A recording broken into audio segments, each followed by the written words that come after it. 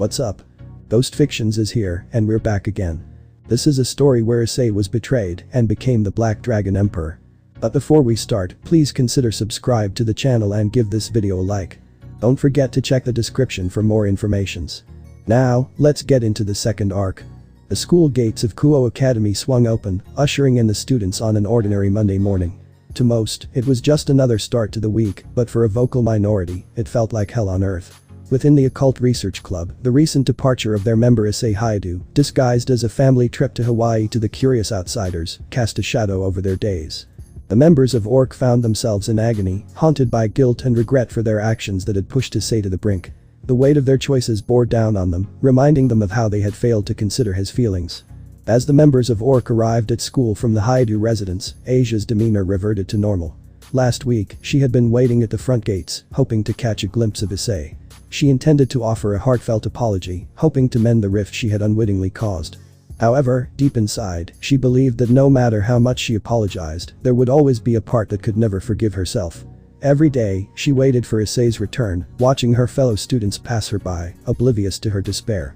She clung to hope, arriving late to class day after day, and the routine of waiting became her daily ritual. The day was no different. Asia stood by the gate, her eyes filled with determination and faith, as the other members of ORC passed by. Kiba, laced with melancholy, remarked, "In the end, Asia, it seems he won't be coming today either." Undaunted, Asia replied with unyielding fervor. "Kiba, I must cling to my beliefs, placing unwavering trust in Issei. I am convinced that, someday, he will return to us. I wholeheartedly believe it, with every fiber of my being." Zenobia said, adding her support. "She speaks the truth, he remains enrolled within the system of the academy." Bakeno, ever wise, noted. "It seems Azazel is being quite evasive when it comes to explaining his absence, isn't he?" Kaneko remarked. "He always seems wrapped in uncertainty." Bakeno, however, remained focused on the larger picture, musing. "That's completely beside the point, isn't it? Those two are always up to something, especially lately. I wonder what mischievous schemes they're cooking up now." Briaz, the quietest among them, listened to their conversation, seeking solace in their shared concern. Of everyone, she felt Issei's absence keenly. For the past 2 weeks, she had slept in a bed devoid of his presence, their interactions marred by one-sided hostility. Feeling the need for unity, the ORC decided to spend time in the clubhouse. Asia, who wanted to continue waiting, was gently persuaded by Kaneko to join them. Kaneko, protective of her friend, didn't want others to misunderstand Asia's steadfast vigil at the gates, even though her heart ached just as much as theirs did for Issei's return. As time passed, a particular individual strolled through the front gates, drawing immediate attention from the students. "Is that a new kid?" Boy 1 exclaimed in awe. "Jesus. He's tall and built." Boy 2 added, equally impressed. "OMG, is that the new kid?" Girl 1 squealed with excitement. "He's so hot." Girl 2 chimed in, her eyes wide with admiration. "Great. Exactly what we need." Boy 3 groaned sarcastically. "Another hotshot stealing the girls from us." Boy 4 grumbled in frustration. The newcomer wore the standard boys' school uniform with a unique touch. A turtleneck compression shirt underneath and a single glove adorning his left hand. His earphones dangled from his ears, the wire disappearing under his shirt and into his pocket, connected to an unseen device. Unbeknownst to the ordinary students, this so-called new kid was none other than Issei. However, his recent transformation remained hidden from those lacking supernatural awareness. It had been a week since his underworld trial and excommunication, during which he dutifully carried out tasks assigned by the mysterious system guiding him. Issei's mind buzzed with thoughts. "Wow, it's been ages since I set foot in this place," he mused. Bragg said, playful. "Actually, it has only been a measly 2 weeks, mere moments in the grand tapestry of time." Issei retorted. "You and I both know that's not what I meant." Yeah, Drake replied. Attempting to deflect attention, Issei hummed lyrics from the song he was currently listening to. "White color sand, yeah, frost in my hand, yeah, hand, lost it again, it's lit." His earphones muffling the sounds of the bustling school around him. Suddenly, 2 girls approached Issei, prompting him to remove his earphones to hear them. He inwardly cringed, recalling his previous perverted tendencies. "Hi. I'm Murayama." Murayama introduced herself, her cheeks flushed. "And I'm Caddis." Caddis joined in, her eyes wide with curiosity. Despite his new appearance, Issei felt a familiar sting of embarrassment when faced with introductions. He politely responded, "Pleasure meeting you both," before swiftly putting his earphones back on and striding away, leaving the girls momentarily surprised by his rejection. "Well, at least they didn't beat me up with those kendo sticks." Issei muttered, relieved. Bragg snorted. HMPH, as if such a feeble attack could harm you. Issei rolled his eyes at the dragon's bravado. As the bell signaled the impending class, Issei made his way to his designated classroom, fully aware that his challenges were far from over. X. Upon entering the classroom, Issei was met with a sea of puzzled yet amused faces from the teacher and his fellow students. Wearing a bemused expression, the teacher remarked, "Oh, I didn't know we were getting a new student." "Oh, Issei began, attempting to clarify himself, but the teacher promptly cut him off, scrutinizing his laptop screen intently. "That's weird, nothing mentions a new student in the teacher's portal. Not even a private email informing me specifically." The teacher mused, confusion etched on his face. Inwardly, Issei steeled himself, realizing it was now or never. "It's me, Issei Hyoudou," he announced, bracing for the storm about to hit.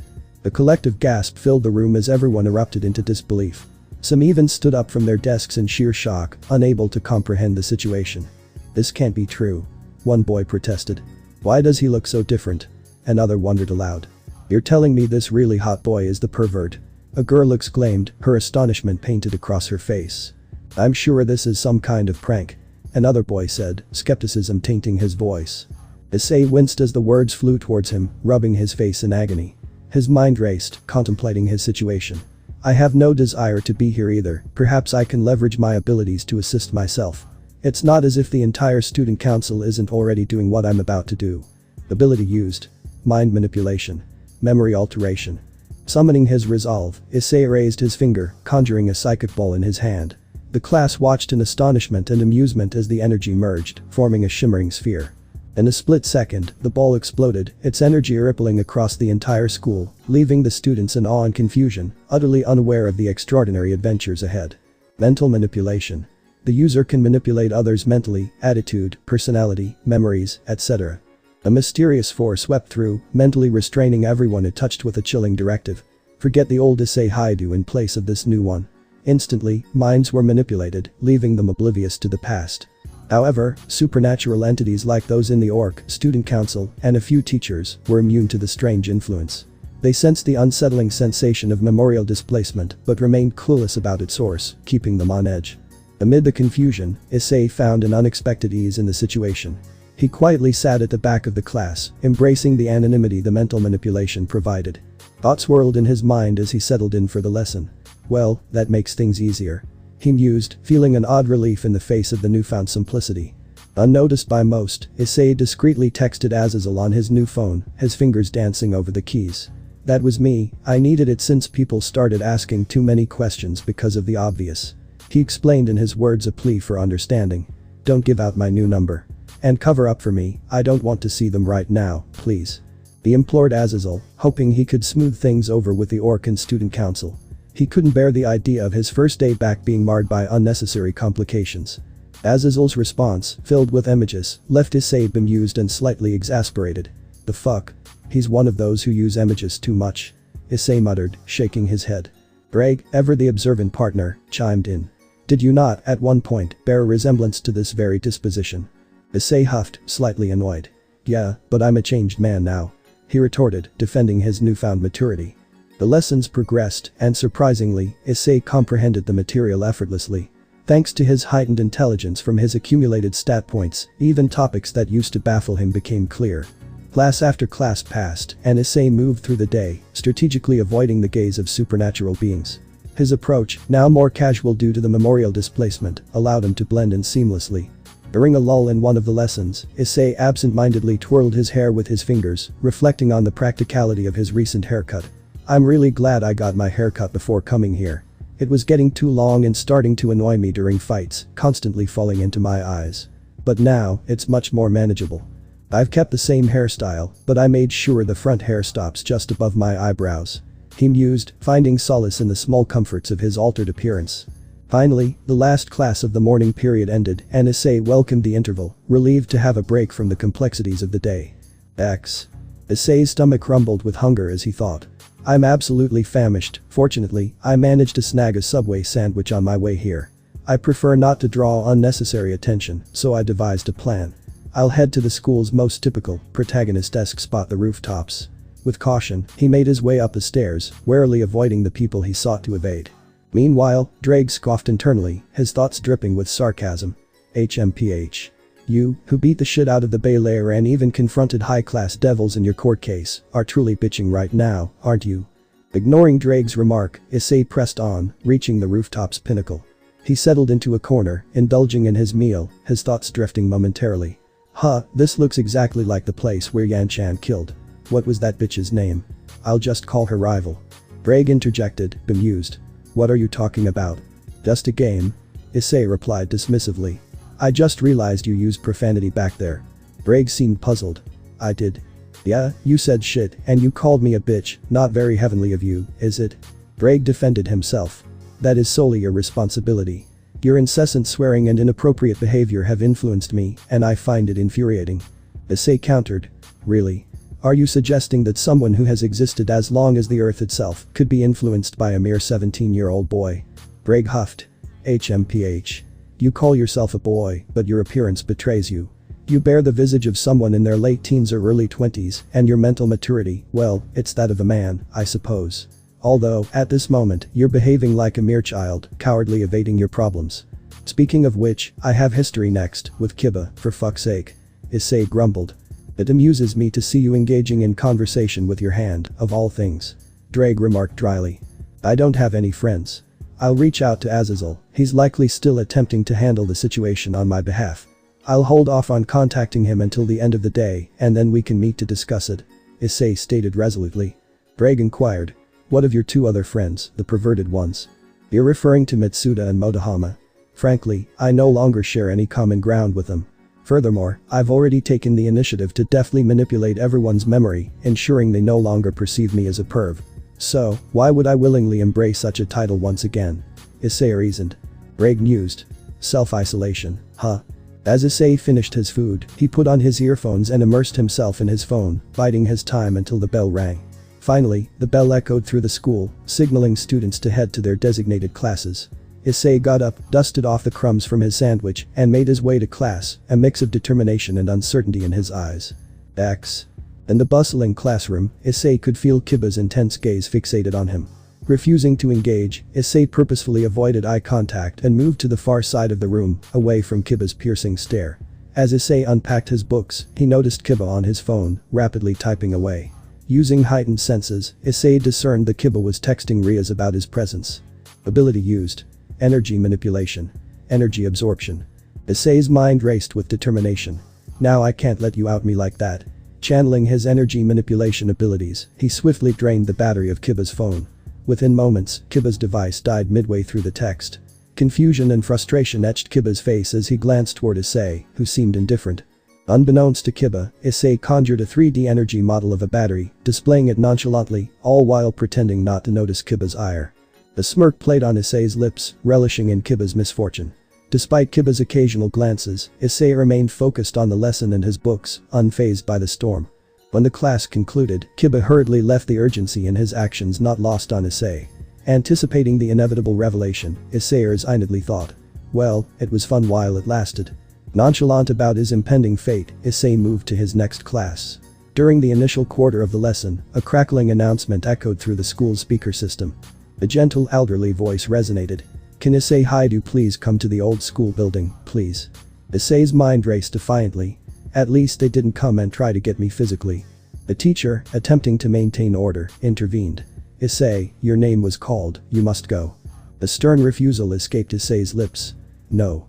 The classroom fell into a shocked silence as Issei's defiance hung heavy in the air. No. The teacher echoed incredulously. Issei's eyes glowed red, mirroring the sudden change in everyone else's in the room. Ability used. Mind manipulation. Compulsion. Forget about the announcements, ignore them and continue the class. Issei commanded, using his mental manipulation abilities to exert control over his classmates. As swiftly as it started, the influence lifted. Issei's eyes returned to their normal silver hue, as did the rest of the class. The persistent announcements were met with a collective disregard as the class carried on, undeterred. Finally, lunchtime arrived, and the students dispersed to either the cafeteria or the grounds. Still hungry, Issei made his way to the cafeteria, undeterred by the impending storm on the horizon. In the bustling cafeteria, Issei patiently waited in line, collecting a modest meal of fries, pizza, and a can of Diet Coke. As he settled at a table, temporary tranquility enveloped him. Issei Hyoudou. The stern voice sliced through the air, pulling Issei from his momentary peace.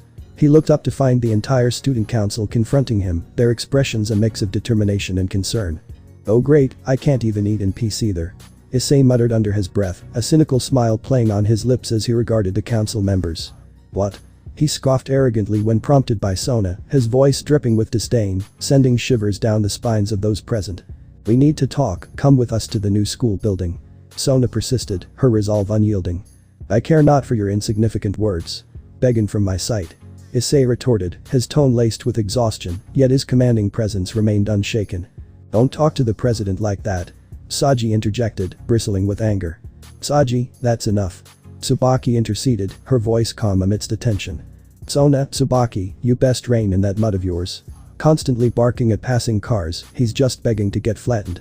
Tell him to watch his step before someone teaches him a painful lesson." Issei taunted, his words sharp as blades. "What did you say? I'll show you who the dog really is." Saji seethed, his anger boiling over. The confrontation escalated, drawing the attention of bystanders who attempted to intervene. Issei's eyes glowed red, an eerie aura enveloping the area, silencing all voices except those in the student council.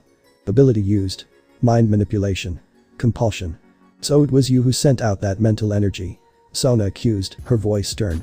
"That's against the school policy for us supernaturals," Tsubaki added, her tone firm.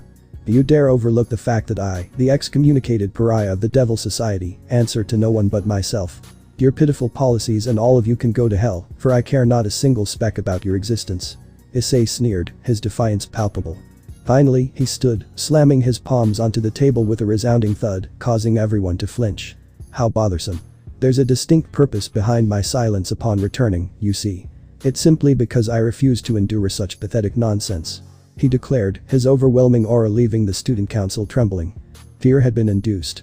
Opponent stats have been decreased by 42%.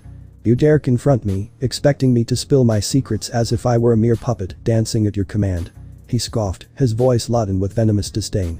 Issei's voice dripped with venom as he spat out his words. "Get the fuck out of my sight, every last one of you," he sneered, his tone laced with disdain. The student council backed away, fearing the wrath of Issei. As they retreated, he sank back onto his seat, sighing deeply. His eyes fell upon his food tray, now withered from the energy he released. With a heavy heart, he teleported to the rooftop, seeking solace from the impending arrival of his peers, who remained oblivious to the turmoil within him. As predicted, the orc members entered the cafeteria downstairs, sensing the residual energy. Riaz glanced at the shriveled food, concern etched on her face. "Issei," she whispered, a mixture of worry and disappointment. In her regretful gaze, Kaneko, Zenobia, Irina, Akeno, and Kiba shared their silence, acknowledging their failure to understand their friend truly. Meanwhile, atop the rooftop, Issei lay on his back, his head resting on his backpack, gazing at the vast expanse of the sky. "I'm still hungry," he declared assertively, rubbing his tummy, a lonely figure amid his internal battles. He spent the rest of the lunch period in quiet contemplation, awaiting the final class period of the day. Issei trudged towards his last class of the day, PE, an air of reluctance hanging around him like a cloud. Inwardly, he grumbled. "I got PE, with Zenobia of all people." But just as he was about to enter the class, he was intercepted by a familiar face, Azazel, wearing an amused grin that hinted at mischief. "Huh, so you decide to grace us with your presence at school today, huh? No warm greetings like long time no see or a simple hello. Come on, don't be so cold."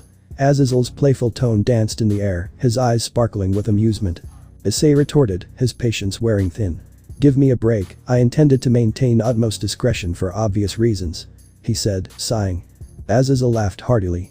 "Hahaha. Discreet, you say? Well, my dear friend, where's the fun in being discreet when you can unleash a mind-blowing explosion of mental energy? I needed it to explain my new appearance, that's all," Issei explained, hoping to end the conversation quickly. Azazel, still chuckling, replied. "Isn't it funny how there was no need for elaborate explanations? I mean, who needs those when you can simply compel people to believe that a mind-blowing transformation like that can happen to anyone in just a fortnight?" His laughter echoed in the hallway. "Shut up," Issei said wearily, feeling the day's weight pressing down. Azazel finally ceased his laughter, his expression turning more serious. "Heh, why don't you pay a visit to my office? We've got a lot to discuss," Azazel suggested, gesturing for Issei to follow him as he confidently strode towards his office. Issei, confused, asked, Wait, what about my class? Azazel grinned slyly. Hahaha, you know, you're not the only one who can truly play with minds. He said, his tone cryptic yet intriguing. Resigned, Issei let out another sigh and followed Azazel to his office, the mysteries of the day unfolding before him. In the dimly lit confines of Azazel's office, a playful grin curved the demon's lips as he leaned back in his chair, his eyes glinting with mischief. What sort of mischief have you been causing in the past week, my dear friend? He inquired, his tone laced with curiosity. Standing confidently before Azazel, Issei responded with a smirk. Well, I did as the system asked me to do. Azazel leaned forward, his interest piqued. League. As he recounted his recent exploits, Issei's eyes glinted with determination. I was on a mission, tracking down those elusive werewolves in the UK. I eliminated the entire group, or should I say, their clan. Tribe. Not entirely sure, but I made sure none of them remained until the system notified me that the task was complete. Azazel chuckled, finding amusement in the chaos Issei had caused. Haha, I can't help but wonder how things have changed for werewolves these days. It would have been fascinating to have one around for observation. Issei's smirk deepened, and he continued his tale. Then there was Paris. Azazel, intrigued, questioned. Who was in Paris? Issei's eyes twinkled mischievously. All jokes and pop culture references aside, cannibals. Cannibals? Azazel echoed in surprise. Issei explained with grim satisfaction. Yeah, there's this fascinating nerve located right behind the human eye. It possesses a specific enzyme that triggers a profound transformation in humans, turning them into relentless cannibals, succumbing to the terrifying existence of wendigos. They were strategically concealed deep within the catacombs, luring unsuspecting pedestrians into their lair and consuming them. Azazel nodded in understanding. Haha, looks like you've been quite the man-eater slayer, huh? Impressive work. Issei nodded in acknowledgement, adding cryptically. Yeah, among other things. Curiosity piqued, Azazel inquired. Does the system still give you requests now? Issei confirmed. Yes, it does, it was sent in the 5th period. Azazel probed. Did you do it? Issei's gaze turned intense as he revealed his secret. Yes, but not me specifically. With a swift motion, a crimson entity materialized beside him. Azazel's eyes widened in realization. You have the power to purge the souls of your fallen foes and assimilate them into your formidable army, right? Issei nodded, a confident glint in his eyes. Yes, these souls are now an extension of myself. I dispatched them to fulfill the requests the system demands of me. Initially, I lacked the necessary ability points to enhance their capabilities. Still, I gradually upgraded their range, expanding their reach worldwide. Azazel marveled at Issei's inventiveness. Haha, would you look at that? Quite the display of inventiveness you've got there. Issei shared his current predicament. Now, I just send them whenever I get a request. So I can be here. Azazel chuckled mischievously, impressed by Issei's diligence. Heh, well, looks like we've got ourselves a diligent little student here. Impressive, I must say. Issei retorted. Quiet down, it's not as if I willingly chose to be in this situation. Given my physique, I appear more like a student who's been retained for several years. Amused, Azazel teased. Hahaha, fret not. You bear the resemblance of an average teenager straight out of a Netflix series. Issei responded with a sarcastic tone. Haha. Azazel then shifted the conversation, revealing Volley's recent search for Issei. Ah, it seems Volley has been on the hunt for you. He made quite the entrance, appearing here just last week, specifically searching for you. Issei inquired. Did he now? What did you tell him? Azazel grinned, recounting his encounter with Volley. Heh, looks like none of those Orker student council folks had the guts to face him head-on, fearing his hostility. But hey, since I've got a history with the guy, I took it upon myself to handle the situation. I simply gave him the runaround, letting him know you weren't around and that no one had a clue about your whereabouts. Issei asked in surprise. And he just left. Just like that. Azazel nodded, intrigued. Yeah, any idea why he's looking for you? Issei explained. When I unleashed the Juggernaut drive during the raiding match, I emanated a formidable surge of power that caught Albion's attention. Undoubtedly, he must have discerned the distinct essence of Drake's energy. Azazel questioned Issei's choice of using the Juggernaut drive despite its drawbacks. Oh. Speaking of the Juggernaut drive, why did you use it when it has all the major drawbacks like the life force draining and the past users gaslighting you into turning into an unstoppable monster? Issei confidently replied. Well, first and foremost, I counteract the life force drain by employing my own magic and energy reserves instead of depleting my life force. Furthermore, I possess the ability to generate my own life force energy, rendering Kaneko Senjutsu unnecessary for restoring the vitality I may have expended during my previous endeavors. Azazel raised an eyebrow, intrigued.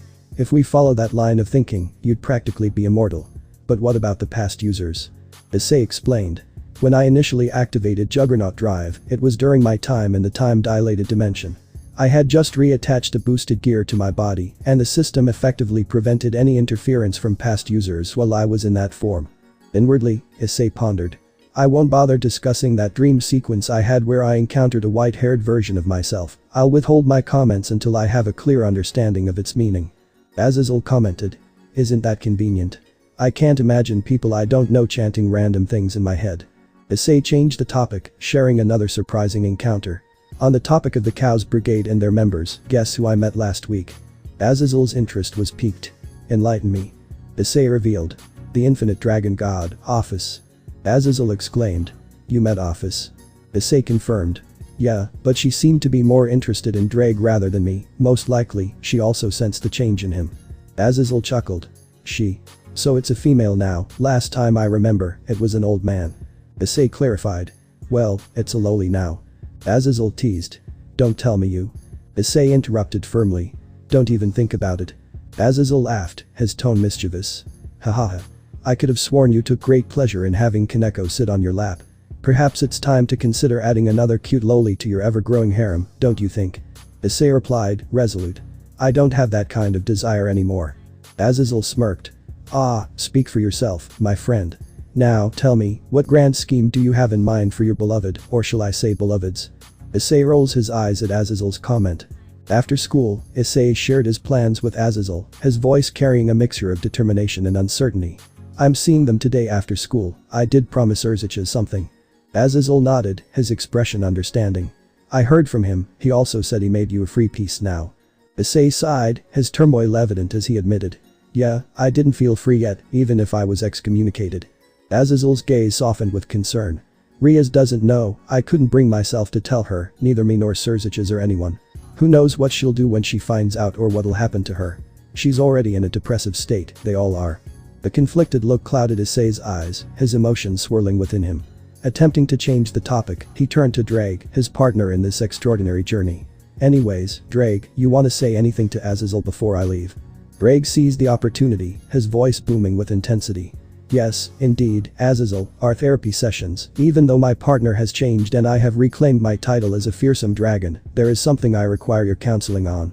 Azazel leaned in, curiosity etched across his features. Yes. The mere thought of being bestowed the title of the Black Dragon of Domination fills me with disdain. Drake roared passionately, his fiery indignation palpable. I have always been and forever shall remain the proud and mighty Red Dragon of Domination. This new designation is an affront to my being, and it fuels my fiery wrath. I detest it with every fiber of my being. I despise it. I abhor it. I cannot bear its presence. Issei, wearied by their ongoing banter, rubbed his face in annoyance. Drake, we've been over this. He interjected in a tired tone. Drake, ever proud and unyielding, snapped back. Silence, you insolent brat. What could you possibly understand about the pride and honor of a dragon? Meanwhile, Azazel observed their exchange with an amused chuckle, recognizing their familiar dynamic. As their conversation wound down, Issei returned to his class, which was the field, taking a seat on the sidelines as he watched his classmates engage in sports. Zenobia, surprised by his presence, couldn't help but glance his way, half expecting him to skip class. Finally, the period drew close, and the students headed to the changing rooms to swap their PE clothes for uniforms. Before Zenobia could enter the rooms, she turned toward where Issei was sitting, only to find him gone, leaving an air of mystery behind. X. After the school bell had signaled the end of the day, Issei patiently waited on the school rooftops, observing as the members of the Orc made their way to the clubhouse. He descended towards the same destination once he had confirmed that everyone had entered the old school building. As Issei treaded the footpath leading to the old school building, his eyes fell upon the cracked pavement marked by 3 distinct entry points. At this very spot, the 3 devils had mercilessly attacked him. In his mind, Issei reflected. Finally, I've arrived at the very spot where my life took a dramatic turn. It's intriguing to ponder what holds more sentimental value. The park's fountain where Rainer brought an end to my existence or this very location. Lost in his thoughts, memories from those fateful days played before his eyes like a vivid montage. He mused. Well, whatever the case may be, one undeniable fact is that both those days had a profound impact on my life, whether for the better or for the worse. Shaking off the weight of his contemplation, Issei refocused and moved onward, heading towards the main door of the clubhouse. With a determined spirit, he knocked on the door, ready to face whatever lay ahead. The members of ORC huddled in the main room of their headquarters, their expressions a mixture of worry and confusion as they discussed Issei and his peculiar behavior at school that day. Riaz, her voice laced with concern, inquired. "Oh, Zenobia, did he arrive late to class?" Zenobia nodded, her tone crisp and factual. Yes, upon his arrival, he simply assumed a passive role, observing from the sidelines while others engaged in sports activities, occasionally resorting to diverting his attention with the use of his phone. Akeno voiced her frustration, her words tinged with disappointment. Why, oh why, did he have to arrive late? With a calm and collected voice, Kiba added his observations. It seems he had no intention of engaging in conversation with Zenobia. Irina mischievously said. Or perhaps there was a delightful companion by his side. Riaz, her patience wearing thin, called out sharply. Azazel. The name hung in the air, charged with frustration and determination, as she contemplated the possibility of Azazel withholding vital information. Amidst their discussion, a sudden knock echoed through their headquarters, drawing their attention. Akeno, her curiosity piqued, remarked. Oh my, who might that be? Are you telling me there's someone else joining us? How intriguing, considering we're all gathered here already. Kiba, ever compassed, inquired. President, were we expecting someone? Riaz frowned, uncertainty clouding her features. To the best of my knowledge, no. But I could be mistaken. Kaneko, the quiet observer, added. I can't even sense who it is, they've done a good job concealing their presence. Another knock reverberated through the room, prompting Riaz to take charge. Let us venture forth and discover the identity of our visitor. We must remain prepared for any potential conflict, ensuring we are ready to face any challenges that may arise. With resolve in their eyes, the members of ORC made their way downstairs toward the main door, bracing themselves for the unknown. As they swung the door open, their collective gasp filled the air. Issei? They all exclaimed in unison, their surprise echoing through the room. Flashback to 1 week ago. After Issei's trial in the underworld, Surziches and Grafia invited Issei into a spare room, setting the stage for a candid conversation. Name? Surziches Lucifer, Gremory. Race? Devil. Affiliation? Underworld. Rank? Leader class. Relationship? Ex-brother-in-law. Type? Caster, Sorcerer. Stats? Vitality? 150. Strength? 150. Agility? 130. Intelligence? 140. Senses? 130. Dexterity? 140. Luck? 120. Overall power level? 137. Abilities? Power of destruction, magic, defensive, transformation, teleportation. Fear? None. Name? Grafia Lucifuge. Race? Devil. Affiliation? Underworld. Rank? Ultimate class Devil. Relationship? Ex-sister-in-law. Type? Caster, Mage. Stats? Vitality? 130. Strength? 120. Agility? 120. Intelligence? 140. Senses? 110. Dexterity? 130. Luck? 110. Overall power level? 122. Abilities? Magic. Fear? None. Ah, Issei, it has been quite some time since we last engaged in a face-to-face conversation of this nature. Surziches began, his tone gentle and understanding. You truly have no idea. Issei replied, a hint of bitterness lacing his words. Ah, so it has been a span of 2 years on your end, I presume? Surziches inquired, his voice soft with empathy. Azazel showed you as well? Issei asked, his gaze shifting toward Grafia, who nodded in confirmation. I'm skeptical about the idea of allowing others to witness my personal memories. Issei confessed, his apprehension palpable. Rest assured, for I can assure you that our intentions are pure and without malice. Surziches reassured him, his sincerity evident. Issei waited in silence, anticipating Surziches' following words. Regarding this matter, allow me to extend my sincerest apologies on behalf of my sister and her peerage for the regrettable mistreatment you endured. Surziches stated, his regret apparent. It's alright, you had no involvement in this matter. I harbor no ill will towards you. Issei responded, his forgiveness genuine. I do insist. Surziches continued, his voice firm yet kind. While my sister may exhibit occasional bouts of self-centeredness and indulgence, rest assured, she never harbored intentions to inflict such profound pain upon you. Often, her emotions tend to outweigh her rationality, placing personal sentiment at the forefront. However, be assured that beneath it all, a profound love for you dwells within her. And yet, my affection wasn't sufficient for her. Apparently, addressing someone by their name is considered an expression of love. It's worth noting that it was Riaz herself who instructed me to refer to her as president. Let's disregard the fact that I sacrificed my arm to rescue her from a forced marriage and came close to death on multiple occasions while repeatedly saving her. Apparently, none of those actions convey my love for her. Issei replied in an unemotional tone. Serziches and Grafia regarded Issei's words hesitantly, their eyes shifting away in slight discomfort. I didn't even get the chance to finish. I was about to confess, and then she had the audacity to call me an idiot and storm off. Issei said, his annoyance palpable. Serziches, breaking the silence, inquired. And in this moment, how does she make you feel? What are your sentiments towards her?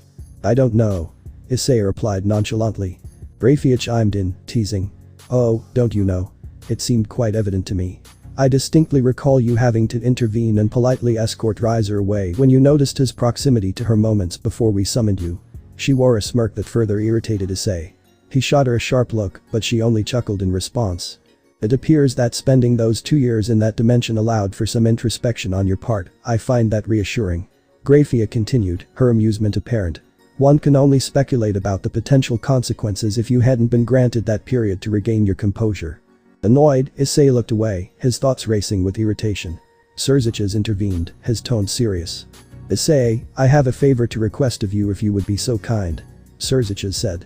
What would that be? Issei asked, curious about Serziches' request. I implore you to safeguard my sister with utmost dedication. Serziches pleaded. Even at the cost of your own life. Issei scoffed inwardly at the Gremory siblings' entitlement. These Gremory siblings, completely spoiled and utterly self-centered. He thought, his annoyance deepening. However, a plan began to form in his mind. Alright, I'll accept, but on one condition. Issei said, his expression hardening. What is it? I'll grant it. Serziches replied eagerly. Make me a free piece. Issei demanded, watching Serziches and Grafia closely. Their eyes widened in shock at his audacious request. Issei, what you're asking for, if Riaz learns of this, she'll. Serziches began. I'm aware of that. Issei interrupted, his tone firm. We won't disclose it to her. I assure you I'll uphold my end of the agreement. Nevertheless, bear in mind that I have other obligations to attend to. Serziches inquired. What are they, if I may ask? The system Michael explained to you has assigned me demanding missions worldwide. Issei explained. I don't want Riaz interfering with my business. I can't disclose what I'm doing to her because then she'll want to be involved. If I refuse to share, she might use her king's command to restrain me, preventing me from pursuing my goals. So, I need to assert my freedom and ensure she can't exert her control over me. Serziches nodded, understanding Issei's perspective. Indeed, I comprehend the reasoning behind that. Very well, I grasp the situation. In this very moment, I shall grant you a boon without any cost or obligation. Serziches approached Issei, his hand gently resting on Issei's chest. A vivid red aura enveloped his hand, casting a vibrant glow where it met Issei's skin. After a few moments, the aura dissipated. Done. Serziches declared confidently. Issei frowned, skepticism clouding his expression. Just like that. I don't feel any different. Believe me, it's done. Serziches reassured him. Very well, I appreciate it. Issei conceded. I will honor my end of the deal, even though I'll be away from Japan for the entirety of this week. However, I assure you that I will be back next week. Oh, okay, that shouldn't be much of a problem. Serziches replied casually. If everything is settled, I'll be taking my leave. Issei stated, ready to depart. Issei, before you leave, can I ask another thing? Serziches inquired. What is it? Issei responded, curious. Serziches explained. That sword you used in the raiding match against Sarayarg and Regulus. It materialized within the stadium after you left. Its energy was affecting other weaponry, so I relocated it to the esteemed Gremory clan's armory, using my power of destruction. I'd appreciate it if you could retrieve it. Issei mentally kicked himself, realizing he had forgotten about the sword. I see, and I assume you want me to take it back. Yes, that would be wonderful. Serziches confirmed. Issei extended his right hand, and in an instant, the Welsh dragon's knight sword teleported from the armory into his grasp. After a brief moment, Issei used a portal to transfer the sword back to his pocket dimension. Welsh dragon knight sword. Rarity. Rare. Classification. Straight sword. Stats. Plus 93 agility, plus 74 strength, plus 93 dexterity. Ability. Capable of firing dragon energy blasts. Thank you, Issei. Serziches expressed his gratitude. No worries. Issei replied, his tone casual. May our paths cross again in a more auspicious circumstance where optimism permeates the air. Serziches said, his voice laced with hope. Likewise. Issei responded politely before turning to leave. Just as he was about to exit, he glanced back at Serziches and Grafia. A mischievous smirk played on his lips as he commented. You two have an intriguing dynamic, there's an unmistakable presence of a dominant master and a submissive servant. But it's the subtle interplay between a submissive master and a dominant servant. Serziches and Grafia blushed, caught off guard by Issei's observation. Grafia, not one to back down, retorted slyly. In regards to you and Riaz, I dare say we have an intriguing dynamic too, with Riaz playing the submissive master and you assuming the role of the dominant servant. It seems you've taken on a more assertive demeanor lately. Issei scoffed, acknowledging the banter, and then exited, leaving Serziches and Grafia to contemplate his words in his wake. Flashback ends. Back to Issei standing in front of the orc at the main door. The air inside the occult research club room grew tense as everyone's attention shifted towards the unexpected arrival of Issei. Issei?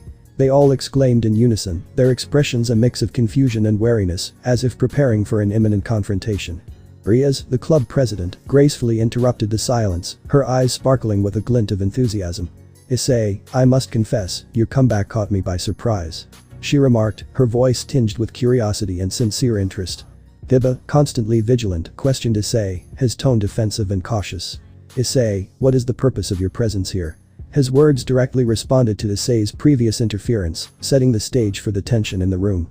Issei took his time before responding, deliberately making everyone wait in anticipation. You had a meeting this afternoon discussing the school festival. I'm still a part of the occult research club, aren't I? He finally said, his words hanging in the air, emphasizing his rightful place among them. A puzzled exchange of glances passed between the members. Issei still wants to be around us even after everything that happened, was the common unspoken thought in the club. Riaz, with a genuine desire to alleviate any unease, offered a reassuring welcome. Absolutely. Please, come on in. She exclaimed, her voice tinged with joy. Issei entered the room, acutely aware of the discomfort etched on everyone's faces. Attempting to lighten the atmosphere, he joked. For a moment there, I thought you weren't gonna let me in again. With my luck, I probably would have gotten jumped by devils again. His attempt at humor falling flat, veering dangerously close to condescension. As they moved to the main room, Issei stood aside, watching as each member found a seat. Everyone settled onto the couch except Akeno, who stood beside Riaz at her desk. Sensing the palpable tension, Issei opted to take an extra chair, distancing himself from the others, at least for the time being. Riaz, aiming to restore a sense of normalcy, redirected the conversation towards the upcoming school festival. As the festival draws near, and with our club now complete, it feels like the opportune time to make some decisions about the direction of our club, she announced.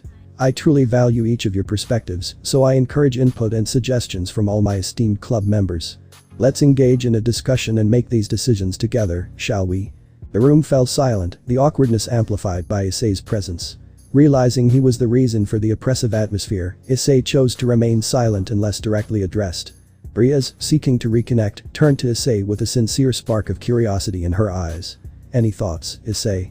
She inquired, her tone carrying a gentle warmth, her gaze unwavering as she invited him to share his thoughts. Issei felt the weight of the moment. I'm open to considering others' opinions, but if I were to make a suggestion, I propose incorporating supernatural-themed games. He offered tentatively. For instance, we could replace traditional beer pong with a twist where toy eyeballs are used as the balls, and instead of beer, we could use a spicy sauce to symbolize blood. The room fell into astonished silence. Feeling drained by the social interaction, Issei decided to say no more, his social battery exhausted. Riaz, impressed by Issei's idea, commended him. Issei, that's truly an outstanding idea. Does anyone else have any contributions to make? After regaining his confidence, Kiba suggested. After considering the options, it might be interesting to explore the realm of cosplay. We could each embody distinctive characters, presenting a diverse and captivating ensemble. Asia said, her voice bright. And perhaps we could also have some delightful face painting, bringing smiles and joy to everyone's faces. The other orc members shared their opinions while Issei remained silent, observing the ideas unfold before them. After a few minutes of brainstorming and planning, they arrived at their final decision. Alright, my dear servants. Let it be decided. We will work together to transform this occasion into a dazzling display, unmatched anywhere on our prestigious campus. Riaz declared, her contagious excitement eliciting cheers from all, except for Issei. Alright, my dear servants, the meeting concludes. You're all dismissed. Riaz declared, her voice carrying a blend of authority and warmth. The members dispersed, leaving Issei with a tumult of emotions. As he observed his friends moving away, a whirlwind of thought swept through his mind, questioning whether he still truly belonged among them. Issei patiently waited until every member had left the room, leaving only Akeno and Riaz behind. As he moved to exit, Riaz called out to him, her voice soft yet carrying a sense of urgency. "Issei, can we talk? Alone?" Ria's words hung in the air, and Issei halted. He turned to face her, noticing the subtle signal she gave Akeno, indicating her to leave. Akeno respectfully bowed to Riaz and Issei before quietly leaving the room. Issei, with a hint of impatience, cut straight to the point. "Get to the point swiftly. I have important matters to attend to." Riaz responded with a smile, attempting to ease the tension. I must admit, it's been quite some time since we last caught up. How have you fared over the past week?" "I've been alright," Issei replied curtly, sensing there was more to Ria's request. "I'm delighted to hear that," Riaz said, her tone gentle. Issei, ever wise, spoke his mind. "I have a hunch that your intention of seeking a one-on-one conversation wasn't solely to inquire about my well-being." Riaz hesitated momentarily, then confessed nervously. "I apologize for the delay." She continued, her gaze drifting towards her lap. "I am aware that Surziches has bestowed upon you the status of a free piece." "How do you know?" Issei inquired, his curiosity piqued. "After the trial, when Surziches and Grafia whisked you away for a private discussion, I couldn't help but eavesdrop from the adjacent room. Your conversation intrigued me, and I was eager to catch every word exchanged." Realizing his lack of awareness, Issei thought. "Is that so? I would have sensed if I was being observed unless Surziches set it up like a one-way glass. Even now, my powers pale compared to his. I need to train more." "And exactly how much of the conversation did you hear?" Issei asked, testing her knowledge. Riaz met his gaze, unwavering. "All of it." "Do you grasp the rationale behind my decision to become a free piece?" Issei questioned, his tone firm. "I do, but..." Riaz began. But Issei cut her off sharply. "No excuses. I have other commitments that I must handle on my own." "I understand," Riaz replied, her voice tinged with regret. Issei knew that she had likely overheard his remarks about her and the teasing from Grafia. "And I also heard your confession," Riaz tried to say with a smile. But Issei interrupted firmly. "Don't push it. I'm being generous right now, but there's a limit." Riaz, tears glistening in her eyes, approached him with a soft touch on his face. "I beg of you, spare me from your resentment. It wounds me profoundly to see the piercing gaze of anger aimed at me, especially from someone I cherish. I would bear the scorn of the entire world rather than endure the burden of your hatred." "We'll see," Issei stated calmly, his tone icy and resolute. Riaz withdrew her hand, wiping away her tears, and turned away, placing both hands on her desk. "If our talk is done, can I leave?" Issei asked, his voice steady. "Feel free," Riaz replied in a shaky voice, her emotions raw and exposed, as Issei exited the room, leaving behind a tumultuous sea of unresolved feelings. Stepping out of the room, Issei made his way toward the staircase, his footsteps heavy with the weight of the day's events. At the bottom, he found the rest of the club members waiting for him, their expressions mirroring the concern he had seen in Riaz. Sensing their intention to speak, Issei raised his hand, signaling his need to address them first. "It has been quite a demanding day, mentally speaking," he began, his voice steady despite the turmoil. "Frankly, I don't have the energy to absorb everything you have to say in one go. It would be better if you approached me individually at another time." A mixture of understanding and sorrow played on everyone's faces. They recognized the toll it had taken for Issei to return to the orc. With silent nods of agreement, some departed the clubhouse, while others returned to the main room, leaving Issei to his thoughts. A heavy sigh escaped Issei's lips as he watched his ex-friends disperse. Gathering his resolve, he turned away and left the clubhouse, seeking solace in solitude to process the complexities of his emotions. The evening settled over the Hyoudou residence as everyone gathered around the dinner table, the atmosphere tinged with worry. Riaz, the concern evident in her eyes, voiced a collective apprehension. "Has Issei not arrived yet?" Soft and timid, Asia replied. "No, he isn't." Her words hung in the air, carrying the weight of their shared unease. Haneko, her expression displaying a mix of annoyance and suspicion, snorted. "HMPH, did Azazel bother to disclose his current residence?" "I highly doubt it." Biba added, his tone serious. "Negative. Furthermore, he remained silent concerning Issei." Zenobia, her determination evident, asserted. "We must inquire with him to ensure thorough verification." The gravity of their situation pressed upon them as they contemplated Issei's absence, each of them silently hoping for his safety. They scoured the vast residence, searching for Azazel, eventually discovering him in the underground training facility. Deeply engrossed in his work, Azazel was testing one of the weapons Issei had provided him, utilizing his item extraction power. Azazel.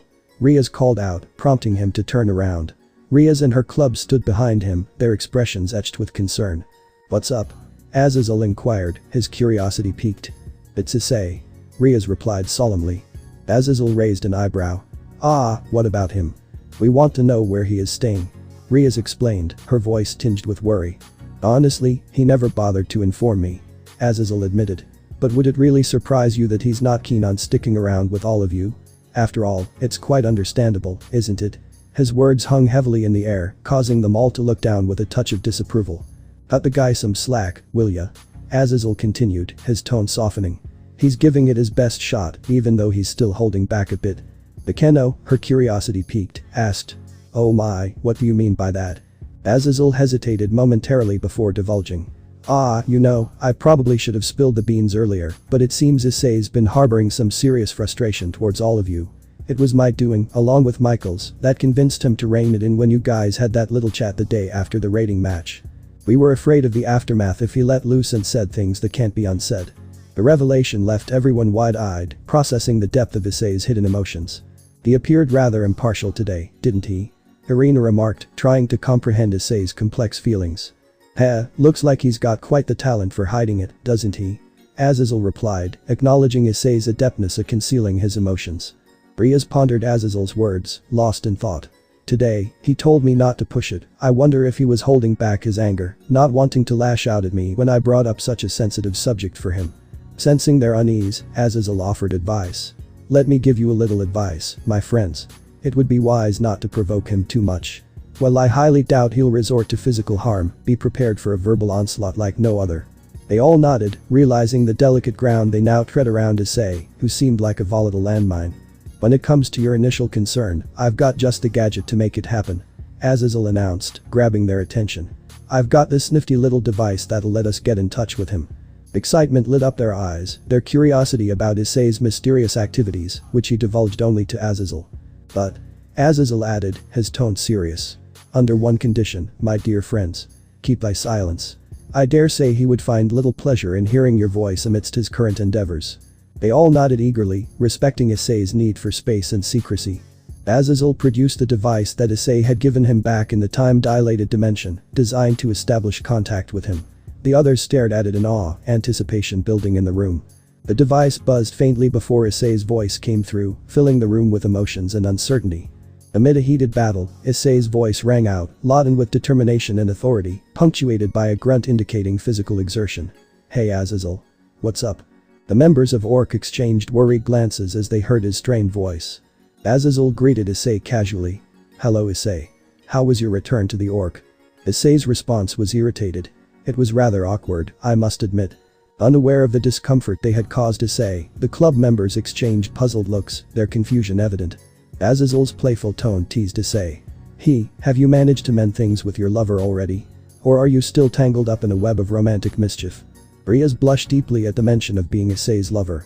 Issei grunted in response, clearly exasperated. "I can't believe you're still persisting with that, huh?" Azazel chuckled mischievously. "Oops, my apologies. I meant to say lovers instead." The other girls blushed, mirroring Ria's embarrassment. Issei's voice grew gruff, his frustration evident. "I highly doubt you'll ever let this go, will you?" Azazel grinned, unfazed. Nope. Well, the esteemed occult research club is curious about your whereabouts. They're itching to find out where you'll be staying." But the stern demeanor, Issei declared. "Currently, I have returned to my dimension, and I shall remain here henceforth." The members of Orc felt a pang of sadness hearing Issei's decision. It felt like a significant part of their lives had been taken away. Azazel probed further. "What's wrong with your own house?" "My one in this dimension is much better," Issei grunted, defending his choice. "Hahaha. Really now?" Azazel chuckled. "I must admit, I can't deny that statement. But you know what? Your atmosphere and weather. They're dreadfully gloomy all the time. And just for that, I'll have to respectfully disagree with you. I'm the one living here, not you," Issei retorted, sneering as he grunted. Suddenly, a loud hiss echoed through the communication, startling everyone. "Issei? What was that?" Azazel inquired, concerned. "I'm having a boss battle right now," Issei grunted, his voice strained from exertion. "Like, right this instant?" Azazel asked incredulously. Yeah. Issei confirmed with another grunt. Ria's thoughts raced as she realized the reason behind Issei's unusual noises and speech. Hahaha. Seriously? Azazel laughed mischievously. I had a feeling those grunts were just your way of indulging in some perverted activities, you naughty devil. The girls blushed in embarrassment, their imaginations running wild. Haha, very funny. Issei replied sarcastically. Azazel pressed on. So what are you fighting? The giant spider. Issei replied, causing horror to fill the hearts of the orc members. How giant? A mere size of a hand. A basketball, perhaps. Or. Azazel started, only to be cut off abruptly. Its main body is roughly the size of a family van. Issei stated, sending shockwaves through the listeners. Issei is fighting such a monster. Ria's thoughts echoed in disbelief. That's absurd. Akeno's thoughts chimed in. I could never have imagined encountering something so terrifying in my entire life. Asia thought, her fear palpable. Azazel prodded. You sound like you're having trouble. This bitch has a spidey sense, it keeps dodging all my attacks. It's annoying as shit. Issei grunted, frustration evident in his voice. Another hissing sound reached their ears. I gotta go, it's spitting poison at me. Talk to you tomorrow. Issei said, his voice strained. Alright, bye. Azazel replied before cutting the communication. In the wake of Issei's departure, Irina voiced her concern.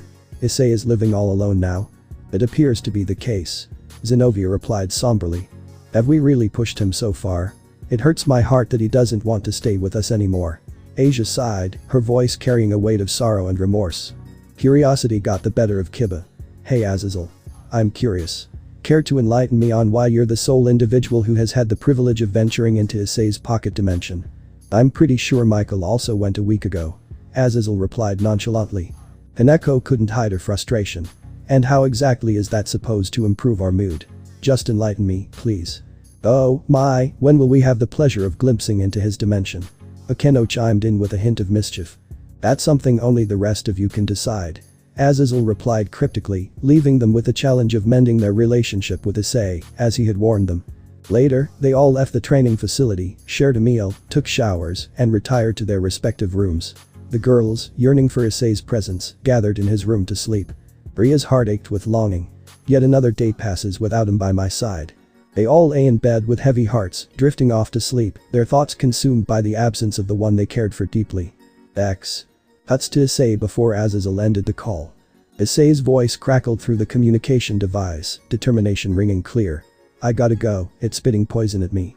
Talk to you tomorrow. Alright, bye. Azazel replied before severing the connection. Pocketing the device, Issei squared off with the snarling giant spider before him. With fierce intensity, he declared. Listen well, you ugly bitch. Consider yourself fortunate, for you have succeeded in capturing my complete focus. In response, the spider let out a shrill shriek, only to find Issei lunging at it with lightning speed. The creature leapt upwards as a shadow, narrowly evading Issei's attack. Ability used. Gravity manipulation. Gravity creation. Ability used. Energy manipulation. Energy creation. You fool. Your feeble attempts are nothing but empty gestures. Issei taunted. Employing his gravity manipulation, he slammed the spider back into the ground. Before it could retaliate, Issei swiftly moved back, conjuring energy spikes using his energy manipulation, intending to pierce the spider through. To his surprise, the giant spider summoned smaller spiders about the size of a football underneath it. The energy spikes pierced through the smaller spiders, allowing the giant spider to land unscathed upon the corpses of its minions. Ah, a clever bastard, are we? How amusing to witness such feeble attempts. Issei remarked, impressed by the spider's strategy.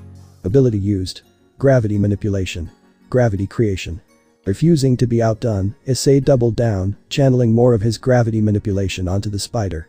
In a countermove, the spider sent a swarm of smaller spiders hurtling towards Issei.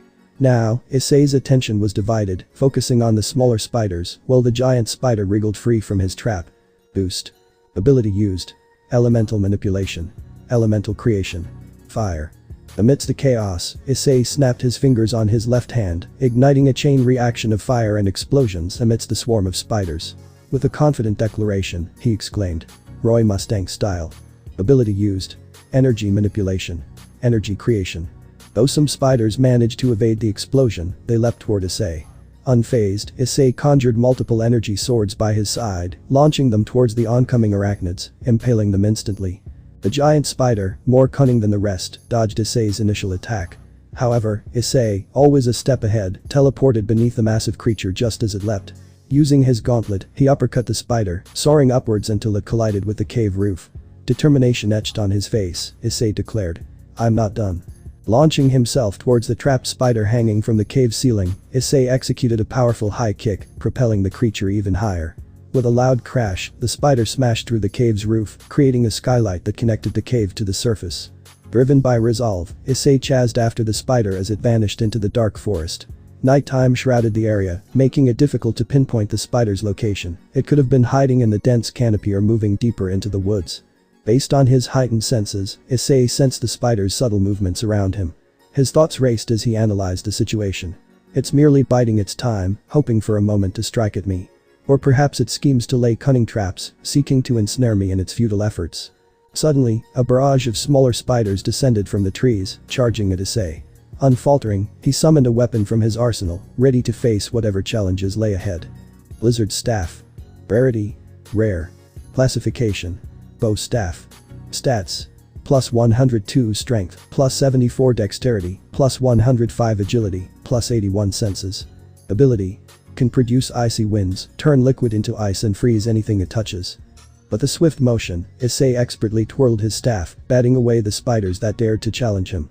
Each strike transformed them into frozen husks until none remained. HMPH, I grow weary of these trivial games. Issei scoffed, his voice laced with irritation. Ability used. Elemental Manipulation. Elemental Creation. Fire. Bizora surged, igniting a ring of fire that expanded 200 meters in diameter. The fiery circle ascended, forming a protective wall around Issei. Smaller spiders caught within the blaze met their fiery demise, their shrill cries drowned out by the crackling flames. Ability used. Elemental Manipulation. Elemental Configuration. Fire. Issei conjured a singularity point, causing the firewall to twist and dance like a fiery tornado. Amidst the chaos, the giant spider found itself trapped at the pinnacle. Issei concentrated the flames, enclosing the spider within a searing sphere. The ball of fire compressed relentlessly, crushing the creature within. Squeals and shrieks emanated from the confines of the fiery prison. "An obstinate fool, I see," Issei remarked, his tone unyielding. Swift as the wind, Issei soared towards the airborne ball, levitating it above his finger before hurtling it towards the ground below. The impact unleashed a cataclysmic explosion, obliterating and reducing the entire forest to ashes. The once vibrant land lay flat, scarred by the devastating blast, annihilating everything within its reach. At last, the giant spider boss ended, vanquished by Issei's relentless determination and power. Boss defeated. Claim your rewards. 12 SP. 20 AP. Ability used. Item extraction. Ability used. Soul binding. Issei brushed off the recent encounter, his voice dripping with annoyance. TCH, it wasn't a challenge, it was simply a bothersome inconvenience. With a casual flick, he directed his attention toward a lifeless spider's corpse. 2 orbs emerged from the arachnid's body, hovering in the air. "I already know what the first orb will be," Issei declared, his tone confident. The first orb zipped towards him, transforming into a giant spider. Utilizing his soul-binding ability, Issei bound the spider's soul, making it his loyal servant. Colossal Spider. Rarity. Rare. Classification. Insect. Attribute. Earth, Dark. Stats. Attack. 2300. Defense. 1200. Ability. A giant spider that can do whatever a normal spider can, but at a greater degree. "Now for the more interesting one," Issei remarked, his eyes gleaming with anticipation. The second orb flew towards him, crafted from the remains of the spider. It enveloped Issei's back, forming into an exoskeletal spine with 8 arms protruding from it. Spider arms. Rarity. Rare. Classification. Exoskeleton. Stats. Plus 73 sense, plus 112 dexterity, plus 76 agility. Ability. Adds 8 additional arms to the user, which allows them to wield more items. Looks like I can make these arms function to my will," Issei mused, his voice filled with intrigue. With a subtle mental command, he manipulated the additional limbs using a neural link. "It seems like I can also make them hold items such as weapons, and wield at most 10 at a time." "Nice," Issei observed, his satisfaction evident. The spider arms, linked to his neural network, acted as extensions of his body, responding to his every command. As the dimension shifted back to its familiar state, revealing Issei's dark academia-esque castle and its surroundings, he sighed, acknowledging the exhaustion that weighed him down. "It's been a long day, I'm tired," he murmured. In a swift motion, Issei teleported to the showers within his castle, cleansing himself of the day's grime. Afterwards, he collapsed onto his bed, his body craving rest. Within mere minutes, he succumbed to sleep, his face buried in the softness of his pillow, the events of the day fading away in the embrace of slumber. The morning after, Riaz and her companions rose from their slumber, their hearts lightened by Issei's return, yet heavy with the knowledge that he no longer wished to share a roof with them. Meanwhile, in a distant dimension, Issei awoke in his vast bed, reminiscent of the one his harem used to sleep on in his former home. His thoughts, however, remained his secret. Issei had synchronized the dimension's time dilation with Earth's flow to conserve time. Stretching languidly, he mused. I finally understand why Riaz sleeps naked, it's incredibly relaxing. Unfortunately, I can't do the same, not with this conspicuous mark on my left arm that needs to be concealed. Issei was confident that his knowledge wouldn't deter the others. Knowing them won't change a thing. They'll keep trying to sneak into my bed, no matter how many times I switch rooms or secure the door. He stated, his fingers cracking his neck and spine as he rose. After a refreshing shower and a change into his school uniform, Issei descended to the modern kitchen in his castle, a stark contrast to its Romanian dark academia-esque exterior. Ability used. Rift. Finishing breakfast, he brushed his teeth and opened a rift to the outside world, emerging on the empty rooftop of the school building. Glancing toward the school gate, he saw the orc members arriving simultaneously. Issei asserted. I arrived here first. As if it were a competition, observing them entering the clubhouse. Perplexed by his early arrival, he mused. I don't understand why I arrived so early. There's no need for me to travel at all. I could easily get away with being just under a minute late. Waiting for the bell to ring, signaling the start of the first period, Issei yawned in weariness. Finally, I'm exhausted. Did I manage to get sufficient rest? He pondered, questioning himself assertively. The memory of waking up in the night to experiment with his new spider arms weapon crossed his mind, eliciting a self-deprecating remark. Well, that was a rather foolish decision. Throughout the day, he attended classes, avoiding other devils while maintaining a facade of normalcy. Eventually, the interval arrived, and the students dispersed to spend time with their friends, except for Issei, who remained solitary. On the rooftops, Issei observed the scene below where Mitsuda and Motohama were receiving a thrashing from the kendo girls, their expressions caught between agony and bizarre enjoyment. A soft voice, warm and kind, broke the momentary silence. You should consider wearing a smile more often, your smile is truly delightful. The voice belonging to Ravel came from behind him. Issei, recognizing her presence without looking, smiled confidently. Hey Ravel. It's been quite some time. He greeted, finally turning to face her. Name? Ravel Phoenix. Race. Devil. Affiliation. Underworld. Rank. High class. Relationship. Friend. Type. Tank, Paladin. Stats. Vitality. 30. Strength. 20. Agility. 40. Intelligence. 50. Senses. 30. Dexterity. 40. Luck. 20. Overall power level. 32. Abilities. Immortality, Hellfire. Fear. None. Ravel regarded him with genuine admiration, her words filled with sincerity. I must say, I find your new look rather impressive. A marked improvement from the previous one. Issei's thoughts churned as he contemplated the complexities of his emotions. His mind wrestled with conflicting feelings, understanding that Ravel was intertwined with the complications between him, Riaz, and Lady Phoenix. Yet, he realized his resentment should not be directed at her. Why are you gawking? I know I might be easy on the eyes, but there's no need to blatantly ogle me like that. Ravel's cheeks tinted with embarrassment as she spoke, her composure momentarily faltering. Approaching Ravel, Issei stood tall, towering over her. Playfully, he placed a hand on her head, ruffling her hair affectionately. How have you been?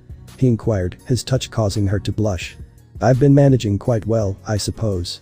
Ravel replied, her voice tinged with a hint of shyness. Curiosity piqued, Issei questioned. How do you know I'd be up here? I've been observing your movements since I noticed you departing from the classroom. Given your commanding presence among the other students, it was rather effortless to keep an eye on you. Ravel explained, her eyes meeting his with determination. Issei teased. I'm surprised a short stake like you was able to see me from your point of view. Hey. I'm still maturing. Ravel retorted, her tone indignant yet playful. Noticing Ravel's Kuo Academy uniform, Issei inquired. You get enrolled here? Yeah, a while ago. She confirmed. Last week, I actually dropped by to meet you, but it seemed like you were nowhere to be found throughout the entire week. However, I got wind from my sources that you've made your appearance here. Sources, as in Riaz and the rest? Issei questioned. Ravel nodded, Yeah, I'm living with them in their residence. They told me yesterday that you weren't living at the residence anymore. Issei disclosed. Yeah, I'm living on my lonesome now. He replied. Ravel's expression softened with regret. It's likely my fault, isn't it? If I hadn't arrived, Mother probably wouldn't have reached out, causing all this turmoil between you and Riaz. Placing a reassuring hand on her shoulder, Issei spoke sincerely. Ravel, it's alright, I don't hold you responsible for what transpired with me. Her relieved smile warmed his heart. So your sole motivation for attending school is to see me, huh? Issei teased. Silence. I am of noble blood, and additional learning is hardly a necessity for me. So, pray tell, why are you absent? What explanation do you have? Ravel retorted, her cheeks flushed with embarrassment. Issei chuckled, his hand ruffling her hair again, causing her to shake slightly. Ravel, let me ask you something. What is it? She inquired. Why aren't you intimidated by me? Issei wondered aloud. I must admit, there's a part of me that believed you harbored no ill feelings toward me deep down. Ravel confessed. Some individuals still harbor animosity and trepidation towards me, and rightfully so. Issei acknowledged. I suppose it leans more toward your incredible kindness and gentleness, which you continue to show, even after discovering my connection to Rizer. Rizer, did he say anything about me? Ravel hesitated before revealing the information. It's not quite that simple, he tends to react rather noticeably whenever your name comes up in conversation. She replied, her eyes filled with curiosity. In the quiet of the school corridor, Issei's mind whirred with thoughts. I guess my intimidation worked a bit too well. He mused aloud, a hint of confusion in his voice. Ravel's sharp eyes noticed his peculiar attire, a turtleneck compression shirt beneath his school uniform. Curiosity piqued, Ravel couldn't help but wonder. He was wearing a turtleneck on the day of the rating match and on the day of his trial. Does he just fancy them? I'm sure he won't mind me asking. Straightforward as ever, she addressed Issei, her tone curious yet polite. Issei, I must inquire what's the reasoning behind your collection of turtleneck ensembles. Issei absent-mindedly tugged on his turtleneck sleeve, contemplating his response. I comprehend the notion of donning it outside the school premises. However, aren't you concerned about the student council reprimanding you for not adhering to the proper uniform? Ravel probed further. Issei's lips, curving into a half-smile, revealed his clever solution. I had Azazel come up with a fabricated story to appease them and get them off my back. As for why I'm sporting them, let's say I decided to get inked. Inked? As in a tattoo. Ravel's excitement bubbled over, her eyes shining with curiosity. In a way, yes. Issei replied cryptically. He glanced around cautiously before continuing. Can you keep a secret? Ravel nodded enthusiastically, her eyes wide with anticipation. Yes. Especially from Riaz and the rest. It's a promise. Issei assured her. With a sigh, he began to undress, revealing a tapestry of black markings on his left arm, a fierce dragon winding its way from his hand up to his shoulder, its claws on his chest, neck, and wings on his back. Ravel's eyes widened, and she couldn't help but blush at the sight of his toned physique. Whoa. That's so hot. She blurted out, her hand flying to her mouth as if she had said something she shouldn't have. Issei, puzzled, asked. What? Nothing. Ravel squeaked, turning away hastily, her cheeks flushed. Undeterred, Issei inquired. So what do you think? Would you get it? Ravel asked hesitantly. When Drake got mutated, his mark grew onto my hand. Issei explained. Indeed, you refer to yourself as the Black Dragon Emperor now, correct? Could it be due to the mutation that altered the hue of your gauntlet from red to black, alongside your remarkable balance breaker? Issei nodded, his expression serious. Yeah, Michael predicts Drake, and I have a much more interlinked bond now. Michael, as in the Seraph Michael? Ravel asked in disbelief. Yeah. Issei confirmed. Well, Azazel was the first to see it, then Michael, and now you. Ravel's thoughts raced. Is he saying I got to see this before Riaz and the rest? Oh, my Satan. While Issei studied the markings on his arm, Ravel moved closer, unable to resist the temptation. Her fingers trailed delicately from his hand, up his arm, and onto his chest, her touch electric. As her hand rested on his pec, they locked eyes in intensity. Ravel. Issei whispered her name, a mixture of warning and invitation. Issei. She replied breathlessly. Their gaze held promising unspoken words, but their connection was abruptly severed by the school bell, breaking the trance. I should probably get to class now. Issei said, his tone filled with regret. Yeah, I should as well. Ravel replied, her voice slightly shaky, already retreating from the moment they shared. As Issei began to put his clothes back on, she hurried away, her heart racing with the intensity of their encounter. Relationship change. Ravel Phoenix. From friends to potential lover. X. Time skip a few days from now. As the school festival dawned, anticipation filled the air. All around, clubs showcased their meticulously prepared setups, the culmination of a week's worth of effort and dedication. In the days leading up to the event, members of the orc took turns approaching Issei, expressing their remorse and understanding. Issei, in response, offered vague reassurances, urging them to look on the bright side. The orc had adhered to their brainstormed ideas, uniting under a common theme: mythical creatures. Gasper embraced his role as a vampire, startling anyone who approached his coffin. Kiba, donned in medieval knight's armor, similarly spooked unsuspecting visitors. Issei was reluctantly cast as Frankenstein, enduring the humiliation of makeup and strange noises whenever someone neared his station. His internal monologue betrayed his desire for an escape. Issei's partner, Drake, reveled in his predicament, taunting him. Ha ha ha ha ha, look at you. Such a pitiful sight. His amusement mingled with an air of superiority. The girls, dressed as witches, demonic nuns, and werecats, managed the games area. Their presence left a mark on festival goers, even if they weren't the most popular attraction. The swimming club reigned supreme, their allure captivating male attendees. After the festival, Riaz gathered the club members, her voice filled with pride. Everyone. What an exquisite event we had. Although victory slipped through our fingers, the delight and camaraderie we experienced made it truly worthwhile. I am grateful for all your efforts. Tomorrow afternoon, I would be honored if you could assist with the cleanup. Your presence holds immense value for me. Is that acceptable to everyone? Amidst bittersweet agreement, Issei lingered at the back, his brooding demeanor unchanged. Riaz, curious about his experience, approached him after the others had left. Issei, I'm quite curious to know how you found your first school festival experience. Did it live up to your expectations? She inquired. It was alright. Issei replied nonchalantly, the conversation falling into an awkward silence. Sensing his discomfort, Riaz bid him goodbye, and Issei pretended to leave. Under the cover of night, he returned to the orc clubhouse, his internal turmoil driving him to action. I don't even know why I'm doing this. He mumbled. Suddenly, he blurred into motion, red particles swirling around him. Within seconds, the clubhouse transformed. Decorations vanished, trash disappeared, and furniture returned to its original arrangement. Issei's swift actions accomplished hours of work in mere moments, a testament to his hidden capabilities. On a quiet Saturday evening, all the club members gathered to clean their respective spaces, which they begrudgingly accepted, stealing away their precious Saturday leisure. The members of Orc, except Issei, assembled at the clubhouse, ready to tackle the cleaning duties. However, when they stepped inside, they were met with a surprising sight. The entire building had already been meticulously cleaned. Wow, did someone already handle our task on our behalf? A gentle fairy, perhaps? Asia wondered aloud, her eyes wide with astonishment. Wearing a knowing smile, Riaz replied. Yeah, I believe it was a mischievous fairy, Asia. Her voice carried amusement, but beneath the playful facade, she was well aware of the true culprit. A faint blush tinted her cheeks, her thoughts dancing with the knowledge of the person behind this thoughtful gesture. The realization dawned on the others, and a ripple of understanding passed through the room. Smiles broke out on most faces, while some couldn't help but giggle at the delightful surprise. Oh my.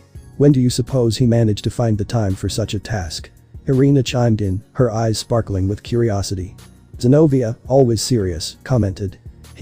Fairies being males never crossed my mind. How curious. Her statement hung in the air, drawing puzzled looks from everyone. In response, the others collectively facepalmed, their hands pressed to their foreheads in exasperation at Zenovia's obliviousness. What? She said, genuinely clueless, her innocence both amusing and frustrating. Asper emerged from his room, his expression nervous as he recounted. Last night, there was a lot of noise. I came out to see what it was. As I peeked through the doors of my room, all I saw was a blur and red particles dashing back and forth. Even with my forbidden Baylor view, I wasn't able to see what that was. And in a matter of seconds, the entire clubhouse was cleaned. The memory triggered a realization among them. Issei's immunity to forbidden Baylor view. Hold on. I was under the impression that only ultimate class devils possessed such immunity, and Issei as well. Who could have possibly arrived then? Are male fairies also impervious to the effects of forbidden Baylor view? Zenobia inquired urgently, her voice laden with both urgency and curiosity. Collective eye rolls followed Zenovia's inquiry, the absurdity of her question evident to everyone present. With no work left to be done, the members of Orc headed back to their residences, leaving behind the mystery of the cleaning fairy and Zenovia's perplexing queries. Monday arrived, signaling the end of the weekend and the return to the school routine. The students trickled back onto the campus, their chatter buzzing with excitement from the events of the school festival. Conversations filled the air as they discussed their experiences in various clubs, debating which ones had provided the best service and contemplating joining new ones inspired by the festival's thrill. Having arrived early, Issei decided to grab some extra lunch before the school day began. As he approached the school gates, he found himself face to face with the members of ORC who had also arrived at the same time. They came to him with a shared intent, as if they had something important to say. Ria spoke first, her tone laced with gratitude. "Thank you, Fairy." Bekendo echoed her sentiment. "Thank you, Fairy." Asia chimed in with her thanks. "Thank you, Fairy." Hineko, too, expressed her gratitude. "Thank you, Fairy." Diba nodded appreciatively. "Thank you, Fairy." Irina offered her thanks as well. "Thank you, Fairy." Zenobia, however, appeared puzzled. She directed her attention to Issei and remarked, "Issei, I find it rather perplexing why you're being referred to a fairy. Yet, there was an uncanny occurrence at the Orc clubhouse recently. A creature resembling a fairy meticulously tidied the entire place." The collective sound of facepalms resonated through the group at Zenovia's obliviousness. Issei couldn't help but wonder. The fuck was that all about? Despite the bizarre encounter, they continued walking together for a moment. Soon, Issei veered off from the group, heading to his class. In contrast, the others headed towards the clubhouse, their thoughts lingering on the mysterious fairy incident. During Issei's breaks and lunchtime, he often found solace on the school rooftops, accompanied by Ravel. Over time, he had introduced her to human music, a concept she had initially met with skepticism, but had gradually come to appreciate. Issei couldn't help but chuckle inwardly, imagining Ravel's taste in music. Knowing her, she probably likes music by boy bands. He mused. Engrossed in the melodies streaming through Issei's earphones, Ravel sang along, her voice carrying the lyrics. "The water's getting colder, let me in your ocean, swim." Issei sighed, his thoughts drifting to an amusing incident from the past. "Now I have a bunch of boy band songs in the playlist," he thought, a hint of exasperation evident. "And every time I press shuffle while working out, the wrong song always ends up playing. Just the other day, I was doing one-handed push-ups, and suddenly, some cheesy One Direction song started blaring, throwing me off balance. I completely lost my concentration and ended up toppling over." Undeterred by Issei's internal woes, Ravel continued to sing, her voice carrying the lyrics. "Any kind of guy you want, girl, that's the guy I'll be, turn myself upside down, yes I will, yes I will." Issei watched her, noticing the genuine happiness reflected in her smile. Although he couldn't resist smiling in response, Ravel questioned him, her voice laced with confusion. "Why are you smiling? Do I have something on my face?" She instinctively touched her face, searching for any signs of dirt. Issei teased, his tone light. "Yeah, a smile." But his words were lost to her, drowned out by the music blaring in her ears. "What?" Ravel inquired, unable to hear him over the loud music. "Nothing." Issei replied, shaking his head to reassure her, a chuckle escaping his lips. As the school bell rang, signaling the end of their break, everyone returned to class, leaving the rooftop behind, the echoes of music fading in the air. While Issei is in class, he receives a notification. "Go to Norway." Issei's mind whirred with thoughts of unexplored territories. "I've never been to Norway. I'm curious about what it's like. Whom should I assign for the task? The giant spider? No, that would be excessively destructive, not to mention the unwanted attention it would attract. How about the Imperial ninjas? That should definitely get the job done." But the swift motion, Issei summoned the ethereal souls of the Imperial ninjas, their ghostly forms materializing around him. With purpose, he launched them into the air, their spectral figures scattering like autumn leaves in the wind, heading towards the distant shores of Norway. "I wonder how it'll take." Issei pondered, his curiosity piqued. Time passed, and the school day continued as normal. A notification pinged on Issei's system in the next class, again capturing his attention. "Go to Norway." Issei's thoughts raced in confusion. "What? Did my attack fail? This is the first time I've encountered such an outcome. No matter, I'll simply deploy a more formidable unit this time, the elemental swordsman should suffice." Determined, Issei unleashed the elemental swordsman, directing its power towards Norway, hoping for a different result. After a tense wait, another notification popped up, capturing his attention. "Go to Norway. Don't send others. Come physically." Issei's mind raced with confusion and curiosity, his thoughts swirling in perplexity. "That's peculiar. Typically, it has no issue granting those who are an extension of myself the ability to accomplish tasks. So, what exactly is transpiring here?" Determined to unravel the mystery, Issei resolved to seek guidance. His mind set on finding answers, he mused. "I'll have to talk to Azazel about this." X. Lunchtime had arrived, and Issei had discreetly informed Ravel that he needed to see Azazel urgently.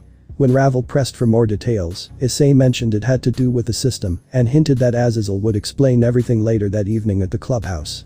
Inside Azazel's office, Issei got straight to the point. "Azazel, what's up?" he asked, displaying a notification on his device. Azazel glanced at the message before offering a sly comment. "Norway, huh? You know, the women in Norway are really..."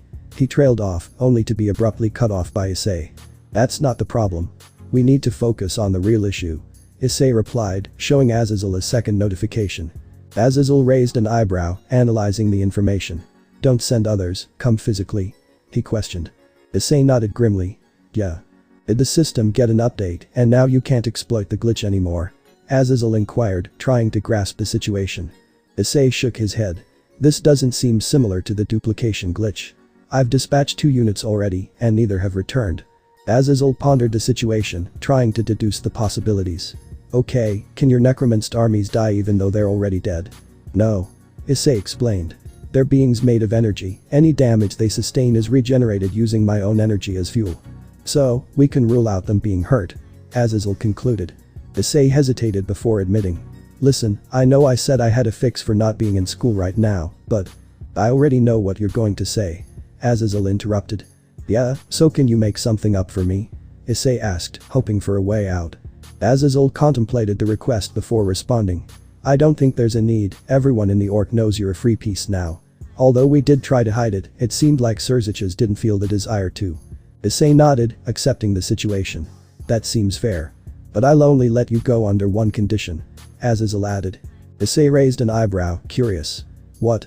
Take Crosswiss with you?" Azazel insisted. "Huh?" Issei questioned in surprise. "Listen, I know you said you want to do things solo. But the system never said you could, you did, mainly due to not wanting to spend unnecessary time with others," Azazel pointed out. "As you know, Roswiss is a Valkyrie from the Norse pantheon. The Norse pantheon has a significant influence on countries like Norway and Sweden. If anyone knows anything about Norway, it'd be Roswiss." Issei nodded, understanding Azazel's reasoning. However, he sensed there was more to the request. "Yeah, that makes sense, but I also sense another underlying motive," he said confidently, his intuition alert to hidden intentions. Azazel sighed, revealing a secret concern. "During the teachers' meeting today, I sat next to her, she was holding a bottle. Being an alcohol connoisseur, I could smell the alcohol from the bottle. I think she has something bothering her, so I'd like you to take her with you just to clear her mind." Issei weighed his thoughts carefully as he considered the plight of the loveless Valkyrie, Roswiss. "Seems like the loveless Valkyrie is facing a challenging phase. I have no qualms about Roswiss. Perhaps it wouldn't hurt to bring her along. After all, she won't be a burden by any means." Taking a deep breath, Issei made his decision known. "Very well, I'll take her with me," he declared. With a determined gleam in his eyes, Azazel seized the opportunity to make another request. "That's good to hear, also, one more favor," he said earnestly. Issei sighed, anticipating Azazel's tendency to seek more from him. "What is it this time?" he inquired wearily. Azazel's eyes gleamed with curiosity as he approached, his tone laced with anticipation. "Can I research another one of your weapons?" he inquired, his voice tinged with excitement. The conversation turned to the matter of Issei's unique abilities. Azazel had repeatedly requested Issei to share items obtained through his item extraction powers. Issei, however, was growing frustrated. "You haven't returned the last one I provided you with," he pointed out firmly. Azazel, undeterred, retorted. "So? I demand its immediate return," Issei insisted, his tone unyielding. Azazel attempted to justify his position, arguing. "You have so many, and you don't even use a quarter of them." Indignant, Issei shot back. "And why wouldn't I? I enjoy collecting them, they add an impressive touch to the walls of my armory." Azazel was momentarily taken aback, surprised and secretly proud that Issei had become a collector much like himself. Internally, he mused. "I really taught him well, but still, I can't let weapons such as those collect dust for the rest of their existence." Attempting a compromise, Azazel offered. "How about I buy them from you?" Issei shook his head. "No. Trade for some video games," Azazel suggested. Issei's patience waned. "No. Rare fishes," Azazel persisted. Issei's annoyance grew. "No," he said firmly. Azazel, ever the strategist, tried another angle. "Porn?" Issei glared. "No. How about this? I'll provide you with another one tomorrow, and you'll promptly return the one you currently possess." Azazel hesitated. I mean, we're back to square one. Issei stood his ground. Simply get it done for now, I'll devise a solution for you at a later time. Fine. Azazel relented. You'll have your weapon by tomorrow and you're free to leave school to go to Norway. Issei remained resolute.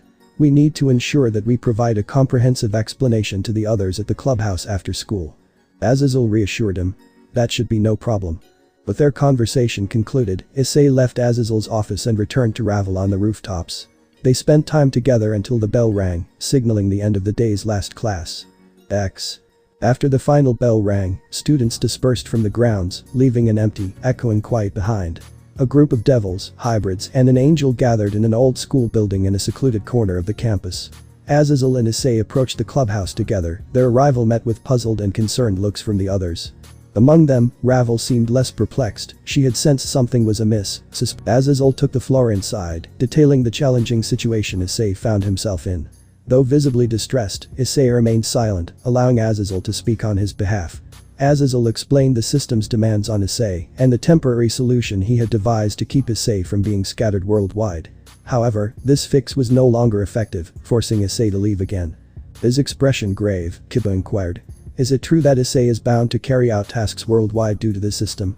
Zenobia pressed further. What kind of tasks are these? Azazel clarified. Mainly tasks involving combating evildoers, saving people, and the like. Irina was astounded. And since he returned to school, he had his deceased soldiers handle these tasks for him. Kiba marveled at the extent of Issei's power. Performing tasks is one thing, but creating an entire army for extermination and resurrection. Your power truly astounds me. How powerful have you become? Despite his turmoil, Issei's steady voice explained. I don't merely resurrect them, I merge their souls with mine, assimilating them into my being. I incorporate them into who I am. Hineko, her eyes narrowing in thought, mused. Such power seems reserved for select deities. Bekeno chimed in, her voice laced with curiosity. Undoubtedly, such immense power comes with its drawbacks, doesn't it? Issei interjected, refocusing the conversation. I have to be the one to end their lives. Otherwise, I can't bind their souls to mine. But let's not stray from the topic at hand. Azazel reinforced Issei's point. Indeed. We informed you to explain why Issei won't be around. He's already caught up with and surpassed his class materials, he doesn't need to catch up anymore. Her expression determined Riaz asserted. Well, that approach might convince the student council. I cannot allow Issei to embark on this journey alone. Azazel revealed their plan. That's why we're sending Roswis with him. Bekeno, her tone a blend of curiosity and concern, questioned. Why her? Issei clarified. She hails from the Norse pantheon. Her knowledge surpasses anyone else within our reach. Riaz inquired about the duration. How long will this trip of yours take? Issei hesitated, uncertain. I'm not sure, maybe a few days or perhaps a week. A heavy silence settled over the occult research club. Their heart sank at the prospect of another week without Issei, especially after his recent return. Ravel declared, her voice firm and resolute. I am eager to accompany you as well, Issei. Issei's eyes softened, appreciating her concern. I understand your worry, Ravel, but my association with the underworld has consequences. Even being near me could be seen as aggression, potentially putting you in harm's way. The higher authorities are actively seeking any opportunity to have my head on a silver platter. Ravel felt sad, she wouldn't be able to spend time with Issei for the next few days. He was her closest companion during breaks, and their bond had grown significantly. Riaz, embracing her role as Issei's master, firmly declared. I shall accompany you on this endeavor. As your master, it is my duty to be accountable for your actions. Issei's snarl reverberated through the room, catching everyone off guard. Are you forgetting why I became a free piece? He retorted, his voice sharp and laced with frustration. It's because I didn't want to waste my time with you all.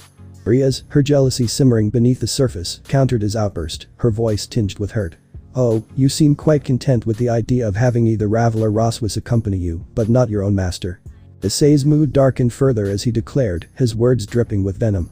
Riaz, out of everyone here, you should understand why I have no desire to spend time with the rest of you. You should be well aware of the sole reason I tolerate any of you, not because I enjoy your company, but due to the commitment I made to Surzich's. So you're just putting up with the rest of us? Riaz shot back, her voice breaking with frustration. No, I'm merely tolerating your presence. Issei sneered, his disdain palpable. At this moment, I have an overwhelming urge to express my intense frustration and disdain towards the rest of you. Azazel intervened, swiftly moving to halt Issei from revealing his true feelings. Issei, that's enough. He warned, his gesture commanding respect. Issei scoffed but backed off. Riaz, are you forgetting what we talked about? Azazel said, his tone stern. Riaz sighed and took a step back, conceding defeat. I'll go inform Roswis about joining Issei. Azazel announced, his voice firm. It would have been more convenient if she were here, but it seems she's been detained in her class. Well then, I'll catch you all later, and Issei and Riaz. He added, locking eyes with them both. Behave. Issei snorted, and Riaz remained silent as Azazel left the room. Following Azazel's departure, Issei exited, with Ravel trailing behind, not wanting to be the center of attention among the others. Outside the building, Ravel finally caught up with Issei. Hey, Issei, wait up. She called out. Issei turned around and decided to stand and wait for her. Ravel, you've decided to come along, have you? He asked. I didn't really want things to get all uncomfortable in there with everyone else. Ravel replied hesitantly. You want to go to the arcade? Issei suggested. Yeah, sure. Ravel agreed, and together, they made their way into town and headed to the arcade. At the Occult Research Club, Issei's words hung heavy in the air, leaving Riaz frustrated. She slammed her palms onto her desk, her anger palpable. Riaz, please, it's… Asia attempted to console her, but Riaz cut her off sharply. Be quiet. She yelled, her voice cutting through the room. Everyone instinctively stepped back, startled by Ria's outburst. Asia, her eyes filled with concern, seemed on the verge of tears. I should have claimed him as my own, keeping him by my side. Riaz exclaimed, her frustration and regret evident in her voice. Her words were charged with emotion. If only I had exercised my authority as his king and made him mine, then none of this would have come to pass. The others exchanged worried glances, sensing the depth of Ria's turmoil. Akeno, in particular, couldn't help but wonder. Oh my, is she implying that she's ready to claim Issei exclusively for herself, creating a distance between him and the rest of us? I can't believe he's gallivanting around with other women when I should have been his first and only choice. Ria's frustration echoed in the room, leaving an air of tension. The club meeting concluded on a hostile note, and the members left in somber silence, each lost in their thoughts. As the day wore on, Ravel and Azazel made their way home, each carrying the weight of the situation. Meanwhile, Issei returned to his dimension, his heart heavy with the turmoil of the day's events. X. The morning sun bathed the school grounds in golden light as Azazel and Issei met, their purpose clear. To fetch Roswis from Issei's old home. In a gesture of camaraderie, Azazel returned one of the weapons Issei had lent him for study, and Issei, in turn, handed him another. Curiosity gleamed in Azazel's eyes as he examined the nunchaku in his hand. What's this little gadget for, huh? Let me take a look and see what mischief it can stir up. Omnifunctional nunchaku. Rarity. Epic. Classification. Multi-utility weapon. Stats. Plus 186, Dexterity, plus 179, Agility plus 191 senses. Ability. An nunchaku that can extend as far as the user desires, only limited to when the user can't control it at range. You can change the handles into hooks, grapples, blades, etc. The handles can be assembled to form a bow staff or a compact baton. Also, it can produce electricity the more it is moved around. The electricity is generated when the user twirls the nunchuk around themselves. With a confident smile, Issei explained. It's a nunchuk that extends as far as you need it to. Plus, it's capable of transforming the handles effortlessly, whether it's into a hook, a grapple, or any other form you desire. Furthermore, when the handles are joined, it transforms into a compact baton. And let's not forget about the electrifying prowess it harnesses within its core. Azazel chuckled, teasing. Well, looks like you've gone and spoiled everything, haven't you? Issei dismissed Azazel's jest with a smirk. Hardly, there are far more things you can do with it, trust me. His eyes alight with appreciation, Azazel replied. That's good. Issei's matter-of-fact tone retorted. Frankly, I never asked for your opinion. What are your thoughts on them? Azazel's face broke into a grin as he praised. Well, the ones you've graciously bestowed upon me are truly remarkable. I must say, a few of them possess such tremendous might that they rival the legendary Longinus itself. And the fact that you acquire them from the corpse of your defeated adversaries speaks volumes, for it grants you the ability to forge your own unique rendition of sacred gears. Truly fascinating, wouldn't you agree? In the dim light of their conversation, Issei voiced his concerns. My own version of sacred gears, huh? Sounds dangerous. Azazel, ever curious, inquired. How so? Issei's eyes flickered with caution and determination as he explained. My ideology is that one man's tool is another man's weapon. Although I trust you to tinker with my belongings, the majority of others, not so much. Furthermore, I prefer not to shoulder the burden of responsibility when innocent people suffer as a result of utilizing my own creations. Sooner or later, word will spread about this unique power of mine. Just yesterday, the orc discovered my soul-binding abilities. I anticipate a flood of potential buyers and beggars, all of whom undoubtedly harbor concealed ulterior motives. Azazel processed Issei's words, asking. So you won't ever distribute these? Never. Issei asserted firmly. I'll only permit you to be aware of their existence for the time being. Azazel chuckled, his eyes glinting with anticipation. Well, more for me then. Issei's tone grew somber as he continued, delving into the intricacies of his power. Regarding the whole Ongina scaling and wetnet, the strength of the weapon is heavily dependent on the entity it's utilized against. Let's say, for instance, if I were to employ it against a low-class devil, it would be nothing but a worthless weapon. However, if I were to channel my powers towards someone like Serzich's, as unsettling as it may sound, you can easily fathom the sheer magnitude of power that weapon would wield. Azazel, finding the concept fascinating and horrifying, couldn't help but laugh. Hahaha, now that's a chilling notion. Imagine transforming anyone into a weapon after their death. Issei nodded, his expression grave. It is, isn't it? Together, they continued their journey, making their way to the Hyoudou residence, lost in the weight of their conversation and the ominous possibilities it held. Approaching the Hyoudou residence alongside Azazel, Issei observed the familiar surroundings casually, saying. Looks about the same. Azazel chuckled, his tone light-hearted. Haha.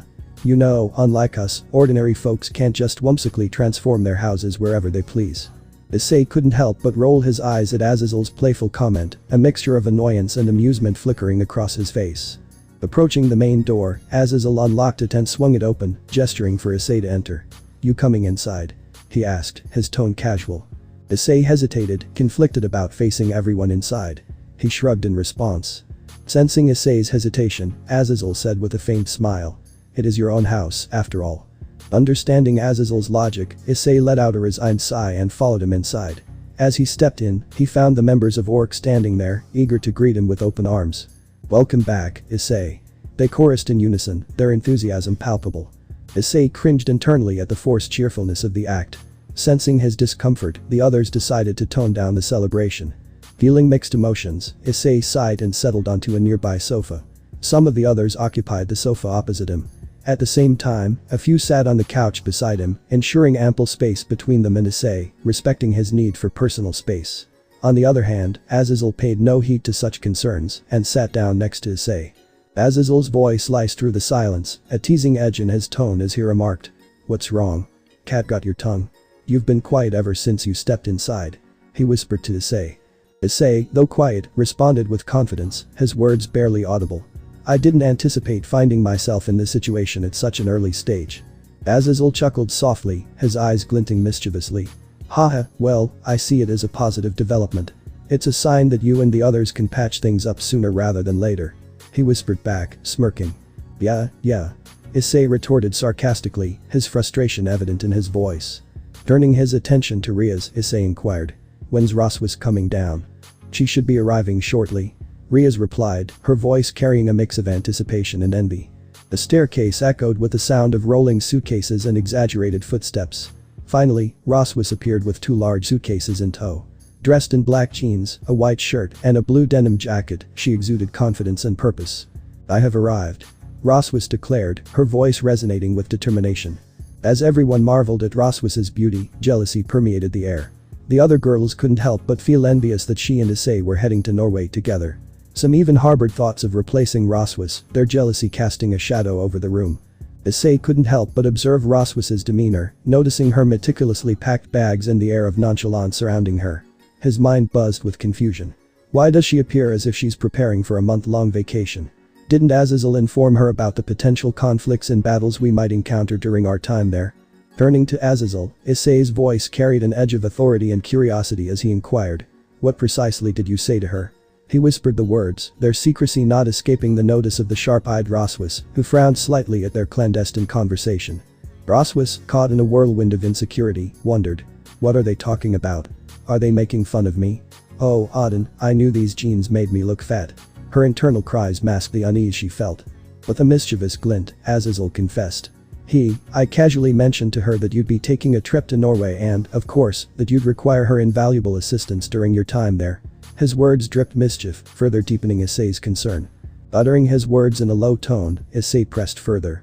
Did you inform her about the potential conflict that could arise in that location? Azizul's response was a simple no. Issei's frustration bubbled to the surface, his whisper edged with exasperation. For fuck's sake, she thinks we're going on a holiday. The gravity of the situation weighed heavily on him. Azizul, seemingly unfazed, reveled in the chaos he had sown. That's the beauty of it, let her join you in the battles and reward her later, she deserves it. You've seen how dedicated and diligent she is, and how she tends to get a little whiny when under pressure. He whispered mischievously, clearly relishing the unfolding drama. Feeling fatigued and annoyed, Issei cast a tired glance toward Roswis. In response, she offered a nervous smile, her eyes shut tightly, attempting to conceal her inner turmoil. Issei stood tall, exuding confidence as he declared. Alright, we're heading to the UK now. Ready for the next thrilling adventure that awaited them. Roswis, her meticulous nature evident, voiced her surprise and confusion. But I thought we were going to Norway. We are. Issei explained calmly, his voice steady. But I can't open rifts to places I haven't been. I've personally visited the UK, so we'll rift there and efficiently catch a plane to Norway. Roswis nodded in agreement, recognizing the rationale behind Issei's decision. Well, logically speaking, that does make sense, she admitted. Excitement bubbled in Irina's voice as she said. Oh my goodness. Issei actually went all the way to the UK. Praise the Lord. Did he have the chance to visit my former residence there? I'm positively thrilled. The mention of God caused a sharp reaction in the devil, evident from the flinch he couldn't conceal.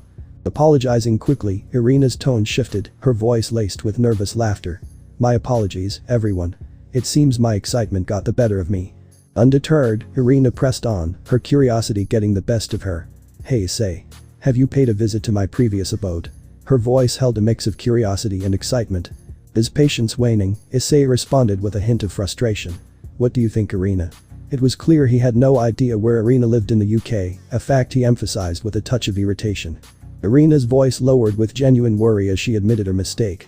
Oh dear, my sincere apologies. It was entirely my fault. Her words tinged with regret. Issei rolled his eyes in response to the comments thrown his way.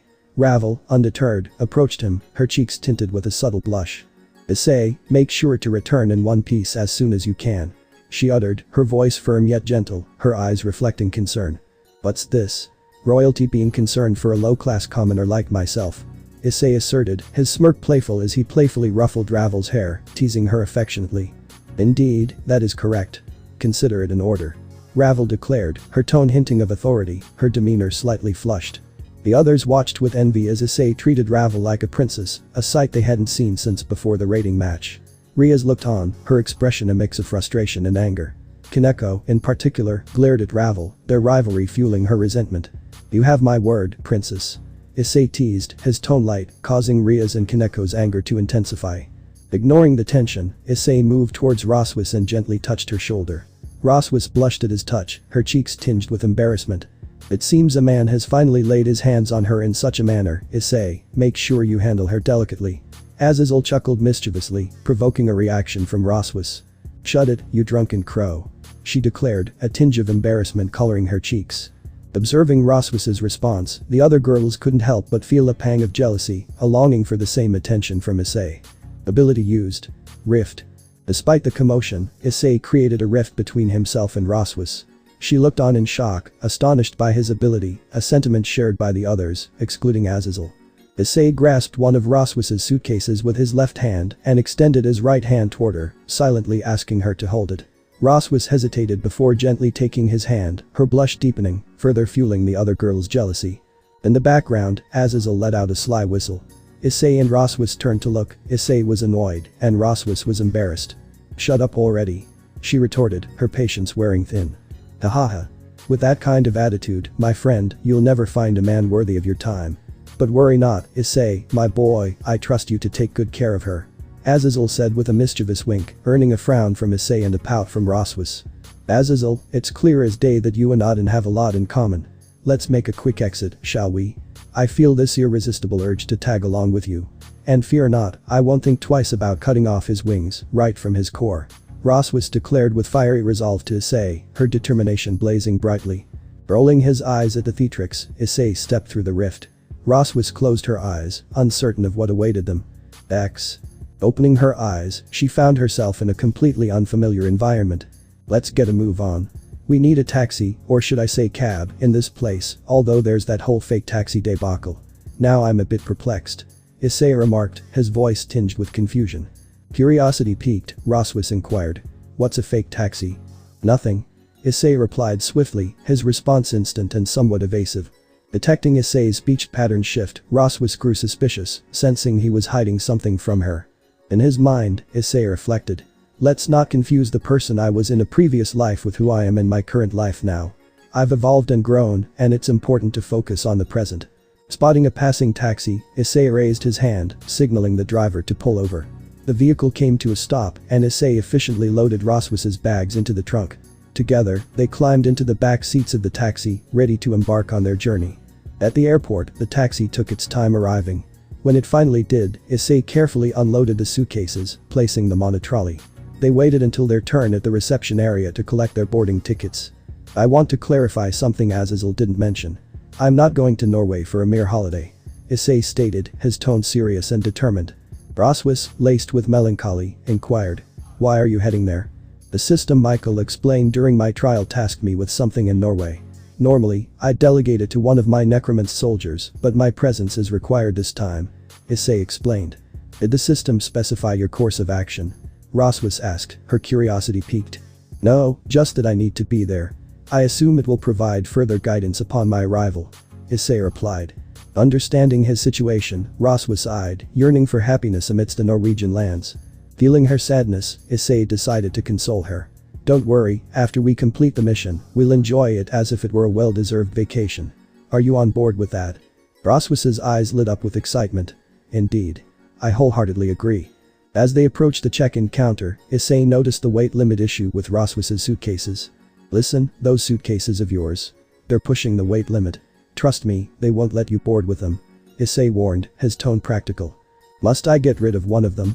Roswis asked, genuinely concerned. No worries, I'll handle one under my ticket and the other on your behalf. Issei assured her. Thank you. And what about your belongings? Roswis inquired, considerate as always. I keep everything in a pocket dimension, ready to be retrieved whenever necessary. Issei explained. Ah, I understand. Would you like me to store my belongings there too? Roswis asked. Relax, we're in public. It'd be odd if a portal suddenly appeared and swallowed our luggage. We have to maintain credibility. Plus, I'm not keen on using my mental manipulation skills in a vigilant environment. Issei replied, referring to an incident from Breaking Bad that perplexed Roswis. I suppose that makes sense. Roswis said, her brow furrowing in confusion. Meanwhile, Drake couldn't help but grumble about Issei's constant Breaking Bad references. Finally, Issei and Roswis got their tickets and luggage checked. As they went through customs and waited at the departure gates, they indulged in cafeteria food, patiently anticipating their journey ahead. Issei's words hung in the air, a curious mix of awkwardness and sincerity. By the way, those jeans don't make you look fat, not in a bad way, at least. Roswis's surprise was palpable as she exclaimed. What? What are you talking about? Her voice was laced with genuine confusion, completely taken off guard. In the residence, you believed Azazel and I were mocking you based on your appearance. You were convinced that those jeans were unflattering and made you look overweight, am I correct? Issei asked, probing gently. Yes, but how did you know? Roswis inquired, a hint of nervousness in her voice, her guard momentarily lowered. I have a power that allows me to read thoughts. Issei revealed matter-of-factly. HMPH, so you take pride in your bilingual pervy attack, huh? Roswis remarked, her tone a blend of amusement and mild disapproval, trying to regain her composure. No, it's a different one. Issei sighed, trying to clarify. Roswis raised an eyebrow, seeking an explanation. Oh, and what did you mean not in a bad way? Issei paused for a moment, contemplating his words. I'm not entirely sure, but I suppose you might make a decent mother with hips like those. He casually remarked, trying to ease the tension, but unintentionally causing her to blush. Mother? Roswis's voice cracked with surprise and embarrassment. Hey, don't shoot the messenger. I'm only saying what you asked of me. Issei protested, attempting to deflect her reaction. You should have kept it to yourself then. Roswis retorted, her blush deepening. Their banter reached an impasse, a temporary ceasefire in their squabbling. Issei, wanting to make amends, softened his tone. It wasn't a lie, though. You're exceptionally caring, and with your nurturing qualities, I believe you would excel as a mother. Roswis, touched by his sincerity, stammered. Thank you, I guess. Her cheeks now tinged with admiration rather than embarrassment. Their conversation was interrupted as they were called and ushered onto the plane. After a while, the plane took off, heading towards Norway, leaving behind the echoes of their unexpected exchange. During the flight, Issei and Drake engaged in a deep internal conversation, their thoughts intertwining like flames dancing in the wind. "Hey Drake." Issei ventured cautiously, seeking answers to his turmoil. "What is it, partner?" Drake responded, his voice laced with curiosity and authority. "Those things I said to Roswis." Issei hesitated, grappling with his own words. "About her being breedable?" Drake questioned, understanding the essence of Issei's concerns. "Well, not directly, but yeah." Issei confessed, his voice laced with self-reflection. "What about it?" Drake prodded, his wisdom echoing through their connection. "Why am I like that? I know I'm not a pervert anymore." Issei mused, a tinge of frustration. "Listen well, partner." Drake's tone softened with understanding. "As a fiery teenager, it's only natural for your hormones to rage within you. And being a devil, those desires of yours are further intensified. It's a part of who you are, and I understand that. But still." Issei began, his voice filled with uncertainty. "You dare interrupt me?" Drake's stern tone cut through, demanding Issei's attention. "Listen closely, for you, too, possess the blood of dragons coursing through your veins. The desire to claim and protect what is rightfully yours, to mate and assert your dominance, is etched deep within your very essence." "Bored, what's mine?" Issei questioned, seeking clarity amidst the chaos of his thoughts. "HMPH. The moment I recall the occasion when you frightened away that insolent phoenix whelp who dared approach the Gremory girl." Drake reminisced, his voice filled with pride. "Though your interest in her has waned, your primal instincts roared, demanding that you assert your dominance and make it known that she is yours and yours alone. Such is the way your draconic vessel perceives her as a prospective mate." "I understand. So, you're suggesting that my body perceives Roswis as a potential mate, too?" Issei contemplated, trying to make sense of his emotions. "I've noticed a change in dynamics between you and the Phoenix girl. It seems you've been growing rather close lately." Drake observed, his wisdom cutting through the confusion. Issei, overwhelmed, pinched the bridge of his nose in agony, grappling with the complexity of his emotions. Drake, unyielding, continued. "Listen well, partner. There exists a vast chasm between being a mere pervert and possessing the natural fervor of one's hormones. Do not allow it to cloud your judgment. While you have indeed undergone profound mental and emotional transformations, remember that your biological essence remains unaltered." Lost in his thoughts, Issei glanced beside him and noticed Roswis peacefully sleeping. He observed her head hanging awkwardly, prompting him to lean over and gently place her head on his shoulder, allowing her to sleep more comfortably. A soft smile graced his lips as he watched the movie on the screen before him, his mind a whirlwind of conflicting emotions and newfound understanding.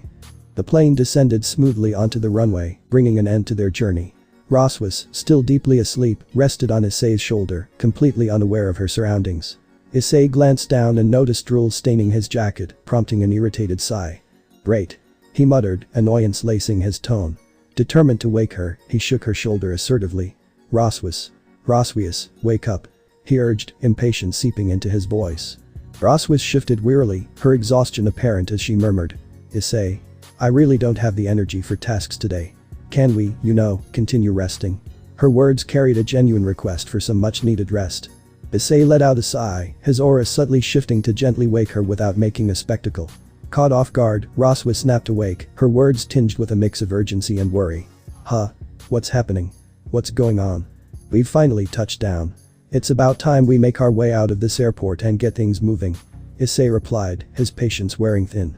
Finally aware of her surroundings, Roswis sprang to her feet, retrieving her smaller baggage from the overhead compartment. Issei's thoughts echoed his frustration. "If it were my call, I would have simply flown here on my own accord, but I ended up escorting my +1. Exiting the plane, they made their way to the terminal, where the process of customs and baggage check awaited them. Roswis faced a barrage of questions about her luggage, particularly regarding Issei's peculiar clothing choices. Raising an eyebrow, the customs officer asked, "Sir, where are your belongings?"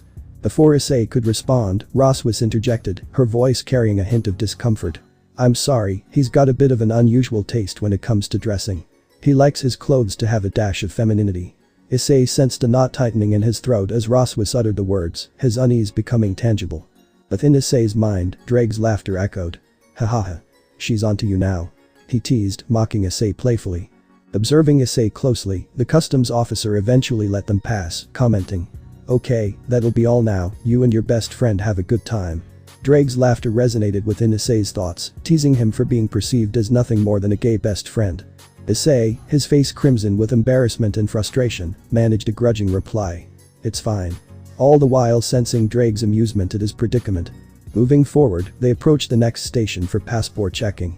The officer scrutinized their passports, ensuring the individuals in the photos matched the ones before him. Issei had Azazel work his supernatural connections, altering his passport to reflect his current appearance. Otherwise, comparing his pre-time dilated self and the current Issei would have raised questions, leading to assumptions involving skilled plastic surgeons or devilish deals. Once their identities were verified, the officer cheerfully remarked, "You and your lover have a good time now." Issei and Roswis exited the section, Issei curious about her blushing reaction to the claim. At the same time, he remained unfazed, ready to embark on their journey. Standing outside the airport, Roswis glanced at Issei, her voice tinged with curiosity. "Does the system say anything now?" Issei shook his head, disappointment was evident in his expression. "No, not yet," he replied, his tone laced with frustration as he checked the system again. Suddenly, a notification popped up, catching Issei's attention. His eyes widened in realization, and he exclaimed, "Oh, there's one now." The momentary anticipation filled the air as they both awaited the crucial information that would follow. "Welcome to Norway. Claim your rewards. 6 SP. 10 AP. Roswis, her curiosity piqued, questioned Issei eagerly. "What does it say?" Before Issei could respond, a haunting, hollow voice resonated within his mind, interrupting his words. "Roam the city," it commanded, echoing through his thoughts. "Roam the city." Issei echoed involuntarily, his voice obedient to the mysterious directive. Roswis, apparently unfazed by the sudden change in topic, chimed in. "Oh, I see. Since we're in Floro, a splendid location indeed, it's only natural to appreciate its beauty. Engaging in some sightseeing would be a delightful idea." While Roswis enthusiastically delved into the details of Floro and its history, Issei found himself perplexed.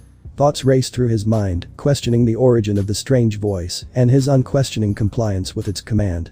What was that voice, and why did I listen to it? Issei pondered, his mind attempting to unravel the mystery, while Roswis continued her discourse. Interrupting his thoughts, Roswis turned her attention back to Issei, her tone a blend of scholarly authority and a hint of exasperation. "Issei, are you even paying attention to what I'm saying?" With practiced confidence, Issei recited the information Roswis had shared moments ago, attempting to impress her. "Yeah, you were just explaining how Flora means flood and the O symbolizes island in Danish. Pleasing to witness that you were attentive enough to grasp the information," Roswis acknowledged, a smile touching her lips. However, Issei's reaction was exasperated as he sighed and rolled his eyes. Undeterred, Issei approached a waiting taxi, speaking in Norwegian. "Hello, are you currently free?" The driver nodded, confirming his availability. "Yes, I am, sir." Motioning towards Roswis, Issei continued. "My friend and I are new in town. Would you mind providing us with a comprehensive tour of the city?" The driver agreed. "No problem, just load your luggage in the trunk." "Thank you." Issei replied gratefully, heading back to Roswis. Eagerly, he informed her. "Come on, I've arranged for a taxi to take us on a comprehensive city tour." "Oh, okay," Roswis replied, following Issei's lead. Together, they loaded their luggage into the trunk and settled inside the taxi. With a purposeful drive, the cab set off, carrying them toward the city's heart, embarking on an adventure spurred by an enigmatic voice's command. X. Inside the confines of the Orc clubhouse at Kuo Academy, Ria sat regally at her desk, surrounded by her comrades settled on the couches before her. In her hand, she held a pawn piece, her fingers tracing its contours with an almost obsessive fascination. Ria's mind whirred with conflicting thoughts, her eyes fixed on the pawn piece. I had finally regained him, only to see him leave me once more. And with another woman, no less, in a distant country far away from my side. She pondered, her voice silent but her emotions loud. Her gaze shifted to the other 7 chess pieces arranged neatly before her. Serziches had delivered them after Issei had become free pieces, and the pawns had somehow found their way into his hands. A surge of longing gripped her heart, and she clenched her thumb between her teeth in a moment of frustration. The desire to see him ride away, even though he just departed a few hours ago. He may be a free pawn, but my Valkyrie rook isn't. She murmured to herself, her eyes glinting with determination. The room fell into a contemplative silence. The Keno, perceptive as ever, couldn't overlook the subtle change in Ria's demeanor. Worry gripped her thoughts. What's on her mind? Whatever it is, I sense it centers around Issei, especially given her continuous fixation on the pawn pieces since this morning. Azazel cautioned against pushing or provoking him, but with Ria's recent actions, she might just tread that dangerous path. As her queen, it falls on me to make sure she doesn't recklessly throw herself into peril. Akeno mused, her gaze narrowing with resolve. The others in the room exchanged worried glances, noting the peculiar change in Ria's demeanor. Unbeknownst to them, Ria's remained in a trance, her eyes fixated on the pawn in her hand. She stroked the top of the piece, her touch gentle yet possessive, her lips curving into a satisfied smile. The unsettling aura surrounding her did not escape the notice of her companions, leaving them uneasy, their minds awash with unspoken questions. Back with Issei and Roswis, they remained in the taxi, exploring the city's various sights, from the lush forest areas to the scenic shorelines. Issei's mind was a whirlwind of contemplation, pondering the mysterious voice he had heard, questioning his decisions, and trying to grasp the true purpose of his presence in this unfamiliar place. He found himself inadequately prepared for the challenges that loomed ahead, a realization that gnawed at him. Their taxi journey finally came to a halt in front of a luxurious 5-star hotel, a courtesy extended by Azazel. The intention behind this grand gesture was not lost on Issei, who understood Azazel's playful intent, although it sailed over Roswis's head, who perceived it as mere coincidence. Issei, however, saw through the crow's plans. Taking charge, Issei approached the receptionist to secure accommodations for both of them. "Hello, are there 2 rooms available?" he inquired. "I'm sorry, sir, but there is only 1 room available," the receptionist replied apologetically. Determined to find a solution, Issei pressed on. "Alright, let's get this sorted. Are there at least 2 beds in this room?" "Unfortunately not, sir. The rooms in this establishment only have 1 bed per room," the receptionist explained. Undeterred, Issei persisted. "Is there at least a couch in this room?" "Yes. There is," the receptionist confirmed. "Alright, we'll take that room then," Issei decided, reaching into his pocket to produce a card provided by Azazel, who, with his vast resources, had entrusted Issei to use it for their overseas endeavors. "Thank you. And have a nice honeymoon," the receptionist chimed in, unaware of the complexities of their relationship. Roswis blushed deeply at the receptionist's comment, catching Issei's attention once more. His thoughts drifted briefly, observing her flushed cheeks. She looks kinda cute when she blushes. Ascending the stairs to their shared room, Issei and Roswis settled in, each claiming their chosen spot. Issei made himself comfortable on the couch, while Roswis gracefully occupied the bed. "Indeed, I am aware of the height difference between us," Roswis acknowledged, her tone polite. "If you prefer, I can gladly occupy the couch instead. Considering your stature, this bed should provide ample space for your comfort." Issei waved off her concern with confidence. "No need to worry. I'll handle it," he assured her, his demeanor self-assured. Curiosity piqued, Issei began to explore their lodgings. He cast a glance out the window, where the picturesque view of the shore and ocean greeted him. Satisfied, he moved on to inspect the bathroom. "I'm going to take a quick shower. I'll return shortly," he informed Roswis, who nodded in acknowledgement. As Issei undressed and stepped into the shower, his thoughts turned critical. "This shower is ridiculously cramped. It's like they designed it for hobbits," he grumbled internally, voicing his displeasure to Drake. Drake's amused voice sounded in his mind. "Partner, not everyone possesses the grand stature of nearly 2 meters, you know." Growing frustrated, Issei pondered an alternative. "Fuck this, I'll simply open a portal to my dimension and take a refreshing shower there," he resolved. With determination, he conjured a portal within the bathroom, stepping into it. Uncharacteristically, he left the portal open, a decision that would soon prove significant. After waiting for what felt like an eternity, Roswis noticed that the shower remained ominously silent, devoid of the familiar sound of running water. Concern etched her voice as she called out. "Issei. Are you there?" Her inquiry hung in the air, unanswered and met with a chilling silence. Undeterred, she tried again, her tone laced with eagerness. "Issei." Once more, I call upon Issei, eagerly awaiting his reply. Still, there was no response, leaving her worry deepening. Roswis, now deeply troubled, approached the door and knocked gently, her voice trembling with concern. "Issei, I'm growing concerned. Are you alright?" Yet again, her words echoed back to her, unanswered. Driven by her growing apprehension, she cautiously pushed the door open, her eyes widening in surprise as she discovered a rift in the middle of the bathroom. "Oh," she uttered in realization, her curiosity piqued. Stepping into the bathroom, she inspected the mysterious rift, her mind racing with thoughts. This must lead to his other dimension, she deduced, marveling at the inexplicable phenomenon before her. Braving her curiosity, Roswis poked her head inside, finding herself in Issei's bedroom. As her eyes roamed the vast space, she couldn't help but contemplate. Upon hearing Azazel's revelation about residing within his pocket dimension alone, is this the very space he referred to? The room was surprisingly vast, with carefully arranged furniture and a sense of solitude. Her attention was drawn to the sound of water running, and she followed it to discover 2 double doors. One led to the bathroom, and the other opened into a massive walk-in wardrobe. Rosswis marveled at the luxurious setup, her thoughts racing to understand Issei's choice. It appears he must have felt suffocated in this bathroom, prompting him to utilize his own. She mused, comprehending his need for space. I suppose it must be quite pleasant residing within a spacious chamber all on your own.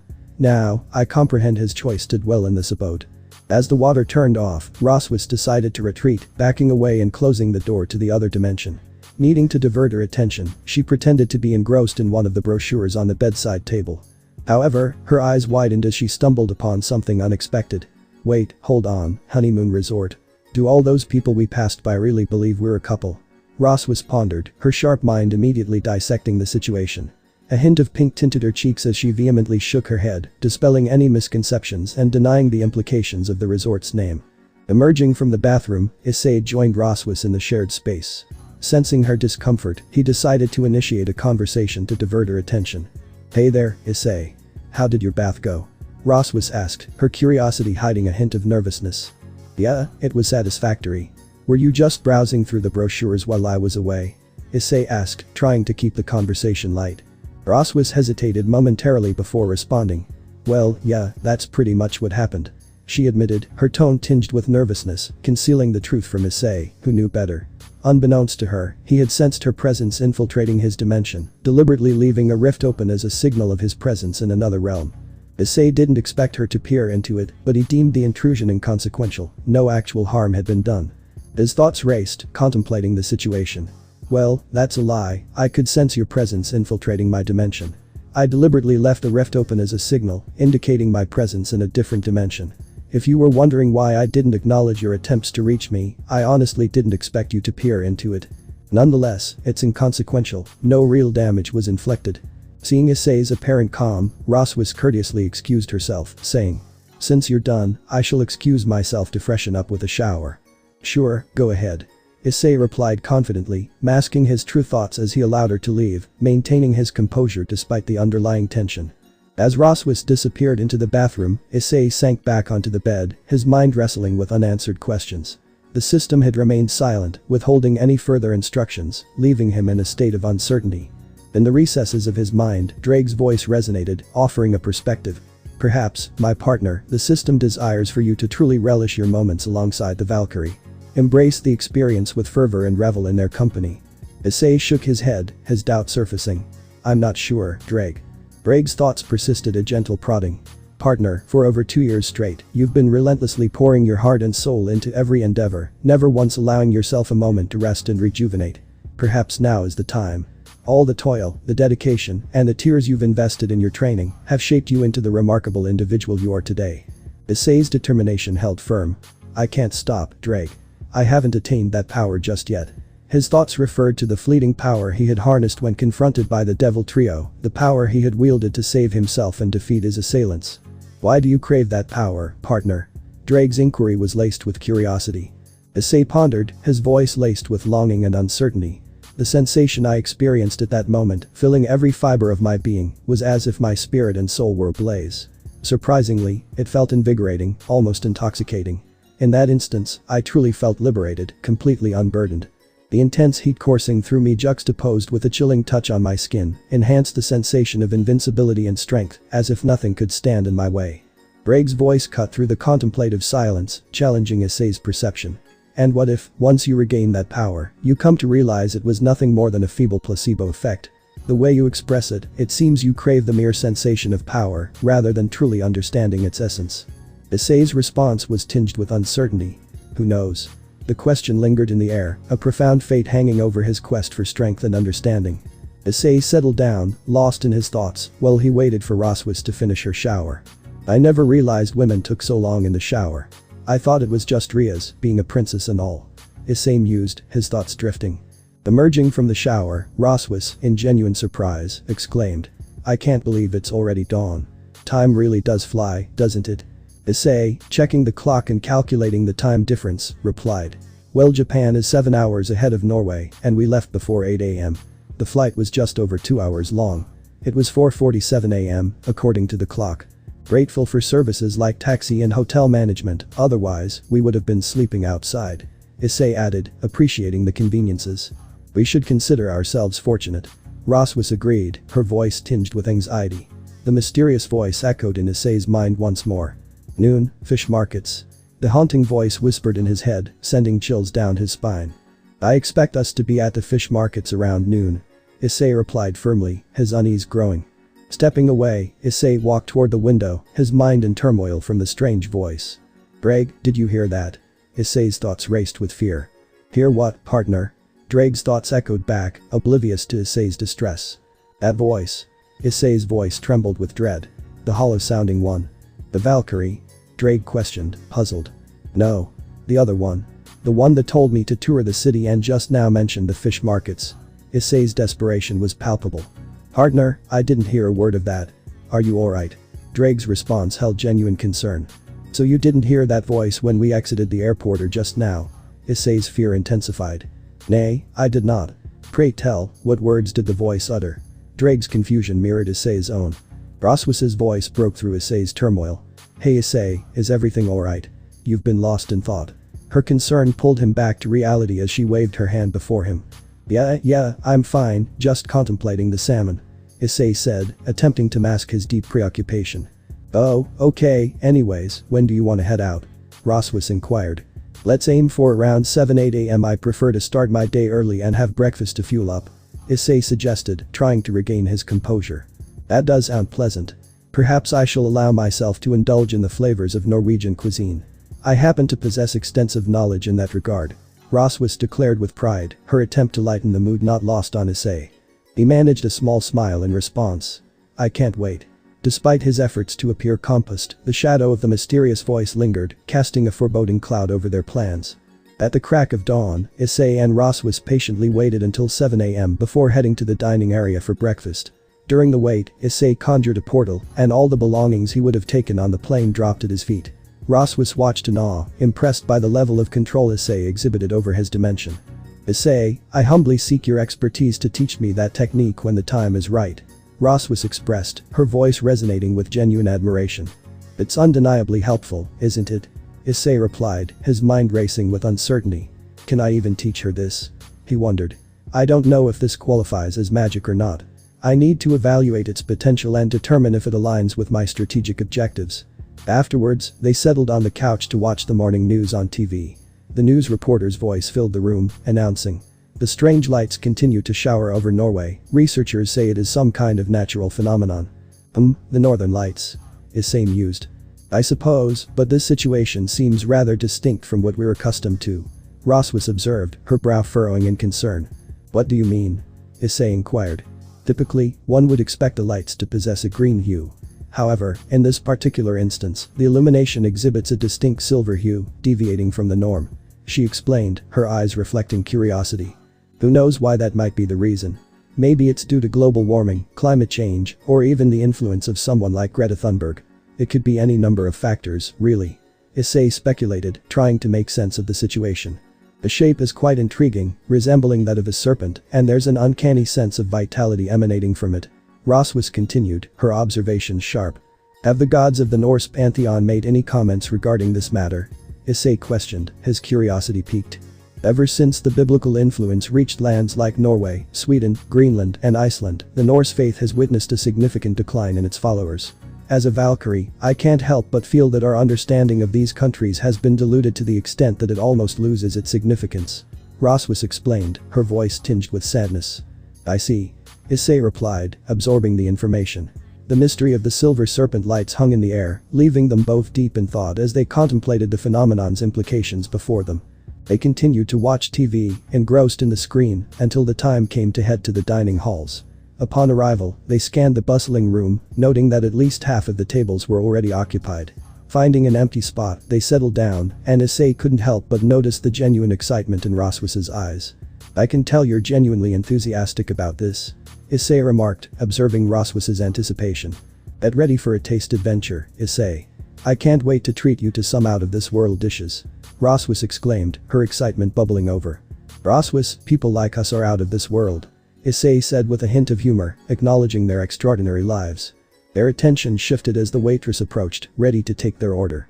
Issei remained silent, knowing that Roswis would choose his meal for him, eager for him to try specific dishes. Let's indulge in some hearty gratin paired with a couple of delightful slices of bread adorned with cheese. As for me, a crisp glass of orange juice will do the trick. And what's your preference, Issei? Roswis declared, her words flowing effortlessly. The waitress turned her attention to Issei, awaiting his response. I'll just take cold water, please. He said, opting for simplicity. So, 2 servings of gratin, pieces of bread and cheese, orange juice, and cold water. The waitress confirmed, jotting down their order. The waitress leaves and returns to the kitchen. Issei finds amusement in seeing the eagerness on Roswis's face. Issei's curiosity piqued, he asked. So, what's a gratin?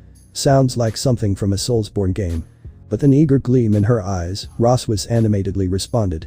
Oh, absolutely. A gratin, you know, is this wonderful porridge concoction meticulously put together. Imagine a symphony of flour, rice, and groats, all dancing harmoniously, gently simmering in a velvety pool of nourishing milk. Her words held both a depth of scholarly insight and a welcoming, warm smile adorned her face as she shared the delightful culinary details. Sounds interesting. Issei remarked, a smirk playing on his lips. Internally, he mused. She's surprisingly cheerful, quite different from how Azazel portrayed her at school yesterday. I'm hesitant to undertake any tasks from the system, considering the potential for disrupting her newfound positive demeanor. As they waited for their food, Roswis scanned the hall, observing other couples engrossed in their tender moments. This place is like a honeymoon haven. I wonder if Issei realizes it, but the women here seem absolutely overjoyed with their significant others. She mused, her eyes wandering over to Issei. Absorbed in contemplation, he rested his hand on his face, gazing pensively out of the window. Under the gentle touch of sunlight, highlighting his features, Issei looks quite handsome. But then again, his charm doesn't really need any extra glow. Roswis mused to herself, a soft smile playing on her lips. She couldn't help but entertain a fanciful daydream, picturing a future where she and Issei were joined together in marriage, sharing a tender moment at their honeymoon destination. Issei noticed her gaze fixed on him and redirected his eyes towards Roswis, prompting an immediate reaction from her. She flinched and looked away, her eyes avoiding his. Roswis's mind raced, her inner monologue protesting vehemently. No. No. No. How can I even entertain such thoughts? He's my student. As a responsible teacher, such notions should never cross my mind. She fought to dispel the intrusive thoughts that haunted her. Ability used. Speed thinking. A sudden realization dawned upon her. Oh, dear. He has the power to delve into minds. Oh no. Roswis exclaimed inwardly, a touch of worry and concern lacing her words.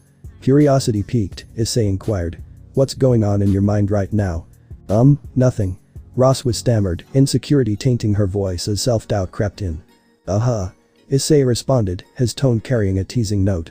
Couldn't you just have peeked into my mind instead? What's with the questioning? Roswis deftly tried to shift the conversation. Serious yet teasing, Issei asserted. Oh, I already know what you were thinking, but I expect you to say it. Embarrassment flooded Roswis, turning her cheeks red. Her inner voice urged her to maintain composure, warning her of potential manipulation tactics.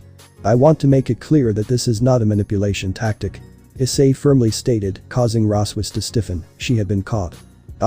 It looks like he's got this knack for diving into minds and untangling thoughts. Quite an impressive ability, I must admit.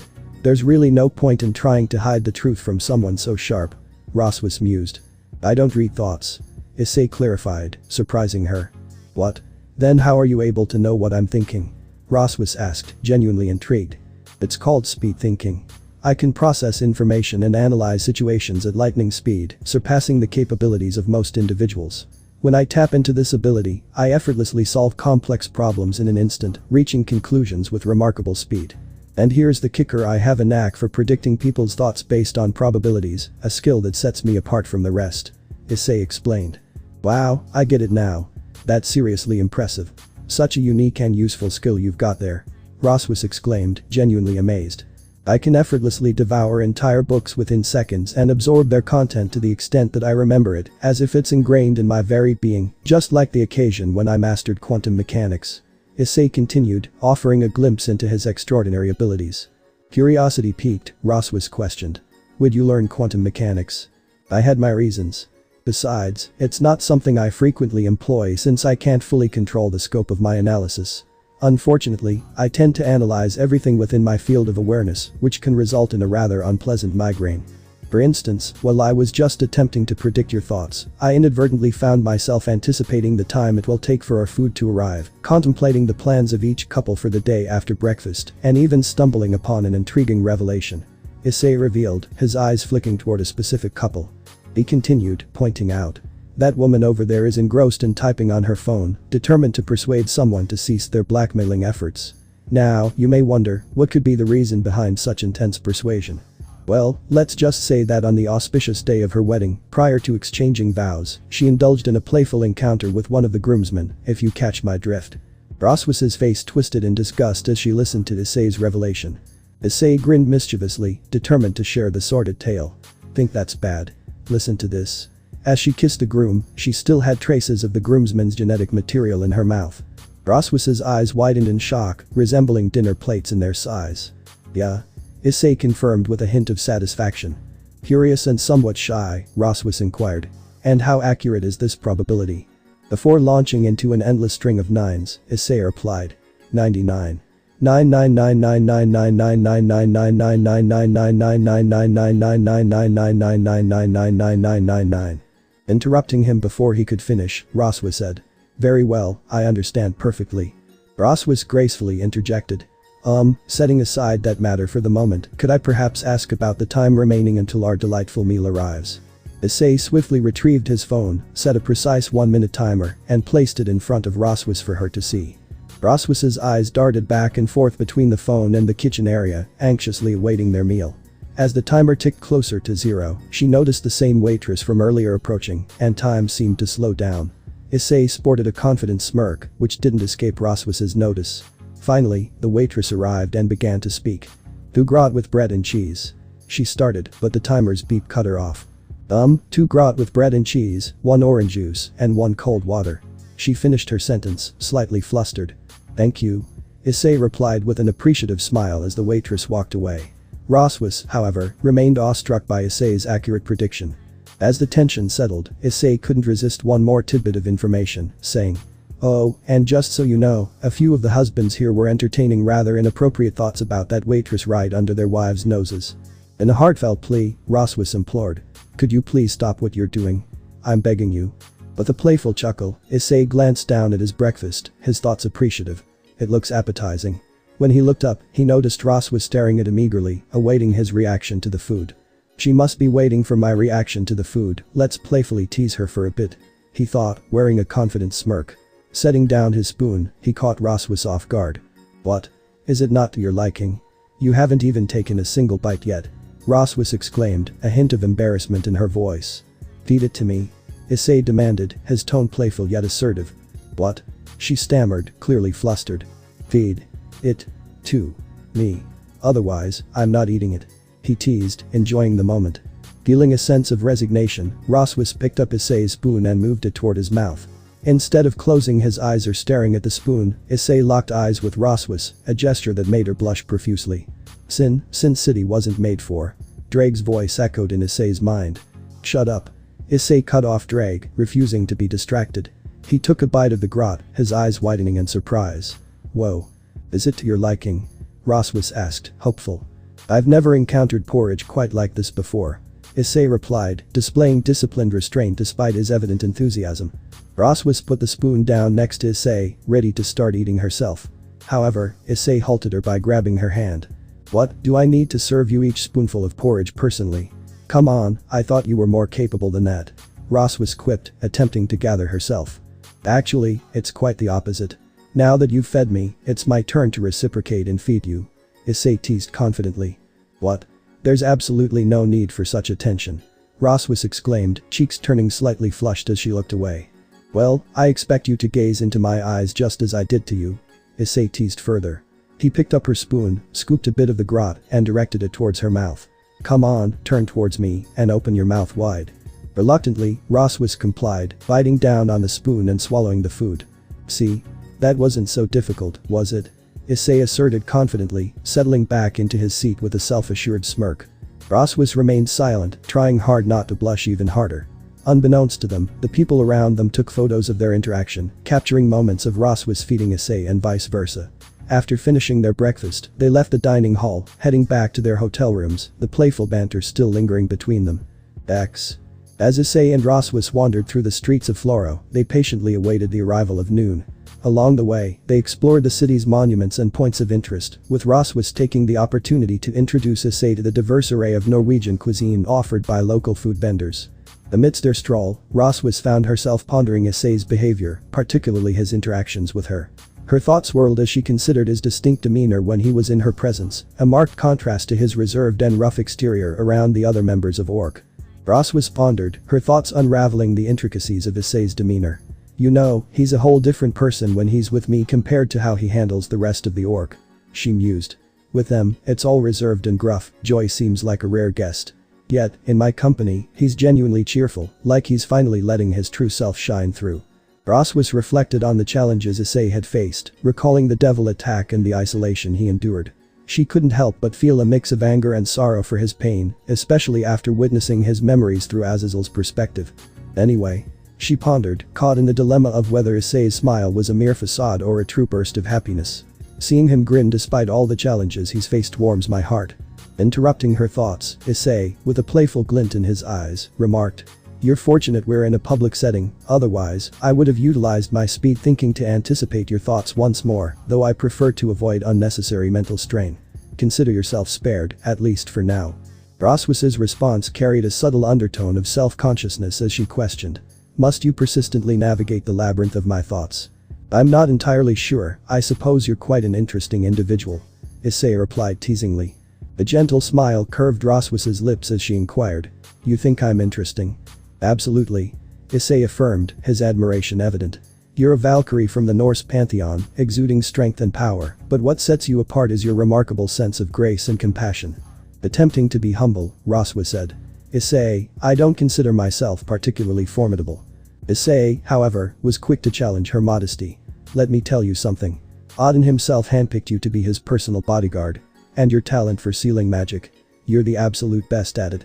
There's no need for you to downplay your remarkable abilities." "Thank you, Issei," Roswis responded, her cheeks tinged with a faint blush, expressing her gratitude. With a playful flick on Roswis's forehead, Issei continued, "No need to worry. Besides, I'm starting to enjoy playfully teasing you." "Ouch. Hey. Pray tell, what purpose did that serve?" Roswis exclaimed, her irritation evident. "Just felt like it," Issei replied nonchalantly, his demeanor mirroring that of the mischievous figures from his past, causing Roswis to feel an exasperated frustration. "In all my efforts, I see you resembling Azazel and Odin more and more. It's exasperating," she remarked, her tone tinged with admiration and vexation. Approaching the late afternoon, around 3 p.m., Issei and Roswis found themselves at the bustling fish markets near the shorelines. Roswis inquired, "So what now?" Issei pondered momentarily before responding, "I'm not certain, I suppose we'll stroll around for a while and discover something intriguing." With that decision made, they delved into exploring the vibrant fish markets, their curiosity piqued by the array of marine life on display. Amidst the lively atmosphere, Issei couldn't help but reflect, "Odd, that voice from earlier hasn't resurfaced in my mind once more." He pushed the thought aside and continued his exploration alongside Roswis. A few minutes passed, and Roswis, with excitement in her voice, showed Issei the enormous fish caught in the Norwegian borders, some of which dwarfed an average human body. After a while, as they were leisurely walking through the stalls, Issei's heightened senses detected an anomaly. His expression grew serious as he turned to Roswis, concern etched in his features. "Roswis, something significant is about to occur." Curious, Roswis inquired. "What?" Issei's voice held a note of urgency as he informed her. "I've just detected the presence of 5 beings entering the area, and it's quite evident that all of them possess supernatural characteristics." Perplexed, Roswis asked, "How are you able to sense them?" Issei explained, his tone unwavering. "My senses are finely tuned to a remarkable degree, and that's just scratching the surface." Intrigued, Roswis pressed further. "What is it?" Issei's brows furrowed in concentration. "I can sense they're Nordic, but I don't recognize them yet." Perplexed, Roswis mused. Why would any member of the Norse pantheon find their way to this place? Is it possible they sensed our presence and came to investigate our endeavors? The uncertainty lingered, creating a suspenseful atmosphere and laying the groundwork for an unforeseen twist of fate. Amidst the chaos, a sudden explosion rocked the shoreline, sending frightened marketgoers fleeing in every direction. While panic gripped the fish market, Issei and Roswis, undeterred by fear, moved towards the epicenter of the disturbance. Upon their arrival, they discovered 5 warriors hovering in the sky, scanning the area below, while unleashing magical onslaughts upon unsuspecting civilians. I'll handle the distraction. You, on the other hand, ensure the safe evacuation of those individuals. Issei commanded with unwavering determination, his voice cutting through the chaos. Right. Roswis replied, her sense of duty propelling her into action. With a powerful leap, Issei soared towards the menacing warriors, his presence drawing their attention like a magnet. What's this? Someone wants to be a hero. Warrior 1 sneered, his laughter filling the air. He reeks of devil and a scent of a dragon. Warrior 2 growled, his eyes narrowing as he assessed Issei. Could he be the one we were looking for? Pondered Warrior 3, uncertainty flickering in their gaze. No, we were informed the person we are looking for is a mere child, not this filthy devil. Spat the leader, his disdain for devils evident in his tone. Let's kill him then. Warrior 4 snarled, her grip tightening on a giant hook, while the others readied their magic circles, their intentions clear. Issei braced himself, his thoughts racing. I have their undivided attention now, and no Roswis will be able to evacuate those people on the shores who were under attack. The weight of responsibility settled upon his shoulders as he prepared for the battle that was about to unfold. Kill the assailants. 0, 4. With a cocky smirk playing on his lips, Issei assessed his opponents. HMPH, 4 of them, huh? How considerate of them to leave one breathing for my amusement. He mused, his confidence unwavering. I suppose I'll spare the pitiful soul lurking at the rear, for he seems to be the feeble puppeteer of this troop. Surely, he holds the key to valuable knowledge. Issei's hands moved swiftly, conjuring 2 portals at his sides.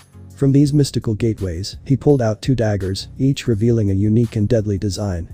The dagger in his right hand gleamed with elegance, its blade crafted from silver steel, complemented by a bulky handguard that adorned the hilt.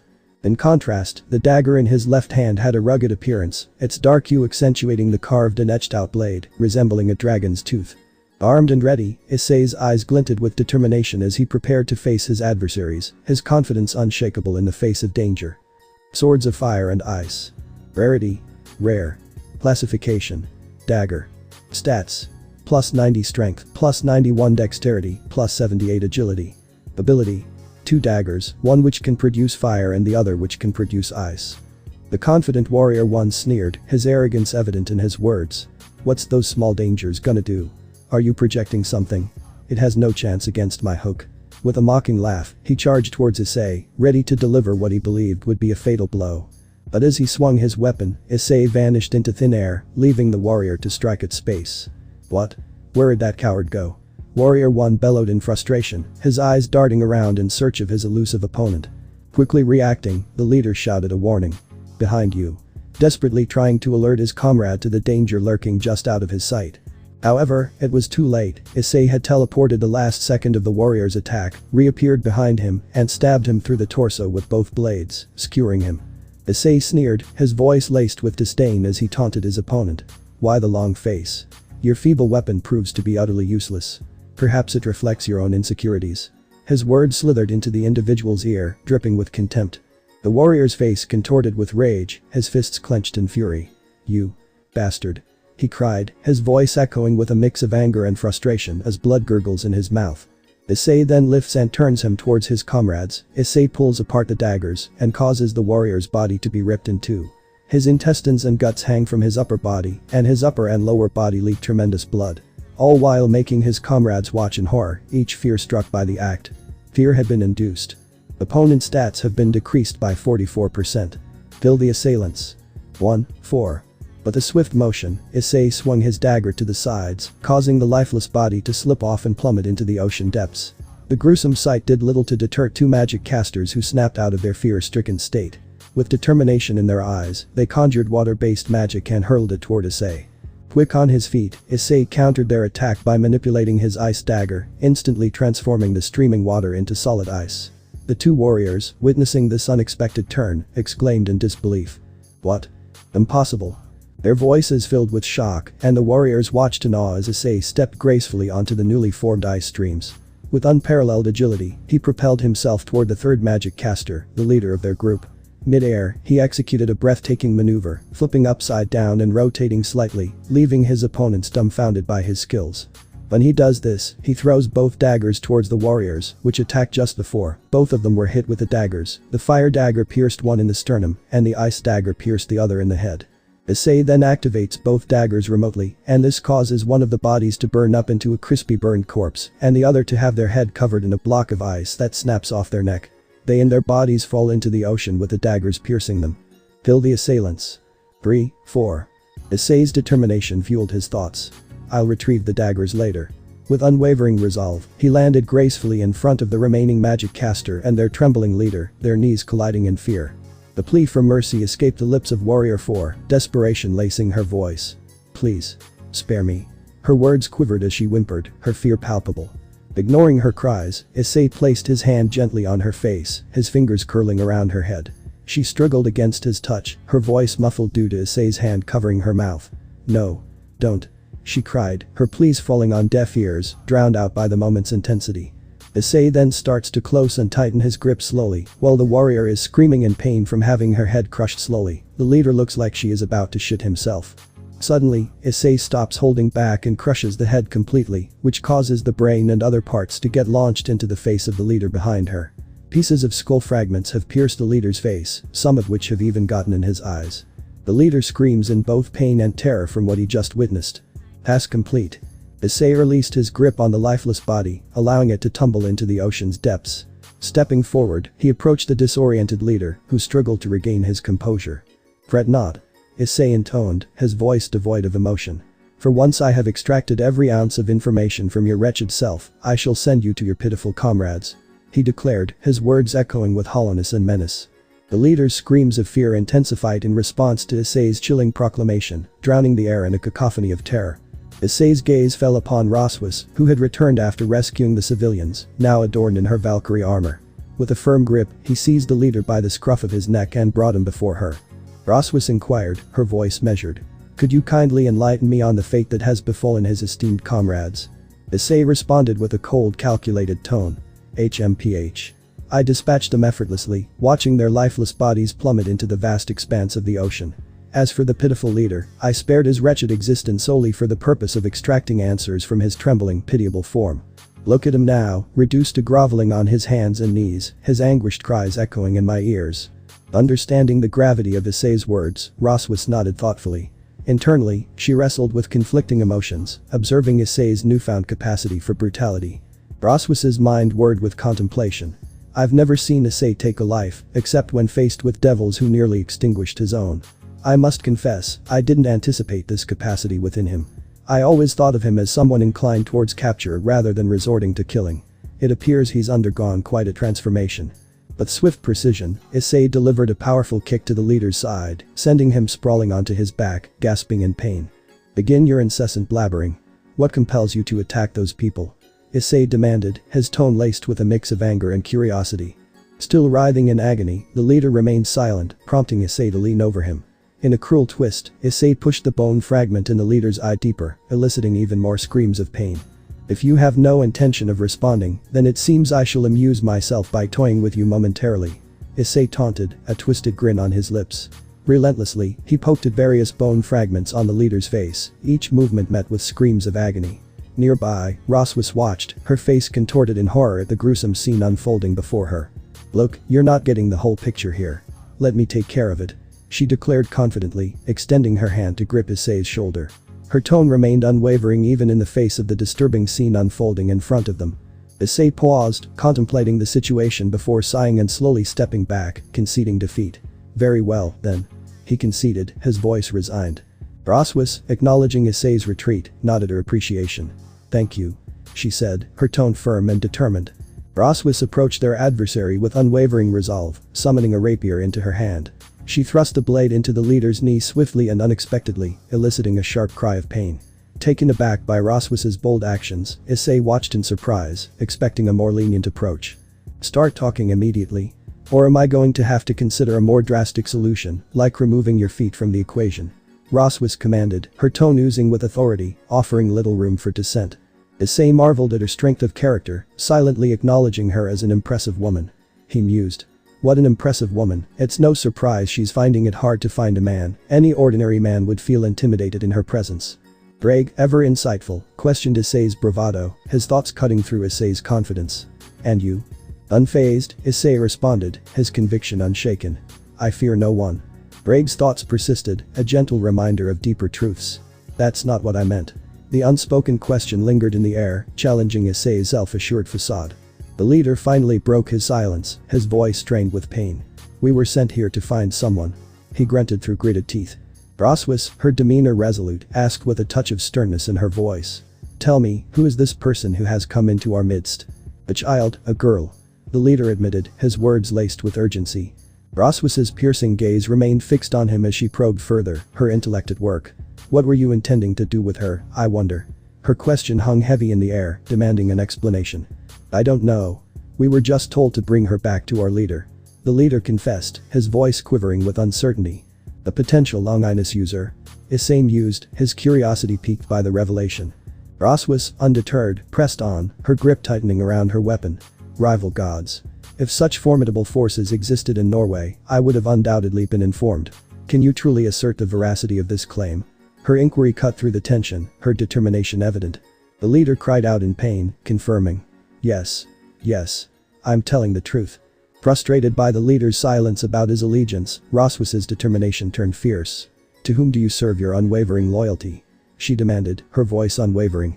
The leader remained stubbornly quiet, prompting Roswis to take more drastic measures. She pulled out a rapier swiftly, causing the leader to wince. She then materialized a normal straight sword and started cutting into his feet. His screams echoed through the air, the pain too much to bear. Okay. I'll tell you his name. He sobbed, tears streaming down his face. Roswis remained resolute, her threat clear. Go on, answer. Otherwise, I'll cut it off completely and move on to the next one. Okay. Stop. I'll say it now. His name is. Before he could finish, a magic circle appeared in his mouth, cutting him off abruptly. With swift comprehension, Issei seized Roswis, pulling her away from the imminent danger. In an instant, the body they left behind exploded into lifeless fragments. What happened? Roswis exclaimed, her voice filled with shock and frustration. Issei, his tone unwavering, explained. Whoever he works for must have placed a curse on him. If he ever comes close to revealing his employer, the curse triggers, swiftly disposing of his body. Ugh. We were on the brink of knowing. It's frustrating. Roswis lamented. We're good, we've gathered more than sufficient information from him. Issei assured her, his confidence unshaken. I need to get in touch with Asgard right away and let them know what's going on. That Norse jetapie sporting screams trouble, and we can't let that slide. Roswis asserted, her resolve shining through. No. Issei said firmly, halting her. What do you mean? Roswis questioned, taken aback. No, I mean it. You're not going to contact them. Issei reiterated, his expression resolute. Why not? Roswis pressed, her uncertainty evident. I must handle this task independently. It's something I need to take care of personally. Issei explained, his conviction unwavering. The sole reason we find ourselves in this situation is due to the system's directive. Clearly, it recognizes my capability and expects me to take charge and manage it effectively. Issei elaborated, his voice steady. I find myself uncertain. Roswis admitted, her voice tinged with insecurity. Do you trust me? Issei asked, his words deliberate, each one heavy with meaning. Roswis hesitated momentarily before replying. I guess I do. Trust me now. Issei asserted, taking Roswis's hands in his, raising them in the air, and confidently placing his hand over hers. Roswis blushed, her embarrassment evident. She tried to pull away, but her resolve weakened. Alright then, if things take an unexpected nosedive, I guess I'll call for their help. Roswis admitted with a hint of reluctance. Alright, no problem. Rest assured, I guarantee that I will rectify the situation. Issei assured confidently, flashing a self-assured smile. Roswis's eyes widened, and she blushed deeper. She quickly let go and turned around, hiding her embarrassed face. I'll go make sure the body gets completely erased so no civilians will ever see it. Roswis said, attempting to regain her composure. I've already taken the initiative to manipulate everyone's recollection, erasing any memory of what transpired. Issei revealed, displaying a psychic ball of memorial displacement. He ensured the civilians' memories were altered with his mental manipulation abilities. Alright, thank you. Roswis said, appreciating Issei's efforts. Roswis walks towards the body to get rid of it. Issei then looks towards the ocean and holds his hands out. Suddenly, two daggers fly out from the sea and land in his hands. Swords of fire and ice. Rarity. Rare. Classification. Dagger. Stats. plus 90 strength, plus 91 dexterity, plus 78 agility. Ability. 2 daggers, one which can produce fire and the other which can produce ice. After the battle, the fallen warriors lay still, their bodies marred by the daggers Issei had used to defeat them, 2 of which were now submerged in the ocean waves. Issei stared at the daggers, his mind drifting back to a different time. "Do you recall the time when we attempted to come up with names for these?" he asked, his voice carrying a hint of nostalgia. Greg, the ancient dragon within him, responded with a chuckle. "Yeah, and I and Rudra." Clearly, and I and Rudra represent the elements of fire and wind, not fire and ice. Issei mused, his brow furrowing in contemplation. Greg quipped. "Emo Todoroki." Issei smiled, acknowledging the humor. At first, it was amusing, and I could see its potential as a clever joke. HMPH. We eventually agreed upon the name Swords of Fire and Ice, despite their pitiful resemblance to mere daggers. Drake remarked, a note of pride in his voice. But daggers of fire and ice lack that commanding presence, you know. Issei reasoned. Drake nodded in agreement. I've been anticipating the moment you would finally employ it. It seems like an eternity since you last unleashed its power, not since you laid waste to that formidable fire and ice duo boss. Azazel was spot on. I don't even utilize a mere fraction of my weaponry in my arsenal. Issei reflected, a sense of untapped potential weighing on his mind. With their conversation winding down, Issei and Roswis, his ally in this battle, finished their solemn task of covering the dead bodies. Silent determination etched on their faces, they made their way back to their hotel room, the weight of their recent actions lingering in the air around them. X. Issei and Roswis stepped into their room, their minds weighed down by the gravity of the situation. The echoes of their conversation with the deceased leader lingered in the air, filling the room with tension. Honestly, Issei, why go after innocent bystanders if they're after someone specific? Roswis mused, her forehead creasing with concern. The intensity in her eyes revealed her genuine worry for the well-being of those unwittingly involved in the chaos. Issei, his expression thoughtful, offered his analysis. Based on my experience, sacred gears tend to respond to individuals' emotions. It is highly probable that their intention was to incite enough turmoil to elicit an emotional response from this child and trigger a release of magical energy, thereby facilitating her location. Not only that, but it's also a sacred gear user to add to the equation. Roswis added, her mind racing with possibilities. I believe being a Longinus user is a distinct possibility, given his statement about the sacred gear possessing the power to eliminate deities. Issei continued, his tone grave as he sat down on the couch. Roswis settled herself on the bed, her scholarly aura enveloping her as she delved into her thoughts. The ones we can rule out are Divine Dividing True Longinus, Regulus Nemia, Dimension Lost, and the boosted gear. Bali, Cao, Regulus, and yourself, anyone else slipping my mind? Perhaps the wielder of Dimension Lost? Roswis inquired, her voice trailing off in contemplation. That Four Eyes brat from Kyoto, when the hero faction ambushed us on that bridge, he used that purple mist to surround us. Issei recalled, his memory sharp in the face of danger. Oops, my bad. Looks like I missed spotting him in the sea of faces. Still, the head count's not quite there, just got a measly 5 out of the epic 13. Where are the others hiding? Oh yeah, Zenith Tempest. Could that be the missing piece of our puzzle? Roswis mused, squinting her eyes in contemplation. Highly doubtful. I recall Michael mentioning an exorcist dispatched by the Vatican, wielding the formidable Zenith Tempest. Apparently, he's also one of Heaven's Jokers, utilizing the Brave Saint reincarnation system. His name eludes me at the moment, hence, we can dismiss that possibility. Issei explained, his voice steady despite the growing uncertainty. What else is there? Roswis questioned, her mind racing to grasp any potential leads. I'm aware of the Annihilation Maker, but it seems like someone from the Cows Brigade has managed to acquire it, although I can't say for certain. Another one that catches my attention is the Sephiroth Graal, and I sincerely hope it remains out of the reach of any ill-intentioned individuals. Lastly, there's the Incinerate Anthem. With that sacred gear, those devils will be roasted even worse than the bats that unleashed the coronavirus. Issei shared, his determination flickering in his eyes. But a total of 13, we are left with only 9, out of which 6 remain elusive, their wielders yet to be unveiled. Roswis mused, her voice tinged with frustration. Well, it appears that we'll be encountering that individual shortly. Issei stated, his tone resolute as he prepared to face the challenges ahead. Excuse me, but are you truly confident in your ability to handle this situation? Typically, when it comes to matters involving Longinus users, it's customary for the higher-ups to be notified. Roswis voiced her concern, her eyes searching Issei's for reassurance. Don't worry, rest assured that I have the full support of both Azazel and Michael. And just to put your mind at ease, I'll reach out to both of them immediately to update them on the current situation. Issei assured her, his determination unwavering. I believe that would greatly improve my emotional state. Your kind gesture is sincerely appreciated.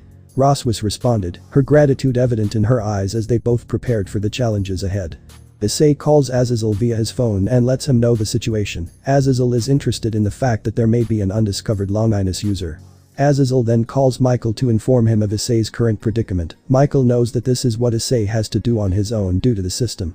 However, he believes Issei is more than competent enough to handle the problem and anything that may arise later. Issei ends the call and looks over to Rosswas, who has a delighted look on her face. They both wait until dinner to head out and eat the day's last meal. Rosswas indulges Issei even more in Norwegian cuisine, and the tastes in his mouth amuse Issei. Both then return to their room to rest up the following day.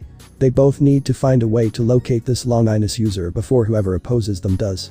X.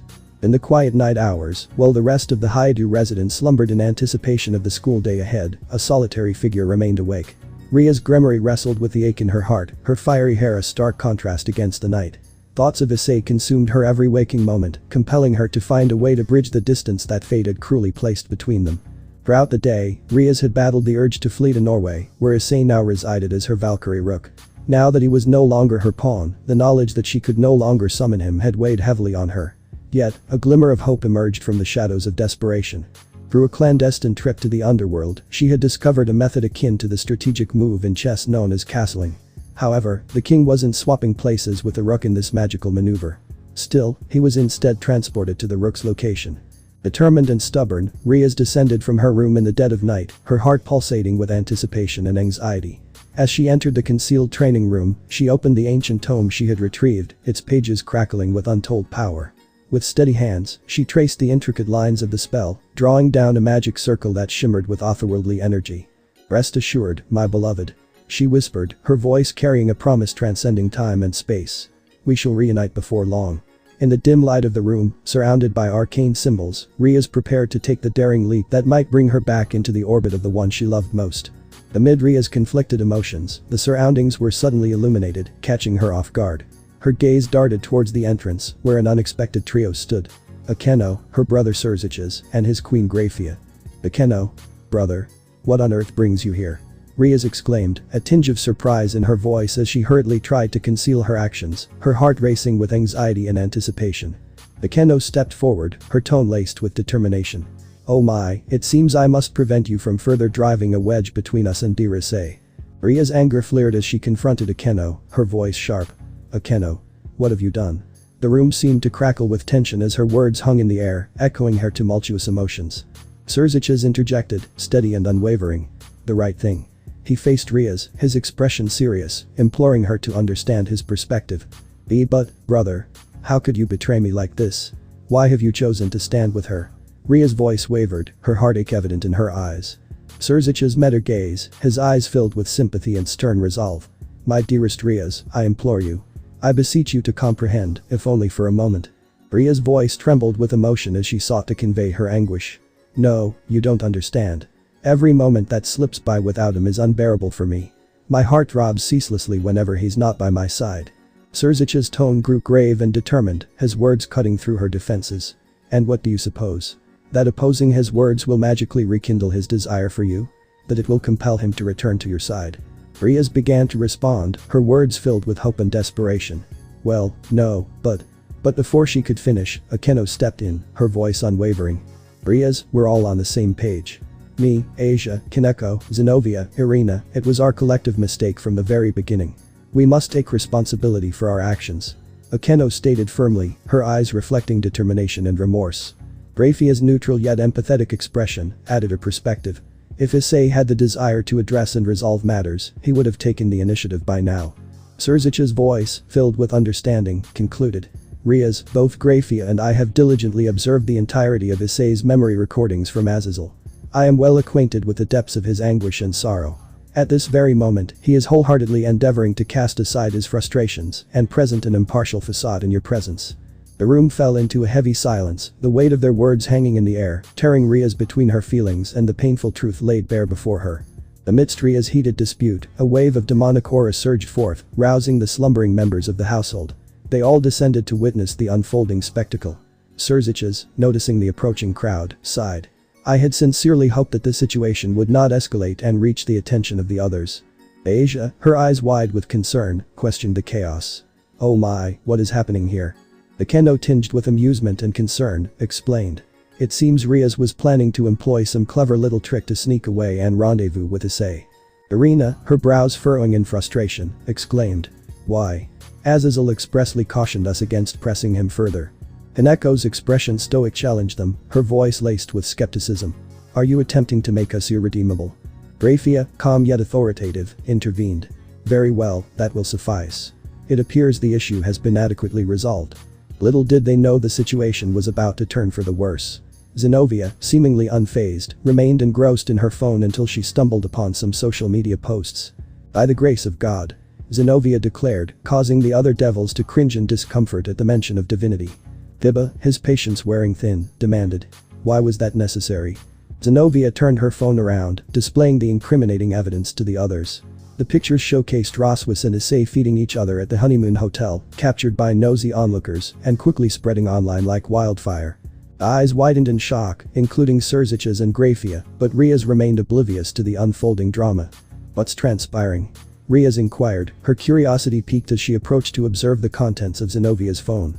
Realizing the potential consequences, the others hurriedly attempted to conceal the truth. However, Zenovia's lack of subtlety made their efforts in vain. Absolutely nothing. Zenobia stated, her voice laced with suspicion as she covertly hid her phone from view. Ria's thoughts raced as she observed their nervous reactions. If it truly was nothing, why did she hastily conceal it? And why does everyone seem to be perspiring nervously? Could it be related to Issei? Are they attempting to keep it hidden so I won't overreact? Even Grafia, normally composed, displayed a hint of concern on her countenance. Could it be that the situation is truly dire? Ignoring Surzich's plea, Riaz pulled out her phone and accessed the web browser, determined to uncover the truth. In a frenzy of emotions, she tapped on the honeymoon hotel article, the top search result. As the webpage loaded, her heart raced, processing the information before her. Images of blissful couples celebrating their honeymoon in Norway flooded the website. Her eyes scanned the photos until they settled on a picture of a couple feeding each other. Recognition dawned, and her eyes widened in shock. Ria's voice quivered as she uttered. Issei and Roswis. A chilling silence fell over the room as everyone froze in place, absorbing the gravity of Ria's words. Tremors racked Ria's body, and her grip faltered, causing her phone to slip from her fingers and crash onto the floor. In an instant, a piercing screech echoed through the room, accompanied by a surge of her destructive aura, expressing the depths of her anguish and fury. Meanwhile, in Norway, Roswis felt a sudden icy shiver slithering up her spine, her analytical mind immediately questioning the ominous sensation. At the Hyoudou residence, Akeno's voice cut through the chaos, urging. Riaz. Calm down. Her plea resonated, and everyone present joined in, pleading for Riaz to find her peace. Amidst the emotional appeals, Surzich's, displaying his authority, released his aura to counter Riaz, swiftly moving towards her. With utmost care, he embraced her, halting her rampage. The disturbance roused Azazel from his slumber, his voice groggy as he inquired. Ah, what's the ruckus down here? Demonic energy crackled around him, an unexpected awakening. Riaz, her anger palpable, snarled at Azazel.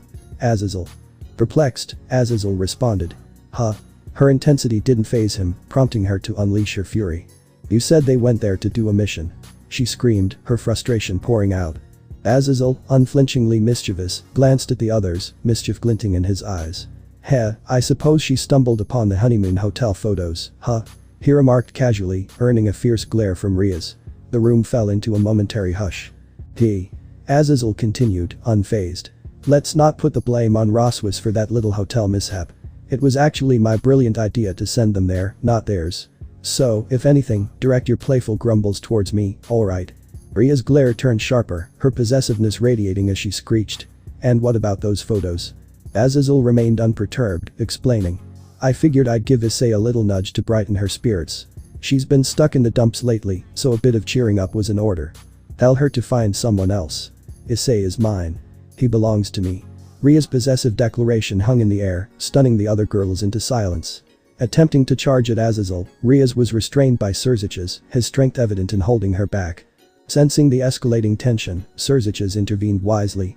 I believe it would be prudent to escort her back to the sanctity of Gremory Manor in the depths of the underworld, where she may find respite and regain her composure. Grafia concurred, her voice steady. I must admit, that's quite a commendable suggestion. With a swift incantation, a red magic circle enveloped Surzich's, Grafia and Ria's, and they vanished, leaving the others in stunned silence, grappling with the aftermath of the unexpected events. With a playful glint in his eyes, Azazel addressed the members of the Occult Research Club, his tone taunting. "You brats better tuck yourselves in and drift back to dreamland, otherwise, the Citri heiress might just have the pleasure of putting you in detention." Taking Azazel's words to heart, everyone nodded in agreement and retreated to their respective rooms, leaving behind the lingering echoes of his warning. In the privacy of his thoughts, Azazel couldn't help but worry about his dear friend, Issei. His mind whirred with concern. "Issei, my dear friend, I do hope you manage to reconcile with the situation swiftly. Any further delay might truly push me to the brink of my death." Despite his playful tone, Azazel's voice had an underlying sense of genuine worry, a chilling sensation running down his spine, causing his shoulders to tense with apprehension. X. In the quiet of the Norwegian retreat, Issei reclined on the couch, his mind consumed by contemplation. "The Longinus user, huh?" Issei's thoughts echoed through his mind. "I need to locate them and put an end to this new rogue Nordic faction and the Chaos Brigade's ambitions of acquiring them. But once I reach her, what's the best course of action? Whom should I entrust her to? Azazel seems to be the most logical choice. Decisions. The weight of his decisions hung heavy in the air, uncertainty clouding his features as he pondered the path ahead. In the quiet of the Norwegian night, Issei lay on the couch, lost in his thoughts, contemplating the potential Longinus he was about to discover. Meanwhile, Roswis, lying on the bed, found her mind preoccupied with thoughts of Issei. Observing his peculiar behavior, Roswis pondered. The way he acts is so different. If I ask him, will he answer? Summoning her courage, she called out to him, breaking the silence. "Hey Issei." What's up?" he responded, turning his attention to her. Selecting her words thoughtfully, Roswis ventured. "Issei, I've been carefully observing your interactions, and I've noticed a distinct change in your demeanor when we're together compared to your interactions with others. There's a subtle detachment and reserve that emerges in those moments." "By others, you mean Rias and the rest, right?" Issei asked, seeking clarification. "Yeah." Roswis confirmed. Issei contemplated for a moment before admitting. "I guess I'm more open around you as opposed to the others." Curious, Roswis probed further. "Oh, is it just me?" "No, not really," Issei replied. "There's Azazel, Drake, Ravel, and you." A sense of understanding settled between them. Roswis, her curiosity piqued, asked with genuine concern. "Will there come a time when you can truly forgive them, Rias and the others?" Issei fell into a thoughtful silence, causing Roswis to grow slightly nervous, the weight of his unspoken words hanging in the air. A few moments passed in tense silence before Issei found his voice. "Did you also see my memories through Azazel?" he asked, his eyes searching for answers. Roswis, her expression serious, replied. "If we're talking about that day when you confronted the Devil Trio outside the Orc Clubhouse, I was there. I witnessed the whole thing." Issei's frustration bubbled beneath the surface, evident in his grumbled response. "Who else saw aside from the Orc and yourself?" "Including me, Surzich's, Grafia, Zeoticus, and Venelana," Roswis answered, her voice steady despite the weight of the revelation. Internally seething, Issei couldn't help but lament in his thoughts. "For fuck's sake, why does almost everyone I know have front row seats to one of the most pathetic scenes in my life?" He rubbed his face in agony, grappling with the painful memories. Taking a deep breath, Roswis listened intently as Issei began to explain his perspective. "When that attack occurred," he started. "From my perspective, it seemed as if Rias and the others were the ones who orchestrated that assault against me." Roswis's eyes widened in shock, but she kept silent, urging Issei to continue before jumping to conclusions. "At that moment," Issei continued, his voice shaking with the weight of his revelation, "I couldn't fathom why such thoughts crossed my mind, but I suppose it stemmed from the trauma inflicted by Raynor. It seemed as though my role within the Orc and Team Gremory had become dispensable, prompting their decision to eliminate me." His words hung in the air, heavy with betrayal and confusion. Pleading with Rias to resurrect Asia and appointing her as Rias bishop, saving Rias from her forced marriage, and actively participating in foiling Kakabiel's bid to incite another great war. These actions contributed to the establishment of peace among the three biblical factions and the forging of alliances with other pantheons, such as the Norse. It was reminiscent of how Raynor manipulated me, drawing close, only to ultimately end my life when I no longer served a purpose.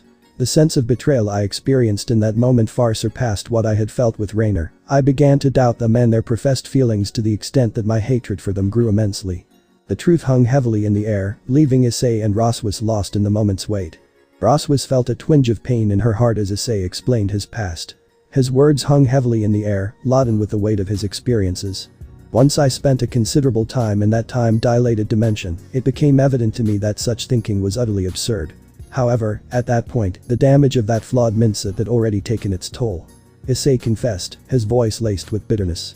Roswis couldn't help but wonder, her thoughts echoing with confusion. Damage? What damage is he talking about? Issei continued, his tone filled with regret. I was seething angrily, overwhelmed with rage, and so jaded. Without my departure into the other dimension, I would have unleashed my fury upon everyone, including those who had no part in my downfall. Individuals such as Ravel, Azazel, and yes, even you. Roswis swallowed hard, absorbing the weight of his words, realizing the depth of his internal struggle. Once I finally grasped that they weren't the ones behind the attack, I had already become engulfed in my own seething anger and instinctively sought out every justification to despise them. Issei explained, his voice carrying the scars of past wounds. That's why I am the way I am around them. I don't have a reason to hate them, not anymore. But I'm so used to hating them. I don't know what I would do if I didn't. I spent much longer hating them than caring for them. It's now natural for me to hate them. He confessed, his words heavy with the burden of his emotions. Roswis, her voice tender, attempted to instill a spark of optimism. Issei, it's clear that they still care about you. Have you ever thought about the chance of extending forgiveness and letting your heart welcome them back? Issei looked at her, his eyes reflecting a profound internal struggle. I know, and to answer your question, I have no clue. I stopped listening to my heart a long time ago. He admitted, his voice laden with the weight of his past decisions, leaving both of them immersed in the complex depths of his emotions. Roswis felt a twinge of pain in her heart in response to Issei's words, recognizing the emotional barriers he had erected within himself. So he closed off his heart to not deal with his emotions. She mused in her thoughts, trying to comprehend his demeanor. What about you? Issei's voice broke the silence, his curiosity evident. Me? Roswis responded, her confusion evident. Wearing a sly grin, Issei continued. Roswis, as a part dragon, I have an uncanny ability to detect the scent of alcohol in a school from miles away. That's a lie, I only know because Azazel told me about the alcohol. Issei admitted, smirking inwardly at his clever ruse. Oh. That. Roswis stammered nervously, caught off guard. Come on, tell me. I won't judge. Issei encouraged, his expression gentle. Pausing to gather her thoughts, Roswis hesitated before opening up, realizing the fairness of the moment. He opened up to me, it's only fair to open up to him. She convinced herself, looking at Issei with newfound resolve. I know Auden and Azazel like to tease me about finding that special someone in life, and honestly, I usually take it as good-natured banter. But, I have to confess, every now and then, it does get to me. Roswis admitted, her voice carrying a hint of timidity and shyness, especially as she spoke those last few words. Issei, drawing from his own experiences, shared his wisdom. Love is not something you should force. When you actively seek out love, you inadvertently attract individuals who may not align with your desires. The most profound love often emerges unexpectedly, without anticipation. There are no celestial archers shooting arrows or definitive signs to search for. Love simply manifests naturally. I assure you, if you were to actively pursue it, you would likely encounter pain and disappointment. Roswis resonated deeply with Issei's words, the specialness of love should not be forced or rushed. Brague chimed in mockingly. Speaking from experiences, huh? Shut it. Issei retorted, annoyance etched in his tone. Thank you, Issei. Roswis said, her voice filled with gratitude. Thank you? For what? Issei questioned, perplexed. Nothing. She replied shakily, her emotions a whirlwind. Okay then. Issei responded, uncertainty coloring his tone as they drifted to sleep, contemplating the profound conversation between them. X. The sun rose on a new day, casting its gentle light into the room where Roswis and Issei had just woken up. After freshening up with a quick wash of their faces and brushing their teeth, they went to the bustling dining hall for breakfast. Roswis, determined to introduce Issei to more Norwegian flavors, ordered a different dish this time, encouraging him to explore the depths of their cuisine. Issei, mindful not to overindulge, held back his voracious appetite, savoring the unfamiliar tastes. His mind was inspired, contemplating. I really need to learn how to make some of these dishes, maybe Roswis can help me.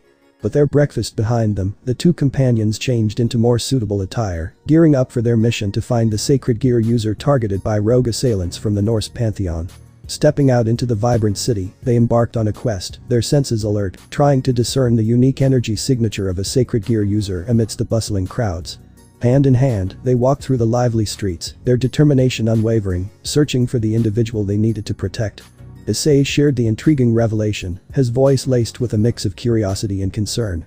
This morning, Azazel reached out to me, stating that his scanning device for identifying potentially powerful sacred gear users didn't yield any results in Norway. Roswis's expression turned severe, a hint of skepticism coloring her tone as she inquired. Oh, really? Are you suggesting that the leader we questioned yesterday might have been less than truthful? Well, perhaps there's a possibility. Issei replied, contemplating the situation.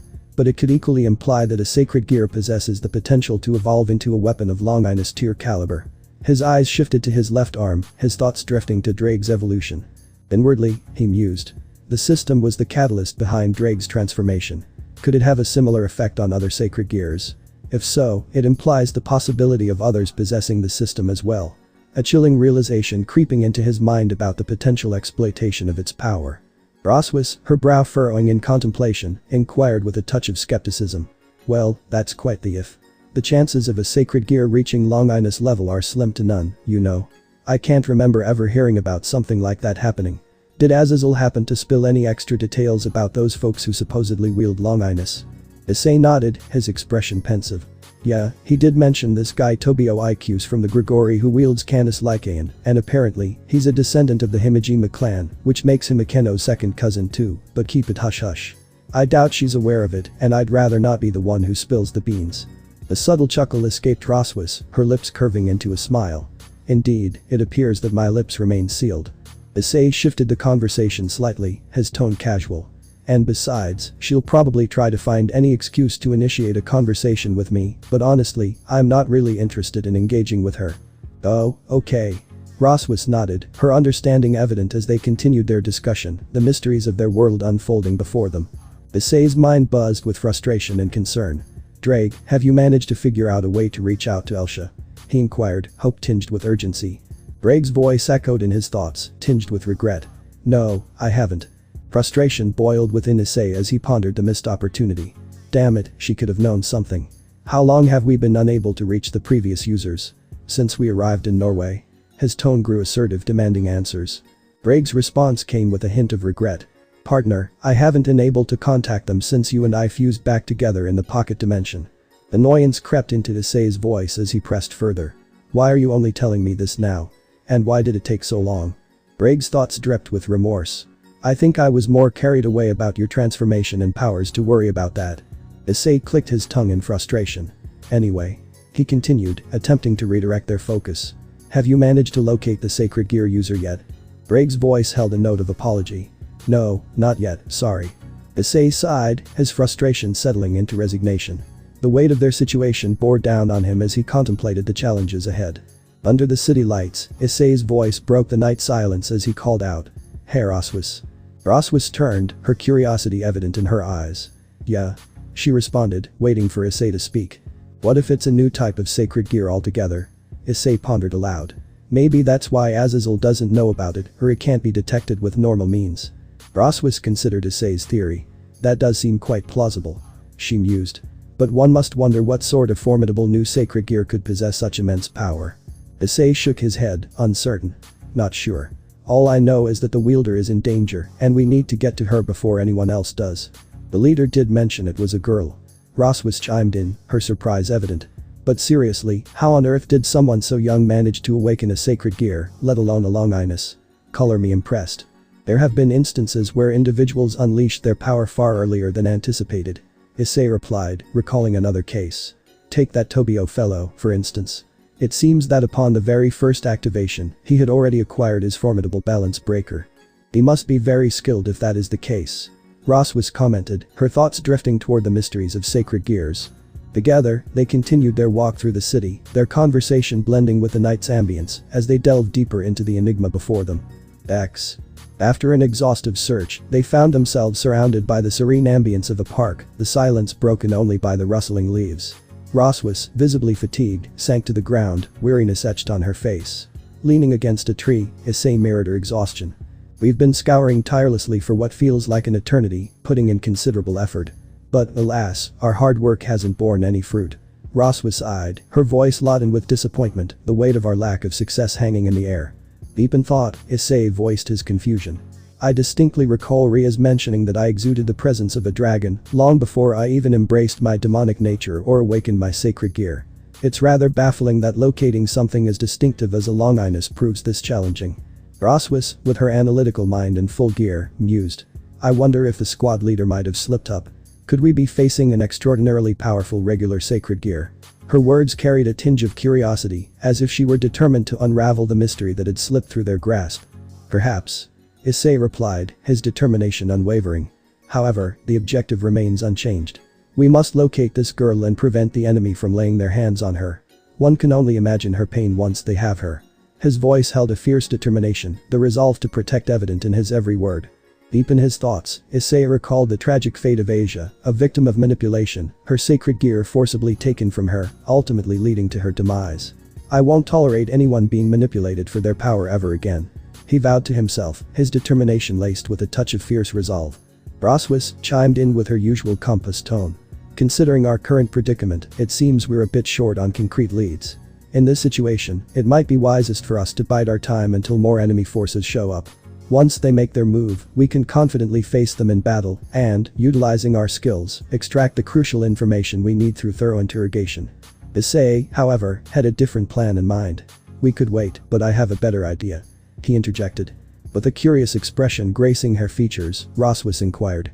What's running through that head of yours? With unwavering determination, Issei shared his plan. I should be able to locate this girl with my speed thinking. Issei. Inspecting an entire city. You're aware of the mental strain that comes with that, especially in a lively setting.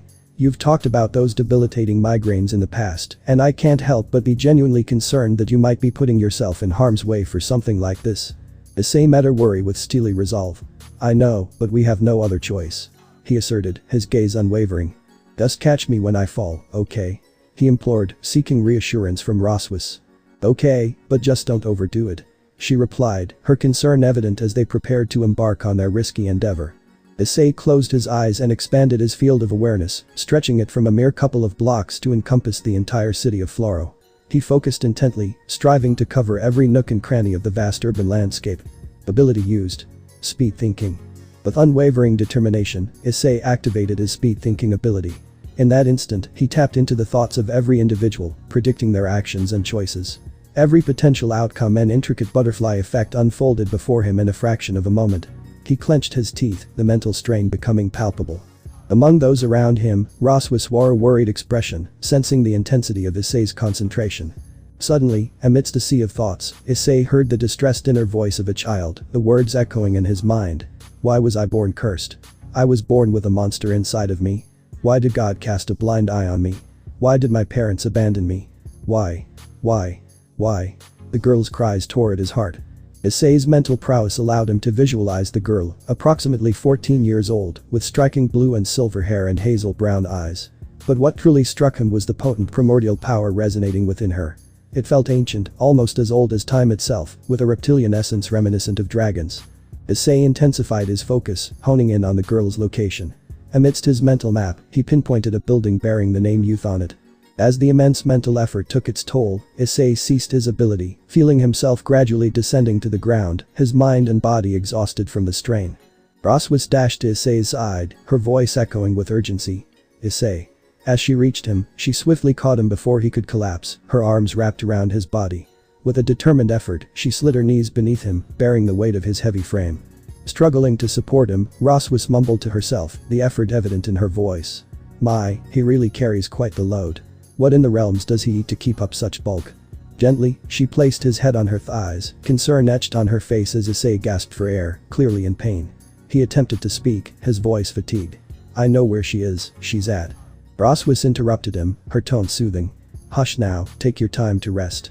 Inform me once you have regained your strength and feel prepared. Okay, okay. Issei mumbled weakly, his voice trailing off as he succumbed to unconsciousness, resting on Roswis's lap. 15 tense minutes passed, during which Roswis carefully monitored Issei's breathing. Eventually, he stirred, and Roswis, ever watchful, called out to him, her voice laced with concern. Hey, are you okay? Issei's voice, gruff with pain, responded. Well, I'm better now. Concerned, Roswis inquired further. Any headaches? Yeah. Issei admitted, his discomfort apparent. Roswis, her meticulous nature evident, asked. On a scale of 1 to 10, how dreadful is it? 20. Issei replied bluntly, his agony palpable. Gently, Roswa suggested, her touch soft as it grazed his cheek. If that's the case, maybe you should consider taking a bit more time to rest. Trying to coax him into a serene nap. Issei, however, insisted. I'm fine, I've faced tougher challenges. Gritting his teeth as he pushed himself up from Roswa's lap. His pain momentarily forgotten, Issei offered a grateful smile. Thanks, by the way. Appreciate you being there to catch me when I stumbled and making sure I was alright. Modesty and a touch of embarrassment colored Roswa's expression as she replied. Oh, it was nothing, really. I simply fulfilled the duty entrusted to me. Curiosity piqued, she asked. So what did you see? Issei recounted his vision. I saw a building with the word youth on its roof. Youth? That's the local orphanage. Roswa informed him. That would make sense. Issei remarked, connecting the dots. Perplexed, Roswa asked. What? Issei continued. The girl I saw had blue and silver hair. She was thinking about why her parents abandoned her. Roswa's expression softened, understanding the depth of the situation. I see. She said somberly. Issei added. She was also questioning why she was born cursed and why was she born with a monster inside of her. Roswa's eyes widened in realization. Oh, that totally nails down who we've been chasing this whole time. Can you believe it? And her aura, the power within her. It felt like that of a dragon or, at the very least, reminiscent of its might. Issei explained. The dragon? Which one would it be? Roswa wondered aloud. Issei asked Drake for answers. Drake, do you know anything about this? Drake replied. My initial musings were of Vritra, but I recollect Azazel's generosity in bestowing if not all, the majority of the pieces to the Citri pawn. Issei contemplated for a moment before stating. Saji. Drake acknowledged. I shall not wholly dismiss it, there remains a chance, however slim. With confidence ringing in his voice, Issei addressed Roswa, his determination palpable. Well, we won't find out if we keep staying here, will we? Rising to his feet, he looked at her expectantly. Allow me a moment, please. Roswa replied, her tone tinged with unease, her form still gracefully kneeling. Curiosity piqued, Issei inquired. What's the issue? Sensing that something was amiss with Roswa. It's not a big deal or anything, but, when you were resting on my lap, my leg kinda fell asleep. Just give me a sec and I'll get the feeling back soon. She mumbled, a nervous giggle escaping her lips. Oh, that. Issei chuckled, recalling a similar experience from his past. I used to experience that almost every night back when I lived with Riaz and the rest. They would make use of my arms as pillows, resting their heads on them. I would wake up the next day with practically no mobility in my arms. Roswa joined in the laughter, attempting to ease the situation. Issei, teasingly, offered. Do you want me to carry you? I mean, why would you? Roswa stammered, her face crimson with embarrassment. It's only fair that I do something generous for you, since you laid me down on your lap and made sure I was okay. Issei smirked, his tone playful. Absurd, isn't it? No need to worry, really. I'll be back to my compass self in just a few minutes. Roswa declared, trying to hide her embarrassment. Ignoring her protests, Issei moved closer, wrapping his arms around her to lift her. No. She exclaimed, her voice laced with shame, determinedly pounding on his chest to dismiss him. Issei merely laughed at her attempt to repel him. Eventually, with Issei's assistance, Roswa regained mobility in her legs. Together, they walked out of the park and headed towards the orphanage. In the depths of Issei's mind, Drake found amusement in the situation, his thoughts echoing mischievously. Hahaha, partner, you really took away her ability to walk. Issei, annoyed, retorted. Shut up. But Drake persisted, roaring with laughter. Had her legs shaking and everything. X. They journeyed from the park to the orphanage, taking 10 minutes. As they stood in front of the building, the word youth was boldly written on the billboard at the entrance. Issei's eyes widened.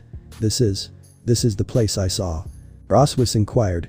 Is this the only orphanage in Floro? Have you managed to uncover her name? Her words were precise, mirroring her meticulous approach. Shaking his head, Issei replied. No, I couldn't.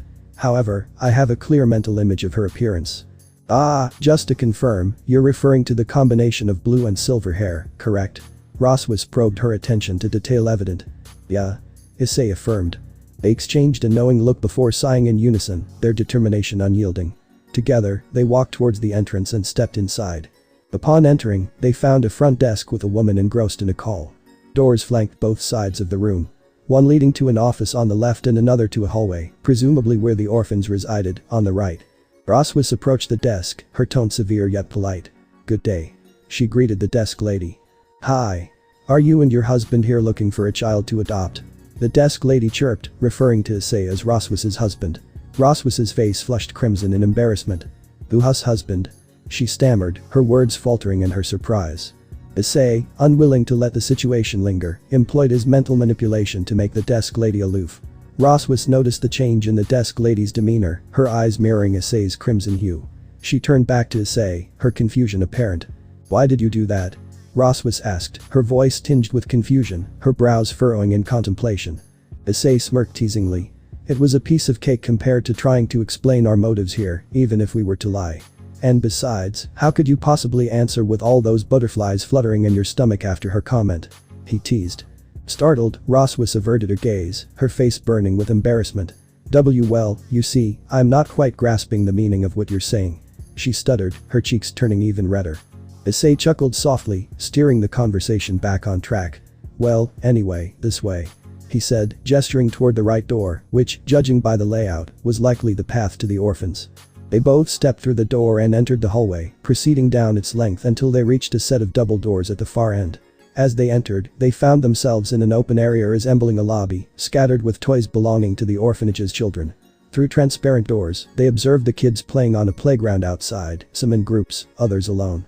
Issei was drawn to a solitary girl sitting beneath a dimly lit tree. He gently tapped Roswis's arm, redirecting her gaze. "That girl under the tree," he said, his eyes fixed on her. Roswis, serious and analytical, inquired. "Do you believe that might be the girl we've been searching for?" "Most likely. I sense a sort of supernatural aura emanating from her," Issei replied, his confidence unwavering.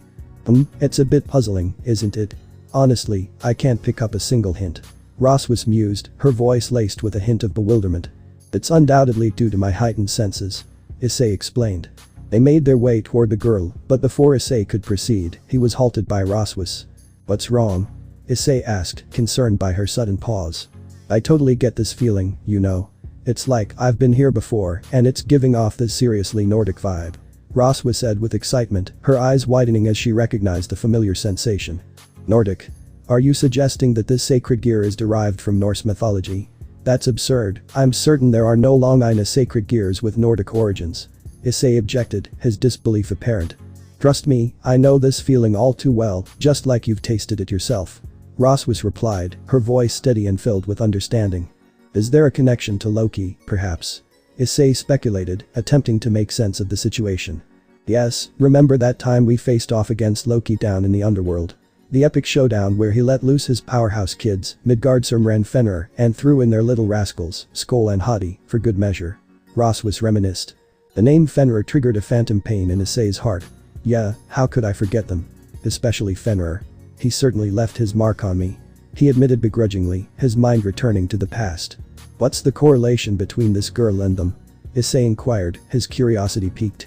"You know, those Midgardsormrs we bravely took on? Well, turns out they were just weak copies, shadows of the real deal," Roswis casually mentioned. "Yeah, the original couldn't care less about Loki and his ambitions regarding Ragnarok," Issei added, remembering their encounter vividly. "Yes. Well, you see, the identity of the monster within this girl is none other than Midgardsormr, the original," Roswis revealed, her tone grave. "Are you seriously implying that this girl's sacred gear houses the world serpent within it?" Issei asked, his disbelief palpable. "Indeed.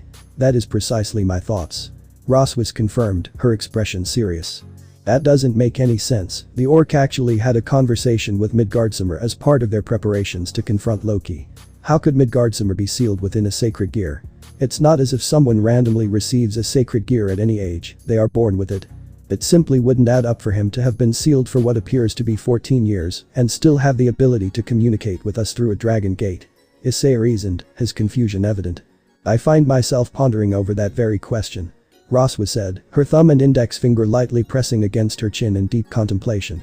"Unless he's been recently sealed into a sacred gear and coincidentally, he's confined within a dormant sacred gear," Issei suggested, presenting a possible explanation.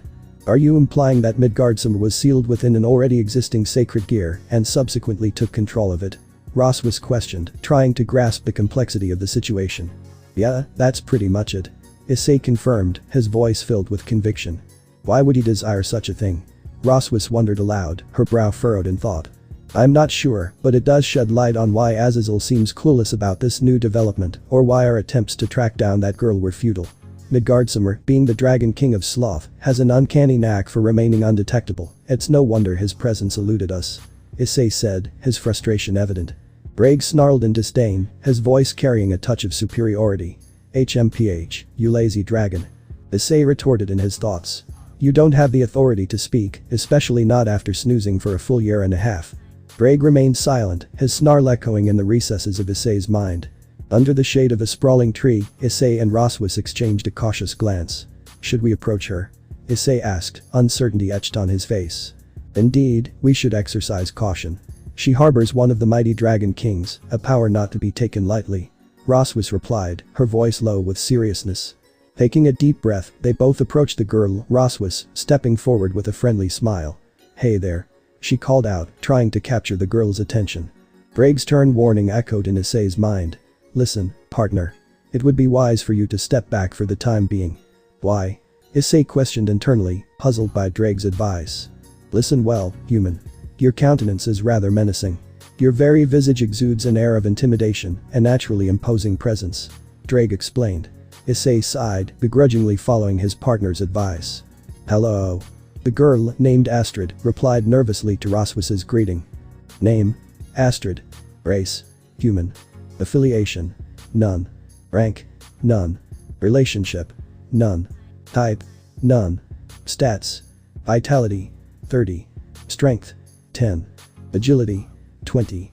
Intelligence? 40. Senses? 30. Dexterity? 40. Luck? 20. Overall power level? 27. Abilities? None. Gear? Midgardsormr Sacred Gear. Roswis introduced them, her tone warm yet cautious. My name is Roswis, and this is Issei. Brage's voice echoed in Issei's thoughts again, advising. Partner, ensure your smile emanates sincerity. Refrain from wearing your usual expression, your sadistic grin might frighten her. Issei, trying to smile, only managed a poor imitation. Astrid looked anxious as she spoke. Are you here for the monster inside me? Roswis, confused, inquired about the mentioned monster. Yeah, the giant snake that I see in my nightmares. Astrid explained, her voice laden with fear. Roswis, quick on her feet, reassured Astrid. Well, yes. But my friend and I think you are in danger from bad people. So we're here to keep you safe from them. Astrid's voice, filled with sorrow, revealed. Wherever I go, I am always hated and unwanted. Roswis's eyes softened, empathizing with the young girl's plight. Hey Astrid. How about joining us? I know a place where you can connect with folks who, like you and Issei here, have something extraordinary within. It's a space for people with unique stories, just like ours. Roswis nodded toward Issei, aiming to comfort Astrid. Brage, asserting his identity, roared. I am no mere monster. I am the mighty dragon. Both Astrid and Roswis stepped back, startled by his powerful outburst. What was that? Astrid stammered nervously, glancing at Issei's left hand, where Drake resided. Issei, slightly irritated, remarked. So much for not trying to scare her, huh, Drake? He walked over to Astrid, summoning a red gem from his left hand. Astrid flinched at the sight. Hello Astrid, as my friend said, my name is Issei. This red gem in my hand is Drake, he is a dragon. He is similar to that giant snake you see in your nightmares. Don't be afraid of him, he's all bark and no bite. Issei reassured her, trying to ease her fear. Astrid greeted them awkwardly, her confusion evident. You said Drake is a dragon similar to my giant snake. How are you not scared of him? She asked, seeking understanding. Issei explained patiently. Initially, it felt peculiar sharing body and mind with an ancient dragon. But over time, I became accustomed to it and developed a fondness for him. The giant serpent's name is Midgardsormr, and I doubt he harbors any malicious intentions.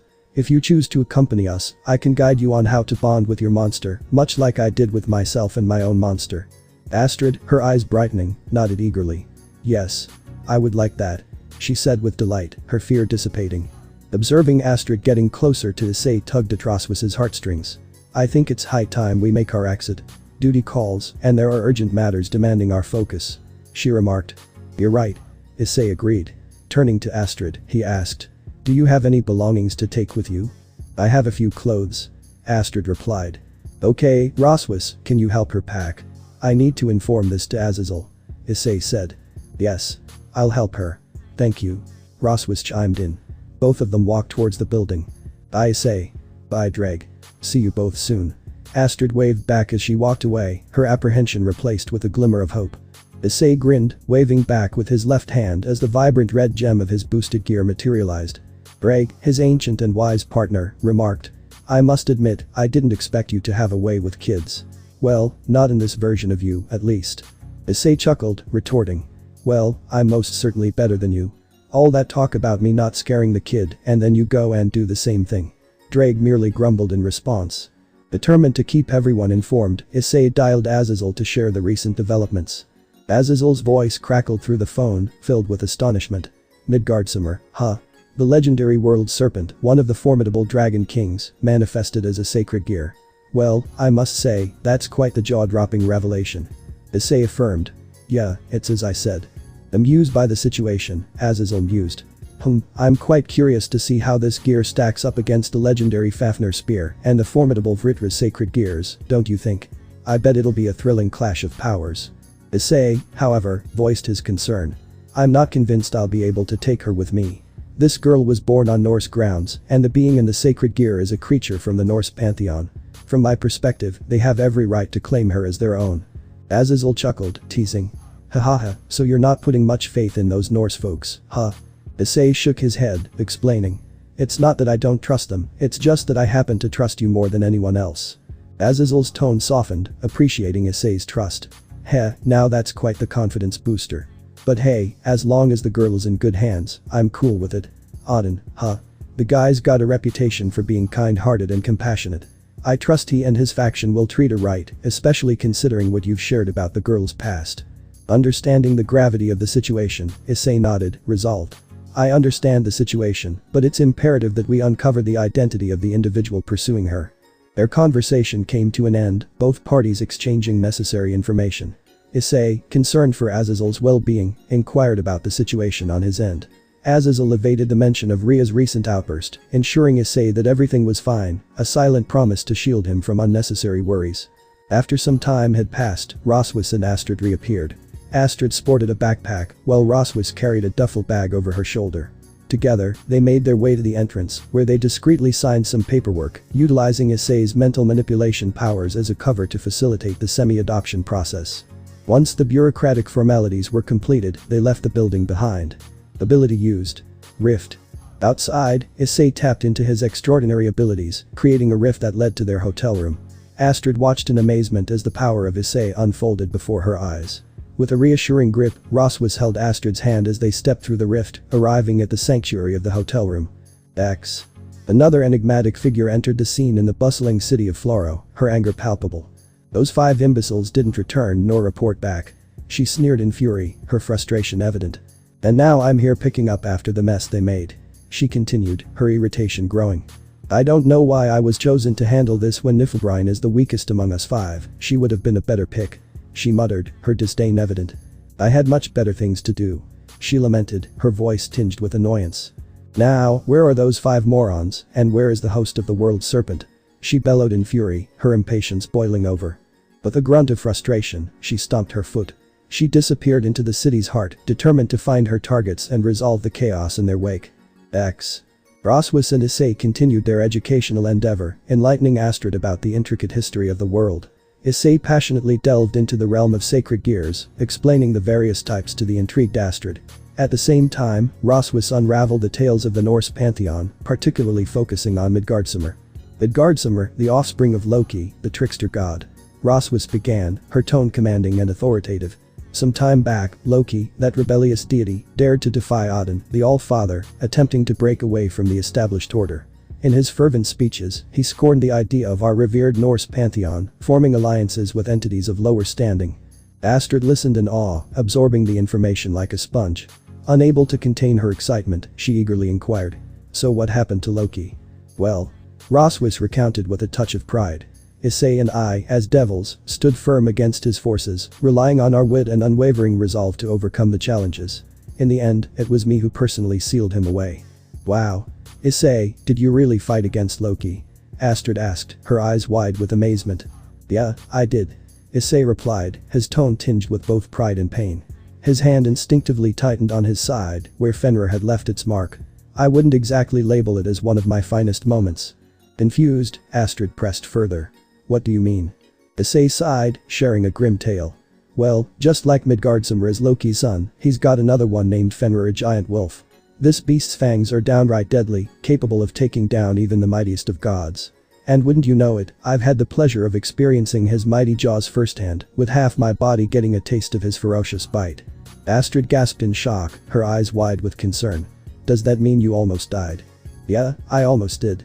Issei admitted solemnly. But I had friends who supported me through the pain and came to my rescue. He added, his voice unwavering. Astrid, trying to grasp the intricacies of the mythological world, asked another question, her curiosity piqued. So, does that mean Loki is a half-snake, half-wolf? Both Roswus and Issei exchanged amused glances before bursting into laughter. Bewildered, Astrid nervously inquired. What? Did I do something wrong? Roswus reassured her with a chuckle. No, it's not a significant matter. It's simply that when we refer to sons we are speaking of creation, wherein Loki brought forth Midgardsormr and Fenrir through the power of magic, rather than mere reproduction. Astrid pouted slightly at Roswus's explanation. Issei couldn't help but tease her, their laughter filling the air as they continued their enlightening conversation. Issei's senses abruptly heightened, alerting him to the presence of an extraordinary visitor in town. His thoughts raced, analyzing the situation. Looks like we've got a supernatural visitor in town. Another team? Nah, it's just one individual. This person is way more formidable than all 5 of them put together yesterday. Determined, Issei rose from his seat and approached Roswus, deep in conversation with Astrid. Gently placing a hand on Roswus's shoulder, he leaned close to her ear, his voice low and urgent. Someone is here, something out of the ordinary. I'm going to investigate. Can you handle things here in the meantime? He whispered. Roswus met his eyes, her gaze unwavering and determined. Alright, leave this to me. I've got the skills to tackle this situation head on. She responded with quiet assurance, her confidence shining through. Issei nodded, his voice a mere murmur. Alright, just stay vigilant. Be ready for any unexpected turn of events. With that, he vanished from the hotel room, his teleportation leaving Astrid startled. Roswus, catching Astrid's puzzlement, comforted her with a calm and compassed demeanor. Worry not, Astrid. Be assured, he's merely tackling a task at the moment. Astrid nodded in comprehension, but a trace of apprehension still shadowed her eyes. X. Rising from the room, Issei teleported to a high vantage point, his senses keenly attuned as he attempted to pinpoint the location of the newcomer. He closed his eyes, intensifying his focus on his pursuit. Greg, his partner, chided him. Foolish partner, it appears you have yet to fully recuperate from the reckless stunt you dared to perform earlier. Issei dismissed the concern, his confidence unwavering. It's fine, this is child's play compared to speed thinking the entire city. After a moment of concentration, Issei finally discerned the presence of the person who had just arrived. His gaze was fixed on the beach area, where memories of his past battles stirred. It was the exact spot where Issei had vanquished those 4 warriors, their leader falling victim to a mysterious compulsion magic. With determination in his eyes, Issei flew swiftly towards the figure. Activating his stealth mode, he suppressed his presence and magic levels, closing the distance with utmost caution. As he approached, he caught snippets of words drifting from the stranger's lips, his anticipation building. Amid the chaos, a woman's furious voice cut through the air. So those 5 morons got themselves killed. Her words were laced with anger, and she let out a deafening scream. Issei turned his attention toward the source of the commotion. The woman before him possessed fiery red hair that cascaded like flames, and her amber eyes burned with fervent intensity. She wore a unique Valkyrie armor, a blend of jagged metal plates and ethereal energy, shimmering with red, orange, and gold hues reminiscent of a raging inferno. Despite her height, her powerful athletic build exuded strength. Issei's thoughts raced as he observed her attire. Valkyrie. Looks like she's sporting an upgraded version of Roswus's armor. Her frustration was palpable. Arg, where is that damned serpent host? Realization dawned on Issei. She's here for Astrid. Suddenly, a magic circle materialized beside Issei, shooting a stream of orange lightning toward him. Swiftly, he blocked the attack with a partial-scale male transformation, focusing on the targeted area. He glared at the woman, who wore a sadistic smile. "What's this, a devil-dragon hybrid?" she exclaimed, her grin widening. Issei landed in front of her, his voice stern. "Who are you?" The woman revealed in her introduction, her pride evident. "Well, since I'm here to torture you for information and kill you afterwards, I might as well enlighten you. My name is Vendrana. Valkyrie of the Storm. One of the 5 members of the Niflheim Syndicate. Name? Vendrana. Race? Valkyrie. Affiliation? Unknown. Rank? Unknown. Relationship? Enemy. Type? Caster, Mage. Stats? Vitality? 40. Strength? 30. Agility? 40. Intelligence. 60. Senses. 50. Dexterity. 50. Luck. 30. Overall power level. 42. Abilities. Magic, Storm. Fear. None. Issei's thoughts raced once more. Vendrana. Valkyrie of the Storm. One of the 5 members of the Niflheim Syndicate. I'll ask Roswus about this when I get back. Vendrana's laughter filled the air. Hey. Are you even listening to me?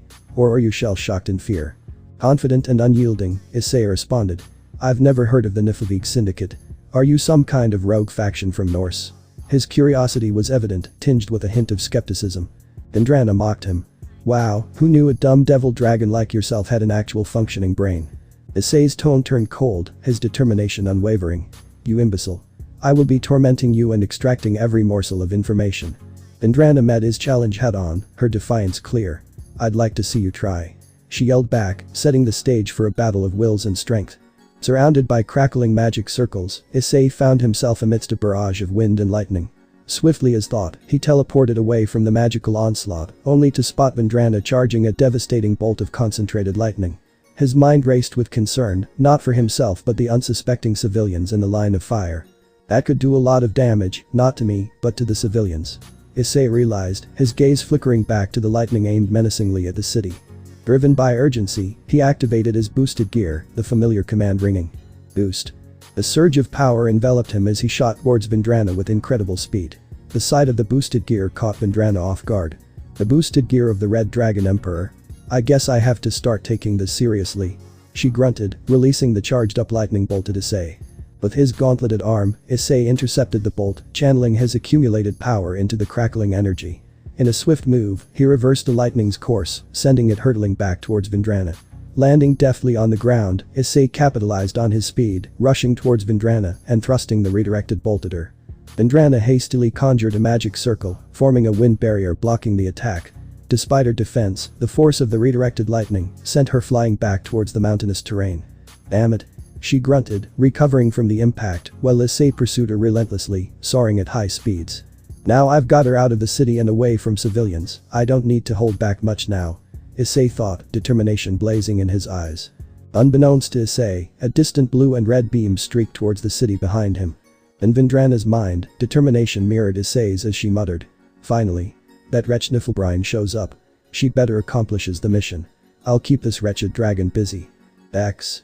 Meanwhile, in her Norse and Midgardsormr lesson with Astrid, Roswus made a groundbreaking discovery. It seems Midgardsormr was the one responsible for altering the northern lights. Roswus exclaimed, her eyes bright with excitement and knowledge. That revelation elucidates everything perfectly. The fluctuating hues and the mesmerizing serpentine patterns in motion are all fitting pieces of the puzzle. Feeling a pang of guilt, Astrid asked hesitantly. Am I in trouble? Roswus, her voice laced with assurance, swiftly dismissed her concerns, saying, no need to worry, that's not it at all. I was just really happy when I figured out what was causing this strange thing to happen. Relieved, Astrid responded. Oh, okay. As their conversation continued, Roswus's battle instinct suddenly kicked in. Her mind raced with possibilities. I sense a presence nearby, and it feels quite close. Could it be that someone managed to slip past Issei? I highly doubt it. Issei isn't the type to be so careless, unless there's another individual who deliberately chose to engage the enemy once Issei had departed. In a commanding tone, Roswus turned to Astrid, urgency in her voice. Astrid, get under the bed now. Filled with panic, Astrid quickly obeyed, crawling under the bed and hiding from view.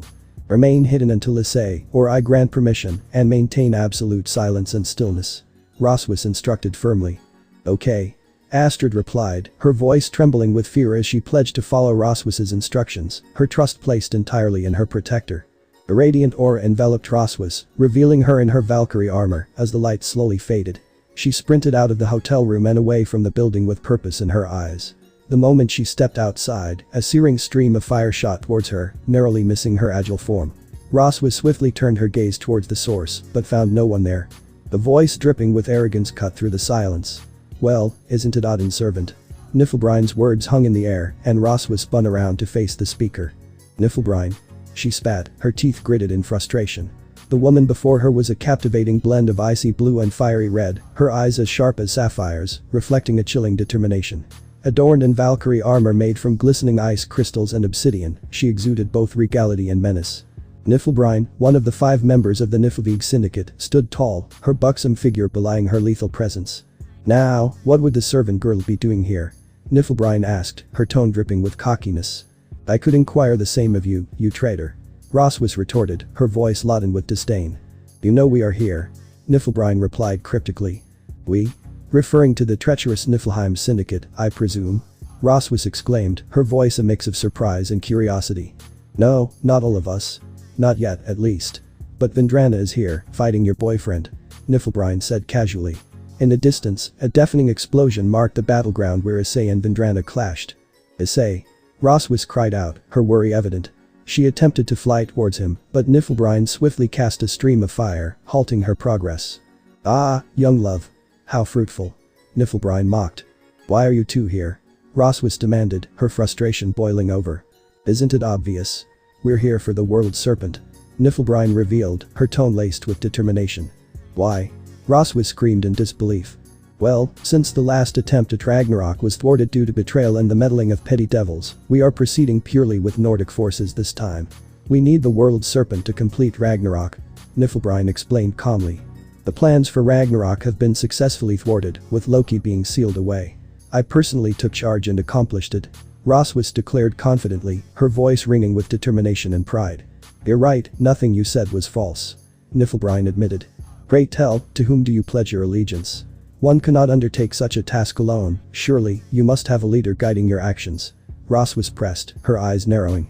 "I think you, deep down, you know. Even if the logical part of you denies the truth, your instincts are telling you who it is," Niflbrine said cryptically. "No way," Roswis murmured, realization dawning upon her. "Well, looks like you can think for yourself besides being Odin's footstool. Now, hand over the girl," Niflbrine demanded, her icy eyes boring into Roswis's with unwavering resolve. Roswis summoned intricate magic circles, sending a barrage of lightning bolts crackling toward Niflbrine. Yet, the formidable foe skillfully countered, erecting a shield of ice that effortlessly deflected the lightning assault. "I shall not permit you, nor anyone else, to lay a single finger upon her." Roswis's voice resonated with unwavering determination as she firmly declared her intent, her resolve unshaken. Niflbrine, undeterred, responded defiantly. "So be it. I'll rip her way over your corpse." The two adversaries clashed, their powers colliding in a tempest of elemental forces. Roswis channeled her elemental magic, while Niflbrine countered with a deadly combination of ice and fire spells. With fierce determination, Niflbrine unleashed ice and fire magic, aiming to overwhelm Roswis. "Just die already, servant girl," she sneered, launching a relentless assault. Thinking quickly, Roswis created a defensive magic circle to block the onslaught. However, the defensive barrier shattered under the immense pressure, leaving her momentarily vulnerable. Seizing this opportunity, Niflbrine charged at lightning speed, landing a powerful punch on Roswis's face. The impact sent her hurtling toward the forest area, a trail of magic dissipating in her wake. Niflbrine's mind raced with strategy. "Mokvig, now is your chance. Get the girl and go." With a determined purpose, Niflbrine pursued Roswis, intent on preventing her from returning to the hotel and safeguarding Astrid. X. As the battle between Issei and Vendrana intensified, she conjured a potent magic circle, unleashing a thunderous onslaught. Issei swiftly evaded the incoming magic, but the destructive force found its mark on the mountain behind him, triggering a colossal explosion that rents the earth. "The FFT, is that all?" Issei scoffed, his tone dripping with arrogance, his confidence unshaken. "Shut up, you damn devil," Vendrana retorted, her voice laced with fury, hurling a barrage of hail toward him. Agile as ever, Issei bent his knees and fell backward, narrowly avoiding the onslaught. Seeing her attacks thwarted, Vendrana unleashed a fierce tornado, aiming to ensnare Issei within its raging winds. Ability used. Elemental manipulation. Elemental creation. Lightning. In a swift counter-move, Issei discharged a crackling stream of lightning, piercing the heart of the tornado and striking Vendrana. She screamed in agony as the shockwave coursed through her. "What's the matter? I thought you had the prowess to wield lightning. Seems like you can't handle the consequences of your own actions," Issei taunted, a sly grin playing on his lips. "You brat." Vendrana spat through gritted teeth, her frustration palpable. Unfazed, Issei activated a modified version of his scale mail. Welsh Dragon upgraded scale mail, speed. His transformation differed from the norm, the armor clung to his body, sleek and streamlined, lacking the bulk of his previous modes. The elongated helmet jutted forward, and the armor was predominantly black with a striking red streak across the forehead.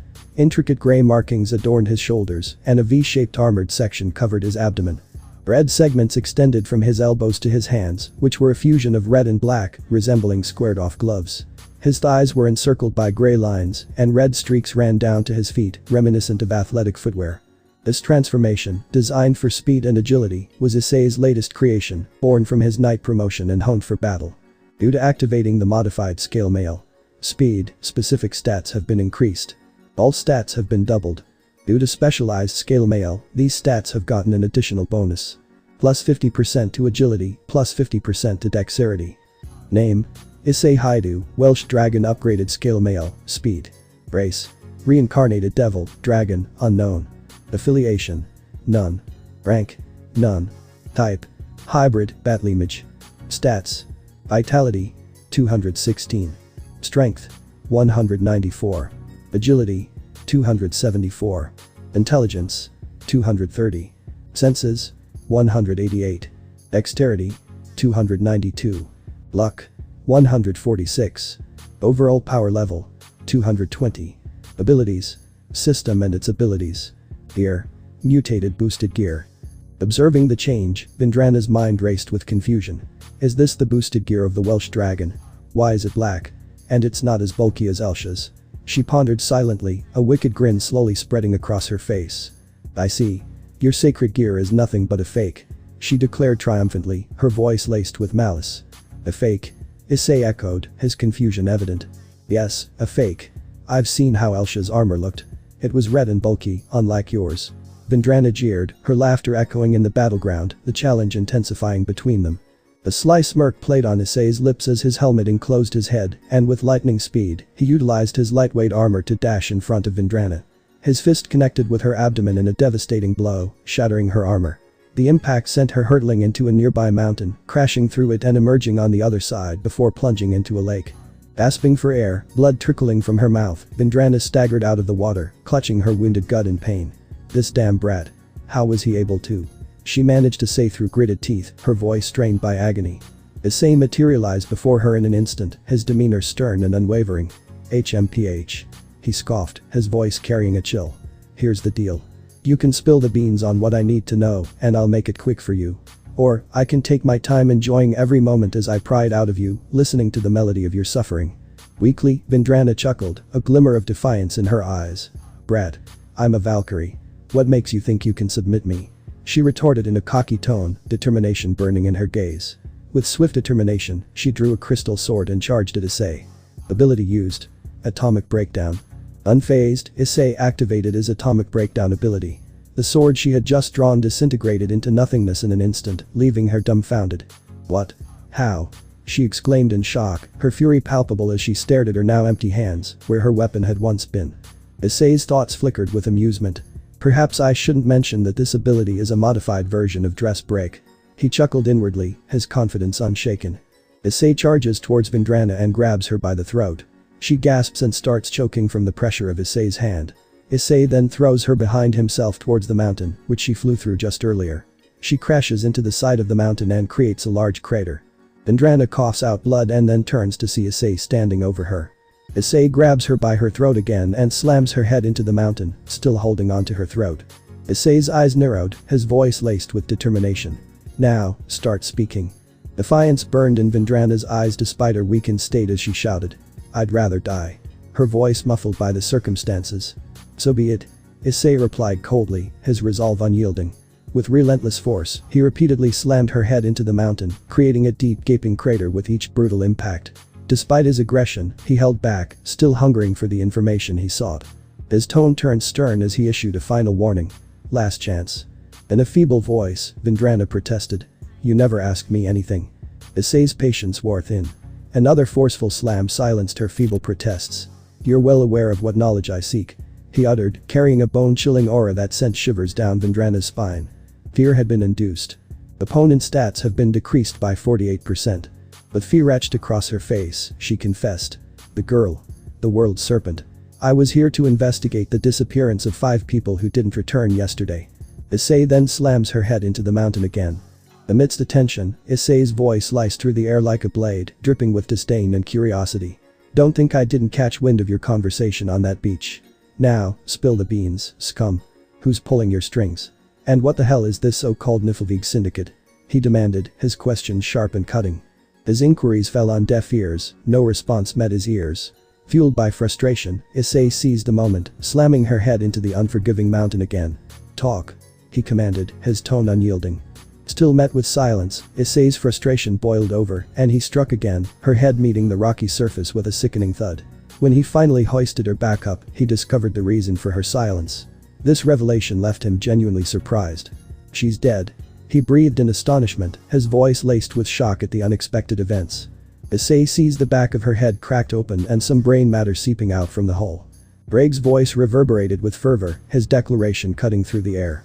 "You shall never be granted the privilege of conducting torture and interrogation henceforth. Not due to your penchant for violence, but rather because you lack the necessary self-control." His words carried a powerful intensity. Issei retorted with sarcasm, his tone laced with defiance. "Well, forgive me for not knowing." Insura etched across his features, Drake questioned. "What will we do now?" Issei, his resolve undeterred, responded. "She said she was one of the 5 members of this Niflheim syndicate. We'll get another chance later on." Suddenly, a beam of light pierced the sky near the city, catching Issei's attention. Frustration and concern knitted his brows together. Roswis, damn it. With swift determination, he deactivated his scale mail armor. He took flight, heading towards the source of the light beam, ready to face whatever challenges lay ahead. Scale mail has been deactivated, all stats have been returned to normal. X. In the heart of the forest, after being flung away by a powerful force, Roswis skillfully somersaulted, landing gracefully on the forest floor. Niflheim pursued her relentlessly, unleashing a relentless barrage of fire and ice magic. Roswis deftly blocked or dodged the attacks, her mind racing for a strategy to gain the upper hand. "I must find a way to gain an advantage, maintaining this level of defense indefinitely is simply not feasible," Roswis thought, her determination flickering in her eyes. She swiftly dodged a barrage of ice shards, countering with a concentrated gust of wind that sliced through Niflheim's elemental onslaught. Undeterred, Niflheim taunted her, a mocking edge to her words. "You have certainly grown up from being the family disgrace you once were." "Shut up," Roswis shouted back, her voice laced with defiance. In a surge of determination, Roswis unleashed her magic once more.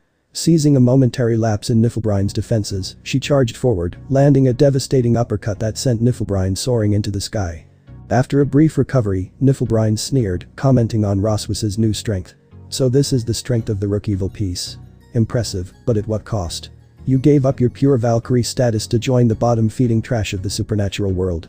Refusing to be belittled, Roswis conjured a complex array of magic circles, each representing a different elemental force. With a determined focus, she unleashed a torrent of elemental magic at Niflheim. The latter attempted to defend herself with an ice shield, but it shattered instantly, exposing her. "Where did she go?" Roswis exclaimed in worry, her eyes darting around for her elusive opponent. "Here," came Niflheim's voice from behind.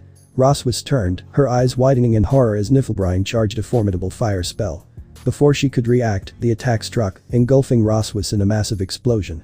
She plummeted from the sky, crashing onto the ground with a resounding thud, her body battered and bruised. "You're still alive, huh? I guess the defense and durability from the Rook piece can save some from death." Niflheim chuckled, descending toward the fallen Roswis. As Niflheim approached, unknowingly stepping into a trap set by Roswis, a multitude of magic circles surrounded the crater where she had fallen. Suddenly, a blinding beam of light shot upwards, swallowing Niflheim whole. "I'm sure Issei saw that, and he's on his way here now. Even if you survived this, you wouldn't survive him. That's for sure," Roswis said, wearing a triumphant smirk. When the light finally subsided, Niflheim lay immobilized, her strength sapped by the onslaught. Despite her weakened state, she mustered just enough power to crawl toward Roswis. With a feeble voice, she hissed. "Just die already." Tension hung thick in the air as Niflheim prepared to cast her spell, but before she could utter the incantation, a crushing weight pressed down on her hand. Roswis, recognizing the newcomer, released a sigh of relief. At the same time, Niflheim found herself trapped beneath the gaze of menacing, glowing red eyes. Desperation clawed at her as she struggled, but Issei's merciless stomp shattered the bones in her hand, eliciting a guttural scream of agony. Name: Niflheim. Race: Valkyrie. Affiliation: Niflheim Syndicate. Rank: Unknown. Relationship: Enemy. Type: Caster, Mage. Stats: Vitality: 35. Strength: 28. Agility: 41. Intelligence: 66. Senses: 47. Dexterity: 58. Luck: 31. Overall power level. 43. Abilities. Magic, fire and ice. Fear. None. Issei's voice cut through the pain, dripping with menace. I tried to interrogate another one. But she broke before I could get anything useful out of her. And now here you are, still able to make noises based on the scream. So will you answer my questions, or will I have to make your brain leak from your skull, too? A chilling fear gripped Niflbrine as she heard his threat. Weakly, she croaked. You killed Vendrana. Issei's reply was disdainful. Why do you speak of it as if it were a formidable feat? I scarcely exerted any substantial power. Fear had been induced. Opponent's stats have been decreased by 35%. Fear flooded Niflbrine's thoughts. Is he really that strong? If he is, then he may pose a threat to our plans. Our plans to rule Asgard after Ragnarok. I need to take him out. That's what my liege would have wanted. Attempting to encase Issei in ice, Niflbrine found herself thwarted as he stepped away in time.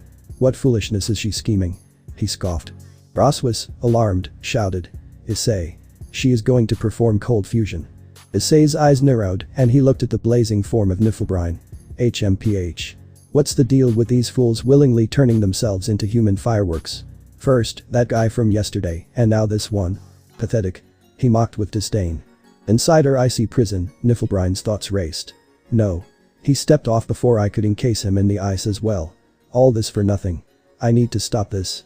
I need to stop this now. Desperation fueled her attempts, but the catastrophic process had already begun. No. No.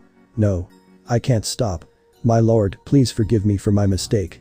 She pleaded inwardly, accepting the inevitable, finding solace in the belief that her sacrifice might not be entirely in vain. Issei acted swiftly, helping Roswis to her feet. Together, they gazed down at the impending cataclysm of Niflbrine.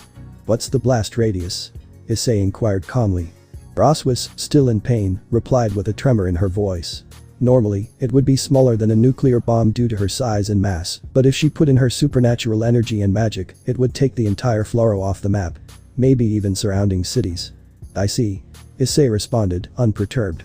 But how are you so calm about this? Roswis asked in confusion and shock. Because I can do this. Issei said, raising a finger and pointing it towards Niflbrine. Instantly, a portal yawned beneath her, swallowing her whole. What? Where'd she go? Roswis questioned in confusion.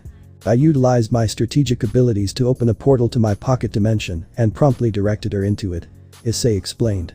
But your dimension. Your stuff. Won't it get destroyed? Roswis voiced her concerns. My dimension is infinite in size, I just dropped her far away from the structures I have. Issei reassured her. Oh, I see. Roswis replied, her worry easing slightly in the face of Issei's calculated actions. Issei led Roswis to a serene clearing where no traces of battle remained. Gently, he placed her against a sturdy tree trunk. How are you doing? On a scale from 1 to 10, how would you rate the level of discomfort you're experiencing? Issei inquired with genuine concern. Roswis chuckled softly. 20.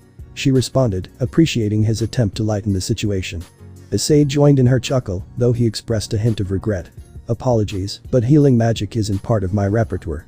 I've never considered it necessary, as I've always presumed I would embark on my journeys alone. Roswis reassured him with unwavering loyalty in her resolute tone. Issei, fear not, for you are not alone. Thank you. Issei replied with an appreciative smile. I possess healing magic. Roswis explained. Though I lament my current inability to utilize it due to the depletion of my magic reserves and the weariness that has befallen me. Issei offered a solution. That's fine, I'll just transfer you power from the boosted gear's transfer ability. Roswis expressed her gratitude.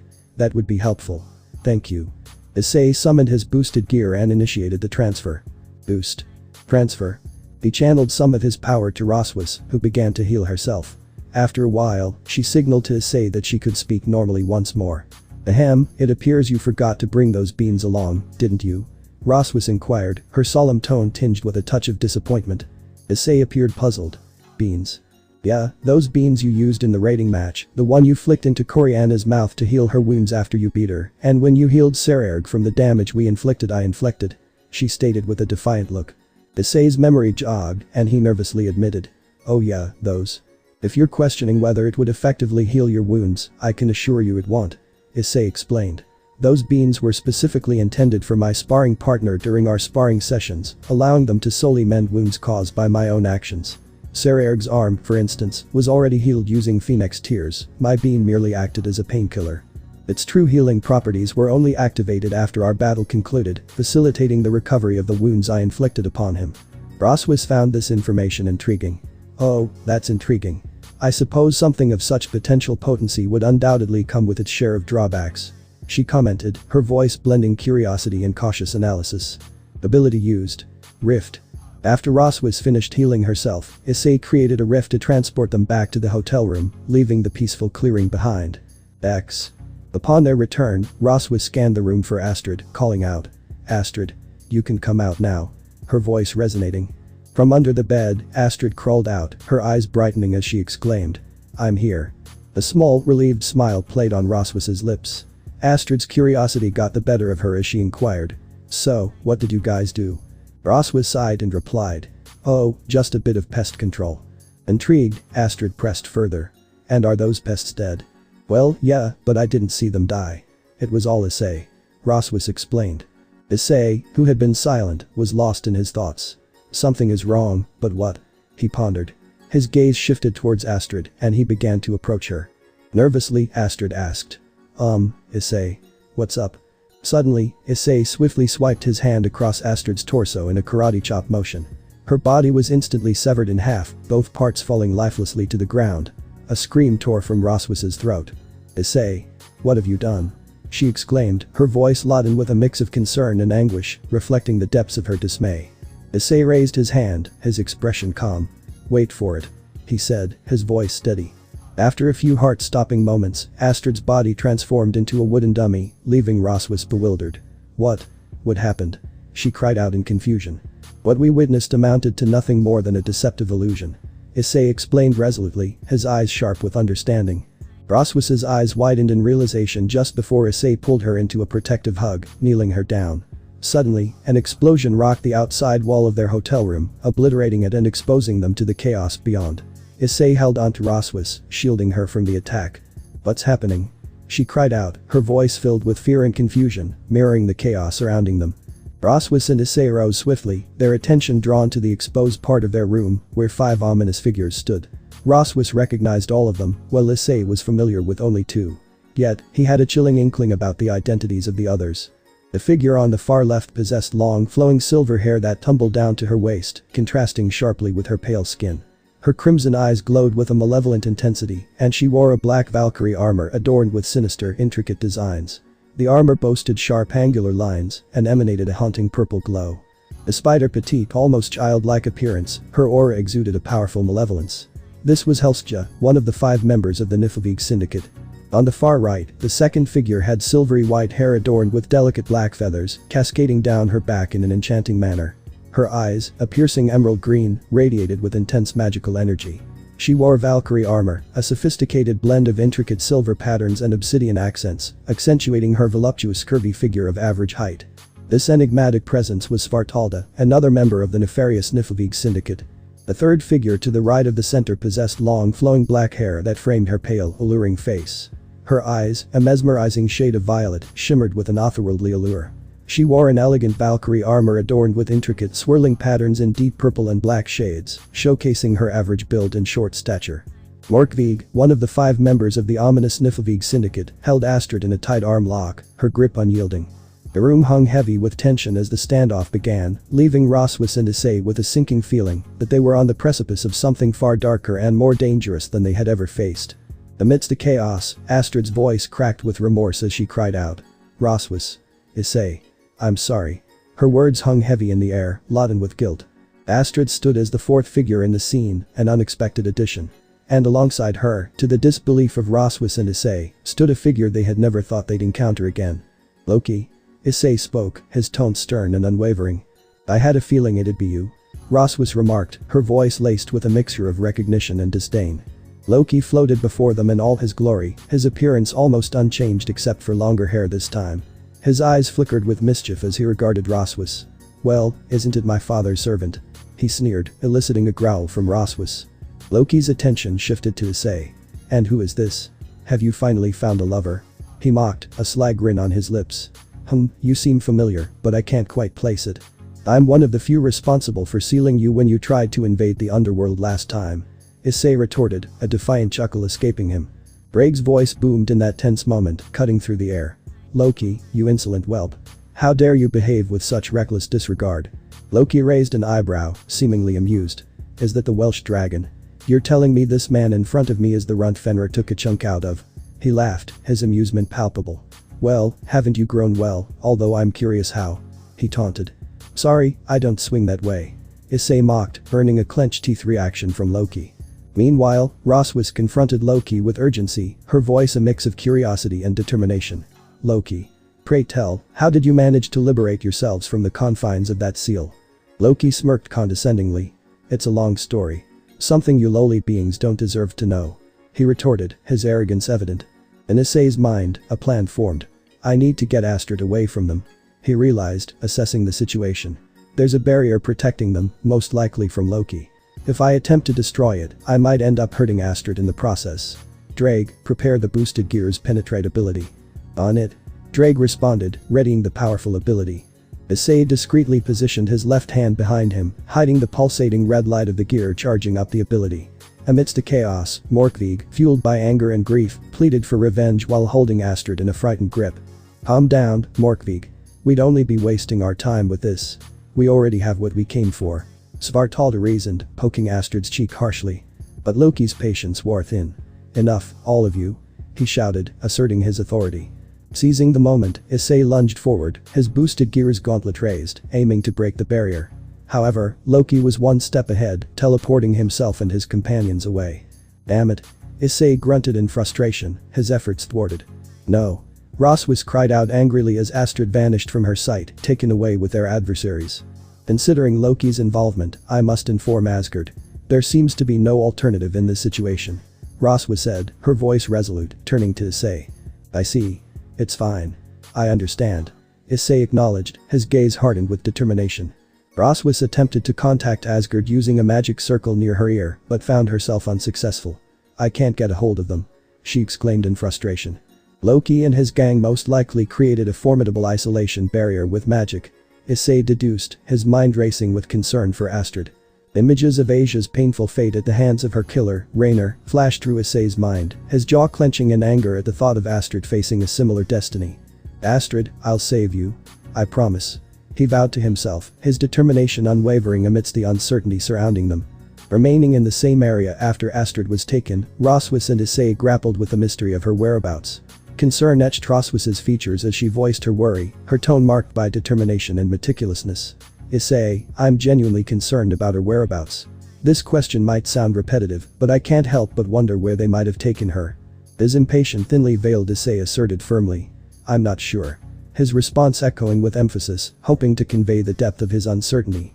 Pacing around the half-destroyed hotel room, Issei's mind raced with possibilities. He turned to Roswis, a thoughtful expression on his face. Roswis, how confident are you in dealing with those other Valkyries? He inquired. Roswis, her response earnest, replied. Truly speaking, I find it difficult to imagine. They are all my seniors, boasting far more experience than my own. Their presence predates my existence, having been active long before I came into being. Issei contemplated for a moment before proposing a plan. How about this? I bring you into my pocket dimension, stretching time sufficiently for your recovery from your recent battle, and also allowing ample time for me to train you in combat against the other Valkyrie. He suggested. In her usual meticulous manner, Roswis inquired. How long are we talking about for this dilation, and just how much time are you planning to be away from this realm? Issei explained matter-of-factly. We'll be absent from this realm for at least an hour. Presently, the dilation ratio is 1/320, signifying that an hour in this realm translates to 320 hours in the dimension equivalent to nearly 2 weeks in dimensional time. Roswis's eyes widened at the information, her dedication to detail shining through in her response. It's quite evident that you're barely recognizable. Spending so much time there within just a single week. Issei, pragmatic as ever, explained. Yeah, it's been around 2 years for me, mainly because I didn't really ramp up the dilation until the last couple of days. Concerned about staying informed, Roswis asked. How shall we remain informed about events transpiring out here? Suddenly, 6 red beings of energy materialized around Issei, their beast-like forms equipped with wings for flight. The sight filled Roswis with dread, prompting her to question and confusion. Issei. What was that? Battle wing. Rarity. Rare. Classification. Beasts. Attribute. Dark. Stats. Attack. 1700. Defense. 1000. Ability. Capable of completely erasing their existence, perfect for stealth and espionage.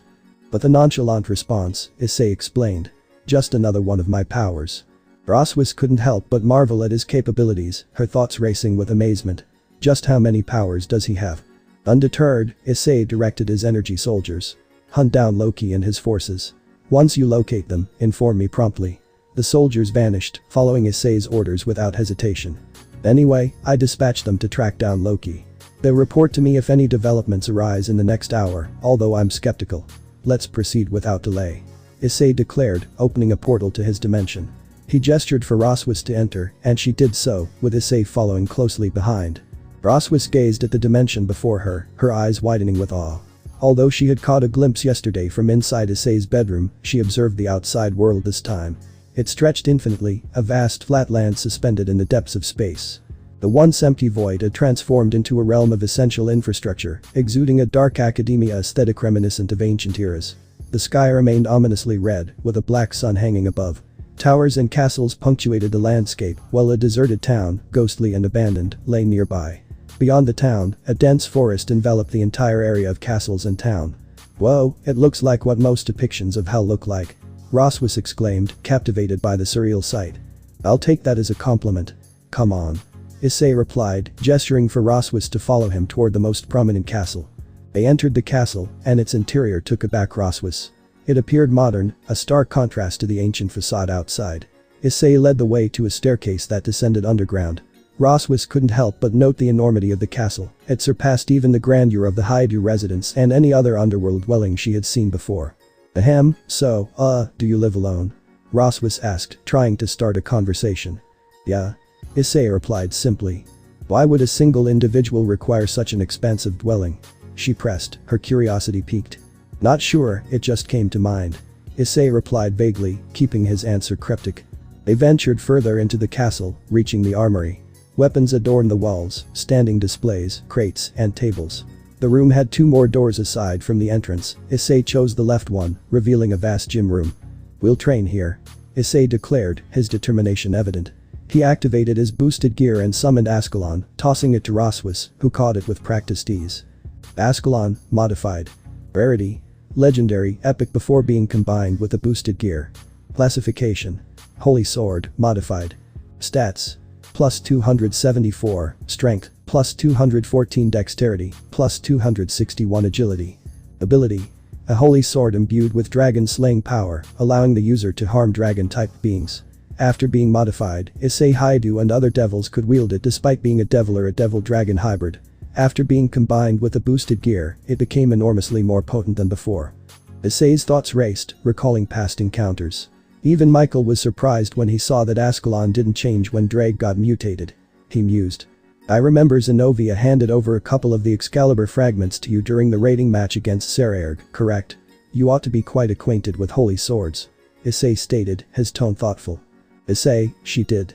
But, are you really sure you want me to go ahead with it? I need to voice my concerns. That item is kinda special, a gift from Archangel Michael. Roswis shared her worry, her tone tinged with genuine care. It's alright. I have confidence in your ability to wield that sword. Furthermore, I'm granting you permission to access the other swords in the armory if you're still not entirely at ease with this one. Issei assured her, his trust unwavering. With their weapons in hand, they began their training, each strike resonating with determination in the vast, surreal expanse of Issei's dimension. Name. Roswis. Race. Reincarnated Devil, Valkyrie. Affiliation. Underworld. Rank. Low-class Devil. Relationship. Teacher. Type. Caster, Mage. Stats. Vitality. 30. Strength. 20. Agility. 40. Intelligence. 50. Senses. 40. Dexterity. 40. Luck. 20. Overall power level. 34. Abilities. Magic, Elemental, Defensive, Sealing, Teleportation, Summoning. Fear. None. Dex. During their intense training session, Issei's sword clashed fiercely with Roswis's, their blades ringing out amid their conversation. Give me the lowdown on this Niflheim syndicate. Issei demanded, his determination evident in his eyes. Roswis, with a quick and sharp response, stated. To put it in a nutshell, some Valkyries went rogue, driven by their own selfish whims. she remarked, effortlessly deflecting Issei's attacks. Issei, recognizing the gravity of the situation, remarked. Seems like they're akin to the fallen angels of the Norse pantheon. His sword deflecting Roswis's slash without hesitation. I guess so. Roswis admitted, dodging a downward slash with finesse, her focus unbroken. As their blades clashed and danced, Issei asked. Are they really following Loki? He executed a horizontal swipe, testing Roswis's reflexes. Seems like these guys are doing their own thing, but knowing Loki, he probably lured them in with some sweet deal. Roswis coolly remarked, effortlessly sidestepping Issei's attempt to strike, her know-how on full display. They continued their training and converse throughout the day, each exchange honing their skills and deepening their understanding. Later, after their rigorous training session, Issei guided Roswis to a newly constructed bathroom area within his mastery of the dimension. After her shower, he led her to the dining area, where they shared a meal. Their bond was strengthened by both their words and actions. With a hint of admiration, Roswis complimented Issei. Indeed, Issei, your ramen-making skills are truly remarkable. He grinned playfully, firing back. Thanks, maybe someday you can whip up one of those Norwegian dishes you're always boasting about. Roswis, caught off guard by his remark, choked on her food, gasping for air. Issei swiftly moved beside her, patting her back gently to help her regain her composure. Thank you, Issei, she managed to utter in a weak tone of gratitude. It's fine. He reassured her, handing over a glass of water. After finishing their dinner, they ascended the stairs to the bedroom area. Standing before two imposing double doors, Issei and Roswis paused. Suddenly, another set of double doors materialized down the hall, a room Issei had conjured for Roswis out of thin air. This is my room. If you need anything, you know where to find me. And that's your room. He explained, gesturing toward the other set of doors down the hall. Very well then, good evening. Roswis replied, her voice tinged with uncertainty. In this peculiar dimension, time seemed to lose its conventional meaning, the perpetual crimson sky and ever-present black sun, obscuring any traditional sense of day or night. Issei observed as Roswis made her way toward her designated room before he entered his own, the doors closing behind him with a soft, definitive click. After spending hours wrestling with her thoughts, Roswis found herself unable to sleep in her unfamiliar surroundings, haunted by the peculiarity of the pocket dimension and the ache of leaving Astrid behind. Seeking solace, she recalled Issei's offer and, with a deep breath, made her way to his room. Issei was still wide awake inside his room, engrossed in his computer screen. A hesitant series of knocks resonated through the room, catching Issei's attention. Issei's thoughts whirled with surprise. That's a new feeling. He mused, unaccustomed to having anyone knock on his door in the pocket dimension. Curiosity piqued, he approached the door and opened it, finding Roswis standing there. Roswis, what's up? Issei inquired, his tone gentle. Roswis met his gaze, her eyes reflecting a mixture of embarrassment and sincerity as she spoke. Forgive me, Issei. I found my room a bit discomforting. Might I impose upon you to allow me to spend the evening within your room? A sigh escaped Issei's lips as he nodded, a sense of understanding passing between them. Yeah, sure. My bed is more than big enough for the both of us. He replied, inviting her in. As Issei ushered Roswis inside, she made her way to his bed, which proved colossal. The bed was cluttered with gadgets, books, and controllers, but Issei swiftly moved the items to his desk, clearing a space for them. Resigned to calling it a night, he joined Roswis in bed. However, despite the ample space, they found themselves at opposite ends, separated by a considerable distance of at least 4 meters, a testament to the immense size of Issei's bed. In the dim room they settled in, each lost in their thoughts, finding an odd comfort in the shared silence. Roswis, her mind clouded with thoughts of Astrid and the current situation, sought reassurance from Issei, her voice soft and filled with concern and contemplation. Issei, I'm grappling with mixed emotions about leaving Astrid behind. Roswis confided. Issei, radiating confidence, responded. I understand your perspective, but consider this. We've spent more than 10 hours in this dimension, yet in the actual world, only around 2 minutes have elapsed. His words carried a reassuring tone, attempting to ease her worries. Roswis's eyes tensed up as she absorbed this revelation, contemplating the time distortion they were experiencing. Hey, Issei, I have to hand it to you for your strength, but tackling Loki isn't child's play. Roswis interjected, her diligence and strategic concern clear in her words. Remember our last run-in with him? It took the teamwork of 2 peerages and even Volley's Cow's brigade crew to keep him in check. Are you absolutely sure you're up for facing him solo? Issei, undeterred, assured her. I'll be alright. He's definitely upped his game since last time. It makes me think he's either full of himself or just super confident in his power, not seeing us as a real threat to his plans. I might have to get serious when I face him next. On a different note, those Valkyries. They will expect you to be worn out from your last fight. But here's the thing, after you've rested up and trained hard for a couple of weeks, you'll catch them off guard. He stated confidently, offering a glimpse of his strategic thinking. Encouraged by his words, Roswis managed a hopeful smile. She gathered her courage and asked, "Excuse me, may I inquire about something?" "What is it?" Issei responded, receptive to her question. Roswis, her voice tinged with nervousness, asked, "Your matches in the rating match, how come you went so far?" Issei, his tone relatable, explained. "Truth be told, I've spent quite a bit of time in this place, and it's easy to overlook how vulnerable most people can be. My very first venture outside of this dimension happened during the rating match. Unfortunately, I didn't have the luxury to figure out just how much I should hold back." His words revealed a past struggle, connecting their experiences in a way that made Roswis feel a sense of camaraderie. As the night wore on, exhaustion weighed down on Issei and Roswis, eventually lulling them into a deep slumber. Issei succumbed to sleep effortlessly, but Roswis remained restless, discomfort etched across her face. Unable to find peace, she turned over and gazed at Issei. Something within her stirred, and she scooted closer, instinctively seeking solace. Feeling a presence, Issei stirred, blinking his eyes open to find Roswis beside him. He teased her with a playful grin. "What are you doing, you perv?" His tone light and teasing. "Shut up. I just… back in my room in the Hyoudou residence, I had a pillow which I used to cling onto when I slept." Roswis explained, her cheeks burning with embarrassment. Issei's smirk widened, his words dripping with mischief. "Oh? What else did you do with this pillow?" "Nothing. That's all." Roswis protested, her face turning a deeper shade of red. "So, I'm guessing you want me to be the substitute for your pillow, huh?" Issei inquired, his tone casual. "Yes. If you don't mind." Roswis admitted, her voice barely above a whisper. "Well, as long as you don't do anything weird, I'm fine with it," Issei replied, closing his eyes in acceptance. "I should be telling you that. You perv." Roswis retorted, her lips forming a pout. Issei sighed, dismissing her complaint, and gradually succumbed to sleep. As he drifted off, his thoughts wandered.